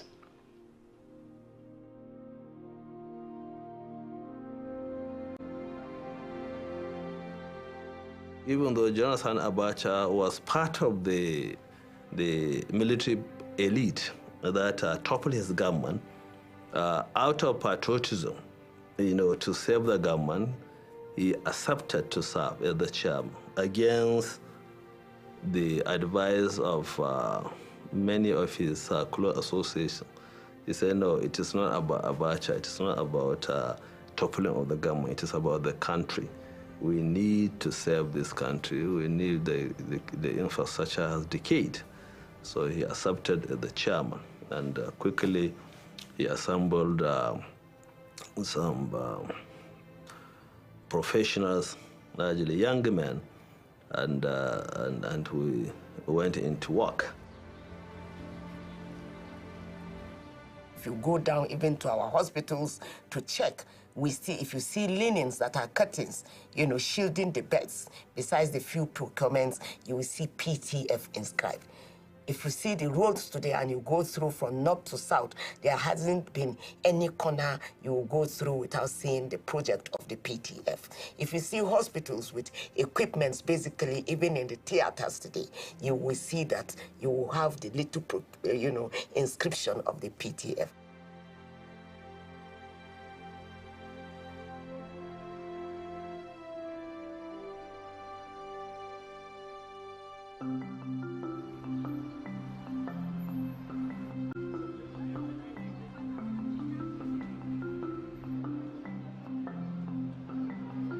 Nearly every week, some delegation from different parts of Nigeria were coming to see us in Kaduna, saying, look, you have to come and take care of have to come and lead this government. We're drifting.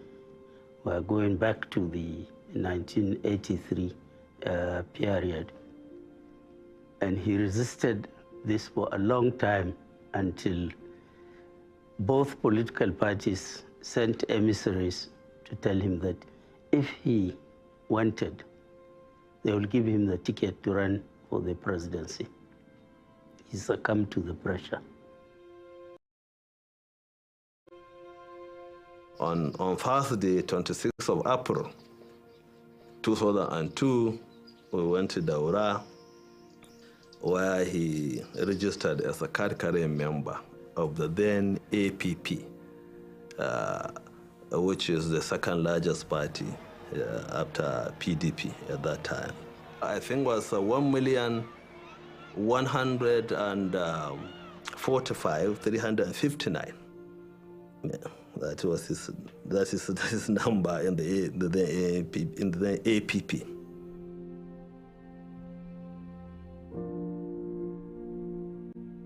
I received a phone call, and they said I should help them look for a vice presidential candidate.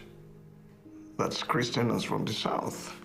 We couldn't make any headway, and we decided to lay down. Until January 15 at 12 noon, I received a phone call from the general. He said, I prayed my own way, and I want you to pray. I would like you to be my running mate. My first response was, thanks, but no thanks, sir, because I'm heading a group, and I've given them my word that I will neither join partisan politics or seek an elective office. But even within the group, they said, you have been positioning us for this. We are now saying you must take this. Long story cut short, by the time I called, Pastor Adeboye called everyone, contacted this and that, the rest is history. I had to team up with him to become his running mate. And it was such an experience that I cannot forget.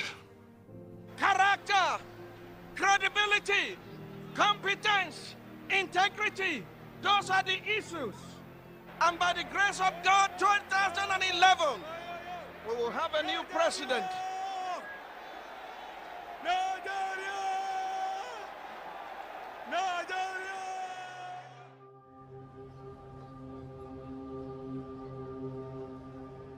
All the three elections were rigged, massively rigged. Let me give you an example. 2007, after our lawyer made his submission to the Supreme Court, I went to his office and I asked for the results of just one of the states. He gave me results of Imo State. I went over carefully over the results. And then they just say, PDP, that's Umar Yar'Adua, 25,000. Buhari, 5,000. Round figures throughout, round figures. The winner of the election, Umar Yar'Adua, himself said the elections were faulty, if you recall. After you know you won in 2003, rigged. You know you won in 2007, rigged. You know you won in 2011, changed, rigged. What will you do? This is the third and last one for me. Since after it, I will not present myself again for election into the office of the president.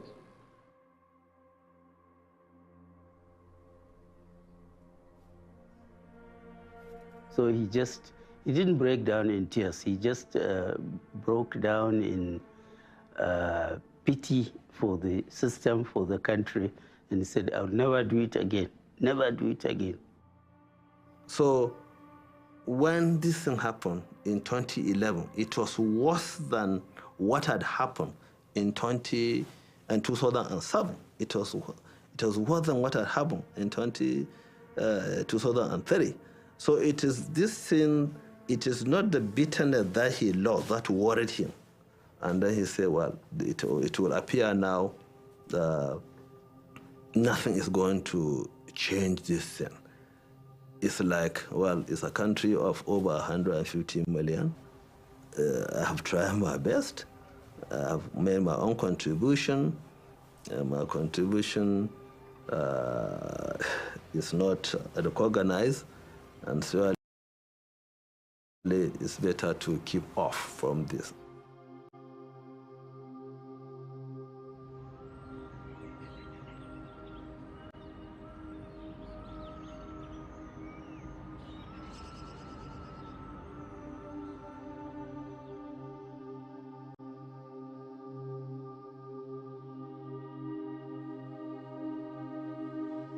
This is his eldest daughter, Magajia. She suffered all her life with sickle cell disease, and then a confluence of events. A few days with the announcement, she also died. So that shook him very much. But I would say that the death of his daughter shook him more than the loss of the election. There is what they call sickle cell anemia.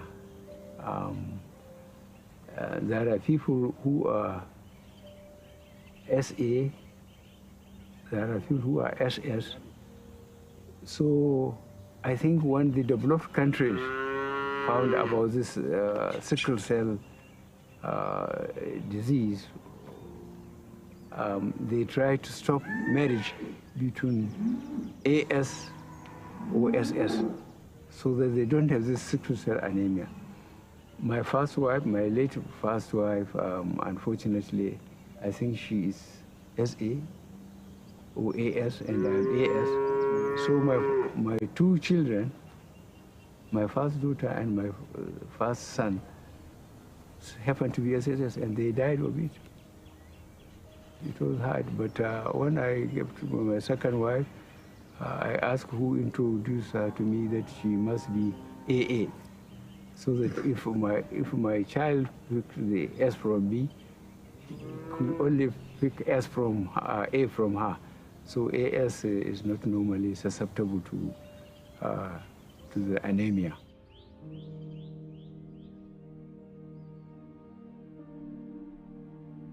So in 2013-2014, you decided to team up with the other opposition parties. How did that come about? The PDP. We are so confident that nobody could remove them. And I think they just ignored even being careful. So we persuaded the other parties.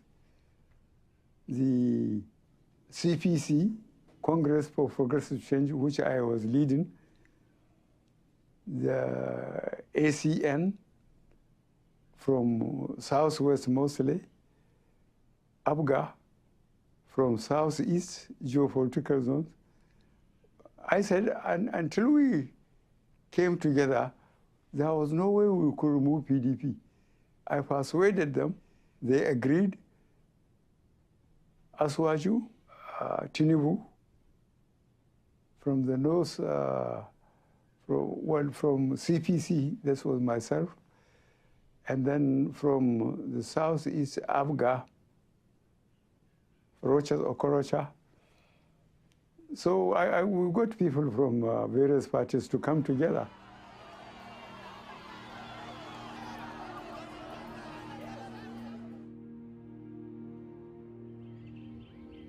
Now you had a strong opposition party, but you almost got killed before the election.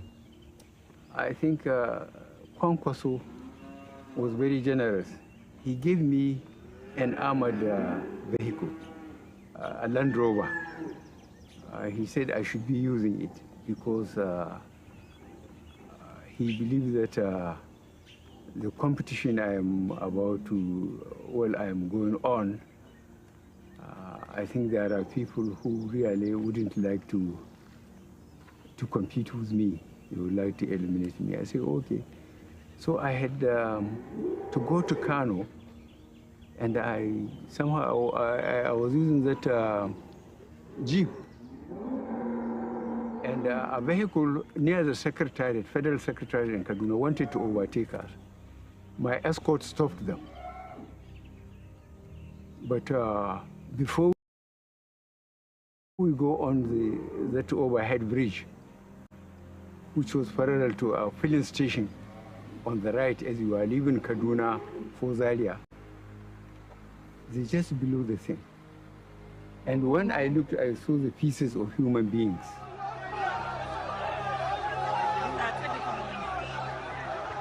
People who are being blasted by the bomb. The chap we were traveling with in the car on my left was thrown on my left because the bag, you know, the crash bag which the vehicle have, some of them, the one on my side was blown. The one on his side, I think, was not blown, so he was thrown on my left. And when I looked, I saw blood on my trousers and on my gown. But none of us, the two people in the vehicle and two of us behind, four of us, none of us were injured. But somehow I saw blood because of the number of people killed outside and because of the bomb. And I came out, I was concerned with the dead people, but some people stopped a vehicle, pushed me inside and drove me home. And that was the end of it. That's how efficient the Nigerian security agents are up to today.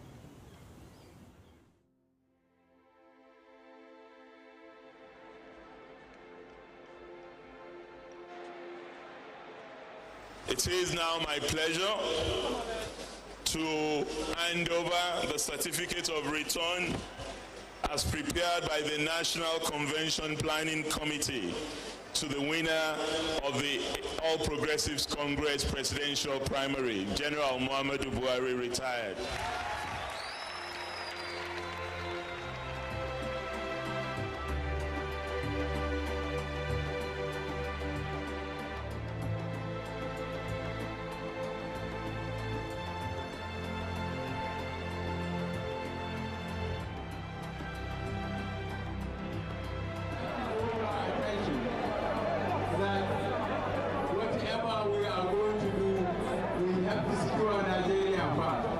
Throughout the campaigns, and we went around in buses a lot, you know.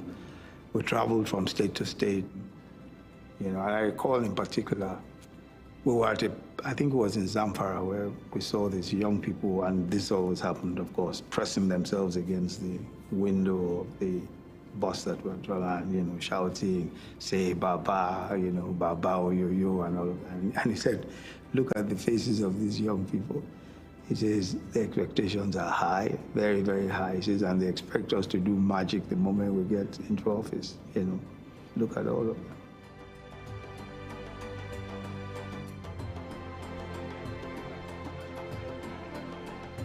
Here in Kaduna, we voted for General Muhammadu Buhari, not because he's a northerner or a Muslim, but because we believe he's going to bring change.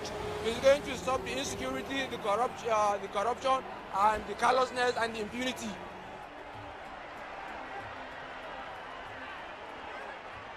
That Muhammadu Buhari of APC, having satisfied the requirements of the law and scored the highest number of votes, is hereby declared the winner and is returned elected.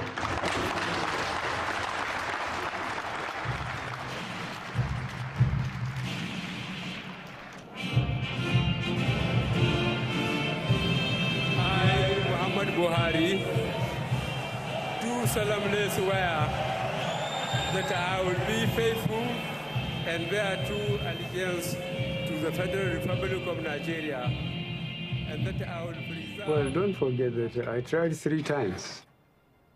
2003, I think 2007, and 2011. And I ended up in Supreme Court 3 times. The first time, I went to address the pressmen and some Nigerians that were very curious. I was expecting sympathy, but the group laughed at me. So I said, okay, God day. And God sent technology.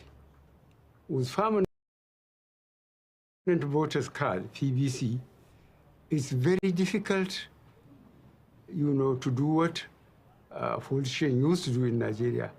Well, some of us will claim credit to the fact that we are popular, but key is the character of our candidate. First, his character was essential to salvage the country. The country was in so much crisis, financially, security-wise, in every ramification. This is the victory that is completely due to the support of the people. The normal elites, those who normally decide things, were all against this movement, and it came to victory. And I knew the country needed Buhari, and it has got it now. It is one of the best moments in my life. I didn't know I was going to be part of the government, but the fact that Buhari has won was just enough for me as a cause for happiness for this nation. I remember that very, very day when the announcement was made. He from his office in lobby to upstairs, he came down to my office, and I look at him, you know, he was looking in the ceiling in very pensive mood. After some 1 or 2 minutes, I says, I would not like to congratulate you. I would rather pity you. He said, thank you. Thank you. So we went out, back to his office. He is a man of inflexible integrity. he's also a very simple man, a very religious man, and also dedicated to Nigeria. If he has political views, is that Nigeria together is the best for all the peoples. He's a man of his words. He's a man of honor. He's a man of courage. He's a man of uprightness. He's a no-nonsense man. He has never, for once that I know him, done anything that will advance his selfish interests, either for himself as a person, for friends, for family. He believes in the ultimate goodness of each and every Nigerian, including those of us who work with him. Yes, he will discuss challenges with you, but ultimately he always believes that you will do the right thing. Muhammad Buhari, he listens a lot. He is not too much in a hurry to take decisions, and he is also very considerate. He said Nigeria is a very complex place. You need to take measured decisions because every decision you take will impact on the lives of people. So, but he is a very, very thorough leader. There are so many adjectives you can use to describe Buhari, but truly, he is a leader whose time has come, and he has led this country very, very well. Under no circumstances, the leader will probably be sending his people or be asking you to do this for him. Buhari has never sent anybody to me in the last 7 years to do anything for him or for the person. I have had the privilege of serving 7 Nigerian presidents in my public career. The styles of leadership are different, the circumstances are different, but as a boss, he gives you the resources to do your work. You can say anything about him or his policies, but nobody doubts his integrity and his commitment to ensure that public resources are very well managed and that he cares about all parts of the country, including those that may not have voted for him, conspicuously not voted for him in several elections that he has undergone in this country. His driver took me from his house to go to Governor El-Rufai's house. And when we got to El-Rufai's house in Kaduna, his driver said, "Daddy," he was referring to me, "I'd like you to pray with me." I said, "I beg your pardon?" He said, "I call you Daddy." I said, "I do not pray the Muslim prayer. I can only pray for you as a Christian." He said, "I'm a Christian. I'm a member of Equa Church and I'm born again. I've been driving him for 10 years. This is the 3rd or so electoral process that I've driven him." I said, "You are a Christian?" He said, "Yes." I prayed with him. That was very shocking to me. Second thing that I received as a shocker, a serious shock, we did the first flag off in Kaduna. It was such a mammoth crowd. And if anyone we pushed that day, there would be a serious stampede. And then after the flag off, we got to his home and he staggered. And he said, "Jesus Christ of Nazareth." I said, "Excuse me, sir?" Because I would have said, "Is that a swear word?" And he looked at me and said, "Pastor, you don't have monopoly of Jesus Christ." I said, "Okay." I calmed down, I left it. Then we were in Abuja. And early morning I was going to his hotel apartment, Presidential Suite at Transcorp Hilton. And I met his bodyguards at the door. And one of them said, "Good morning, sir." "Good morning, Daddy." I said, "Why do you call me Daddy?" He said, "You are our grandfather, actually, because our pastor is your son in the faith. We go to Lighthouse." And I said, what kind of a man is this? Never at once tried to hinder my faith or to try to say, to be irritated by me. And all around him, a cook and this and that were Christians.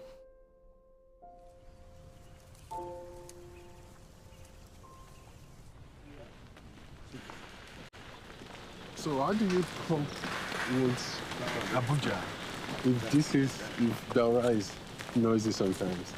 No, Abuja, I'm effectively protected by security and COVID-19.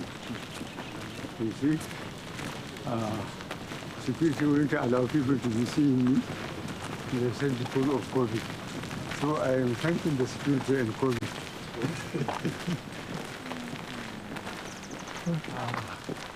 Where do you find the energy? You'll be 80 in December. Yes. You walked from the mosque today. You walked almost an hour now. So where do you find this energy? I mean, I'm younger and I'm tired. Yes. If you are a village man like me, I think you would have been stronger. There's a crazy one that was going around at one time that you are not Buhari. Did you hear about that one? Yes, people said I'm somebody from Sudan. They even mentioned the name. I didn't bother. Nigerians, when they don't understand things, they create their own mysterious way of explaining themselves. Does it help that you have your sense of humor to find those things funny? No, it's not funny because those who are advocating or who are making those statements, they just want to be cheeky. They want to distract attention from the main issue. Our main issue is do the infrastructure, make people aware that they need to work hard to live well. They just can't, enjoy life without earning the respect of their communities and so on. After you leave the presidency, yes, what are you going to miss the most about the presidency? I wonder if I'm going to miss much. I think I'm being harassed. I believe myself that I'm trying my best, but still my best is not good enough because there are people around that think that they can intimidate authorities to get what they want instead of going through established systems, and earn whatever they want to earn. There are still people who behave, who are clever by half, let me put it that way. When I left secondary school, I came back here. This is my base. Coup, counter-coup, civil war, coup, counter-coup, detention. I have gone through it all. I have tried hard enough. I think I have tried hard enough. The results are obvious, and I'm praying very hard that I will end up well.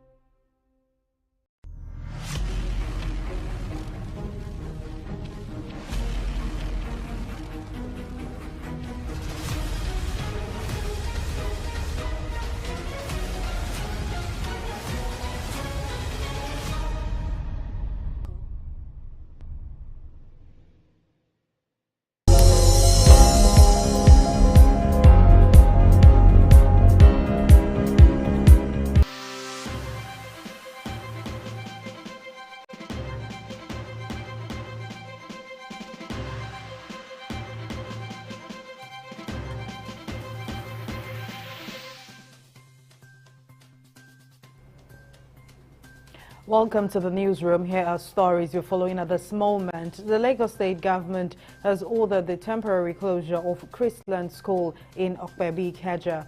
The development is in response to the controversies surrounding the death of a 12-year-old student of the school, Whitney Adeniran.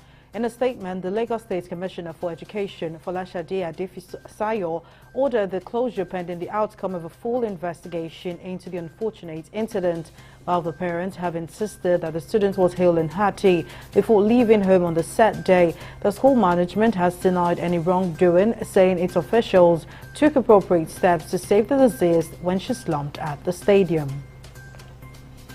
The presidential candidate of the New Nigeria People's Party, Rabiu Kwakwanso, says he has been preparing himself for 47 years to be president of Nigeria.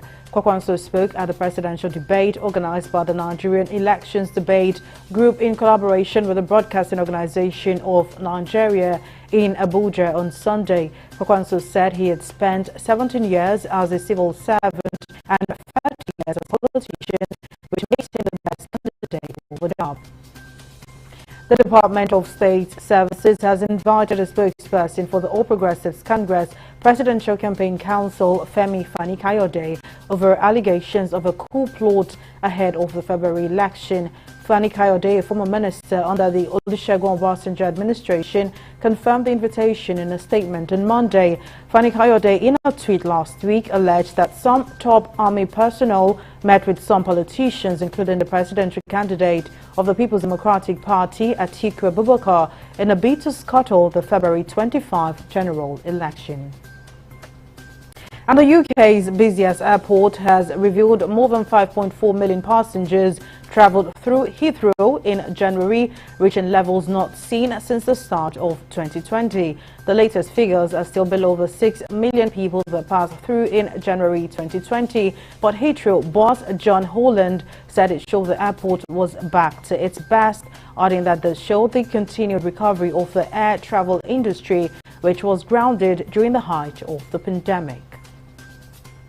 In business, the Nigerian Exports Promotion Council has expressed its commitment to ensure that in 2023, Nigeria makes more than $4.8 billion it's generated from non-oil export business in 2022.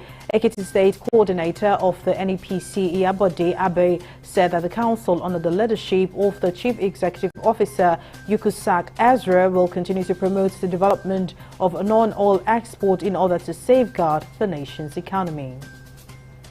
And Malawi has dropped criminal charges of the anti-corruption agency following pressure from the country's main donors and local civil society groups. Mata Chizoma was facing charges of criminal defamation over a leaked audio in which she allegedly made remarks suggesting that a number of senior government officials and some judicial officers were hindering the fight against corruption.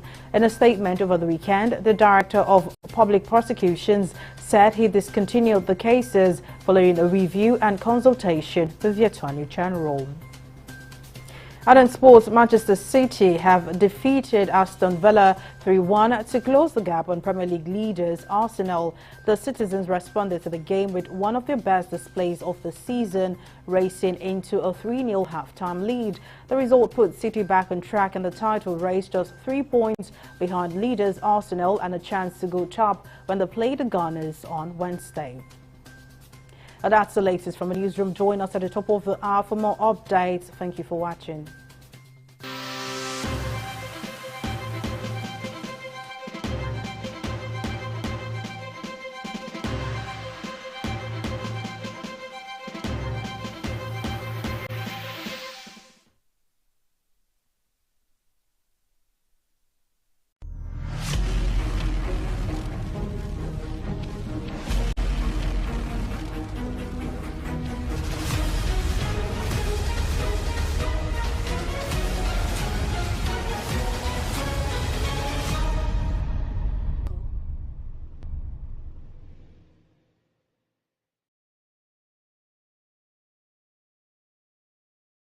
The failure of Nigeria is the end result of our collective actions, inactions, series of events that most often is limited to our government, but in reality includes all of us, the Nigerian in the mirror. In other climes, when technology is deployed, manual processes are limited and fraud or manipulation in the system is minimized or eradicated completely. But in Nigeria, when technology is deployed in government, the officials and applicants alike find a way to bypass and manipulate the process. Hence, it even looks more manual, cumbersome, and unable to deliver the desired results. And then the same officials will turn around tomorrow and blame the government. We installed flow meters in our oil installation platform to check fraud and stealing. Yet, illegal pipelines are still connected to the same platforms by Nigerians, and the crude is stolen by them with nobody caught or brought to book. And NNPC go open mouth tell you say it's been going on for 30 years. I fear who no fear us. You pay much more than the prevailing pump price per liter for fuel. Yet, the pump meter is adjusted to under dispense. And the owner, who is a Nigerian in the mirror, still they go church and mosque and they praise God. We collected biometrics data for national identification card registration. Yet, we don't have the census figure or numbers of our demography. And people are disappearing and missing without traces of their personal information from any node platform. And soon, we will spend billions to conduct a census and will shut down the country for 2 weeks. What a country. I beg, who is responsible, if not the Nigeria in the mirror? Again, we collected biometric data for international passports. Yet foreigners come in through our land borders unchecked, unchallenged, and unprofiled. And our officials at the international airport will rather, "Oga, what you bring come for us?" A giant on our knees. Go to our international airport, no Wi-Fi. I weep for this country. We collected data again for banks, BVN. Yet, people still get scammed and money transfer from people's account without traces. The bank will tell you compromise your PIN. There's nothing we can do. But the money enters somebody's account. And police will request for money to sign petition, to mobilize, to arrest. And even when you go to court, the matter is adjourned endlessly. And the thief go down japa with your money. And people will tell you it is well. Are these people, all of them, all of us, not in Nigerian in the mirror? Imagine currency where others redesign seamlessly, and we know hear story. The moment it reached our turn, we started playing ping pong with it between CBN and commercial bank. CBN mopped up 2 trillion naira of old currency and only released 3 billion of new currency. While CBN hoarded 1.7 trillion, the bank collectively hoarded 1.1 billion. From the 3 billion released, 200 billion released to them. And POS operators cashed in to make a kill from the quagmire. And at the end of the day, we all danced to church and mosques for Thanksgiving and tithe. And yet, the politicians are trading blame, while the ordinary people they swore to protect are suffering and gnashing their teeth with no end in sight. And even the suffering now has been elevated to NYSC. Now your suffering continues. And yet we are looking for who is responsible. We all are responsible. I say you, the man in the mirror. Check yourself. We also collected biometric data for voters registration and deployed beavers to check election manipulation. But at the end of the day, we end up producing results that are questionable by election tribunal. No be me talk, ask or shoot tribunal. We all preach and desire transparency. But when saddled with the responsibility, we bend, bypass, or manipulate the process for personal gain. If I lie, ask former critic who joined government. And the moment they are appointed, the rest of us will troop in. Congratulations, and then begin to tell them it's our turn to chop. And only for us to turn around tomorrow and blame them. As we prepare for the general election, with high hopes and expectations, based on the promises made to us by INEC, what is the guarantee that the result will not be manipulated by the man, the Nigerian in the mirror, to frustrate the will of the people? After all, we all saw the consequences of INEC's storage server producing different conflicting results in Osun. But must the result of our election be questioned at the tribunal? How much time does the tribunal have to manually inspect all the beavers in a presidential election, just like they did in Osun? What is the guarantee that the INEC man in the mirror will not capitulate like they did in 2019 when they told us pre-election that they had server, only for them to turn around that there was no server. When did they purchase this current server?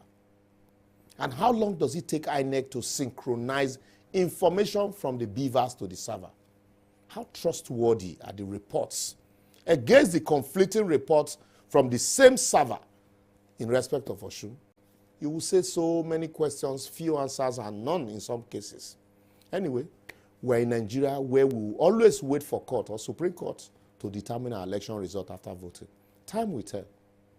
I will therefore advocate, until we the leaders and followers alike are sincere to ourselves as a people and truly make concerted effort to ensure the workability of our institution, whether manual or digital. If you like, deploy the best technology in the world here in Nigeria. Even if the leadership is sincere and genuine, if we, the followers, are not ready, we will still end up with a manipulated and bypassed beautiful piece of technology for personal gain, only to turn around later and point accusing fingers. Remember, no one man can change Nigeria if majority of Nigerians, who are the man in the mirror standing right before me now, have reasons to cheat and bypass the process always. And Obi, Atiku, Tinubu alone cannot change Nigeria if the Nigerian in the mirror is not ready for that change. But however, leadership must start from the top. That's all we can take for this week. But however, for previous episodes, simply follow us on all our social media platforms shown on your screen. But I leave you with this. Since nobody, they destroy Nigeria like Nigerians. Nobody, I say nobody can repair Nigeria but Nigerians. So if you want it to work, roll up your sleeves and make it work. And don't just shout or be articulated or batified. See you next week.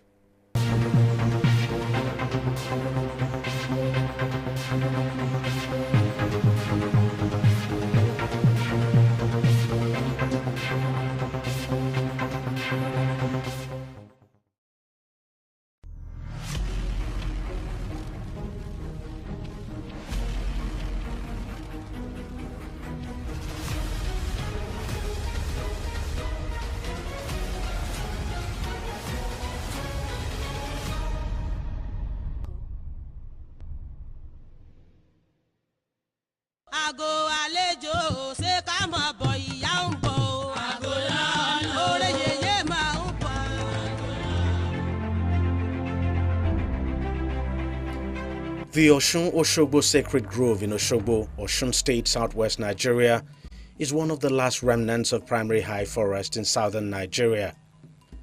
The site, a natural habitat that has been preserved for over 400 years, has served as both a pilgrim point as well as a tourist center for millions of people who visit the site annually to worship and celebrate the Osun goddess that is believed to inhabit the river that runs through the grove, giving the water the ability to heal and grant wishes of its believers. Osun Grove happened to be a site that we all refer to as a living site. It's a living site just because activities that have been carried out over the years are still performed the way it used to be then. And secondly, it is a site where the worshippers do come to perform every 5th of the day, which means 5 days. They do come. For example, in churches, we go to churches during the week, but on Sunday, we christen it to be, we go to church on Sunday. Likewise, the Muslim goes to mosque on Friday. So, despite the fact that the devotees do come interval, but they have a 5 day, which they call Ojose. Aside this, the uniqueness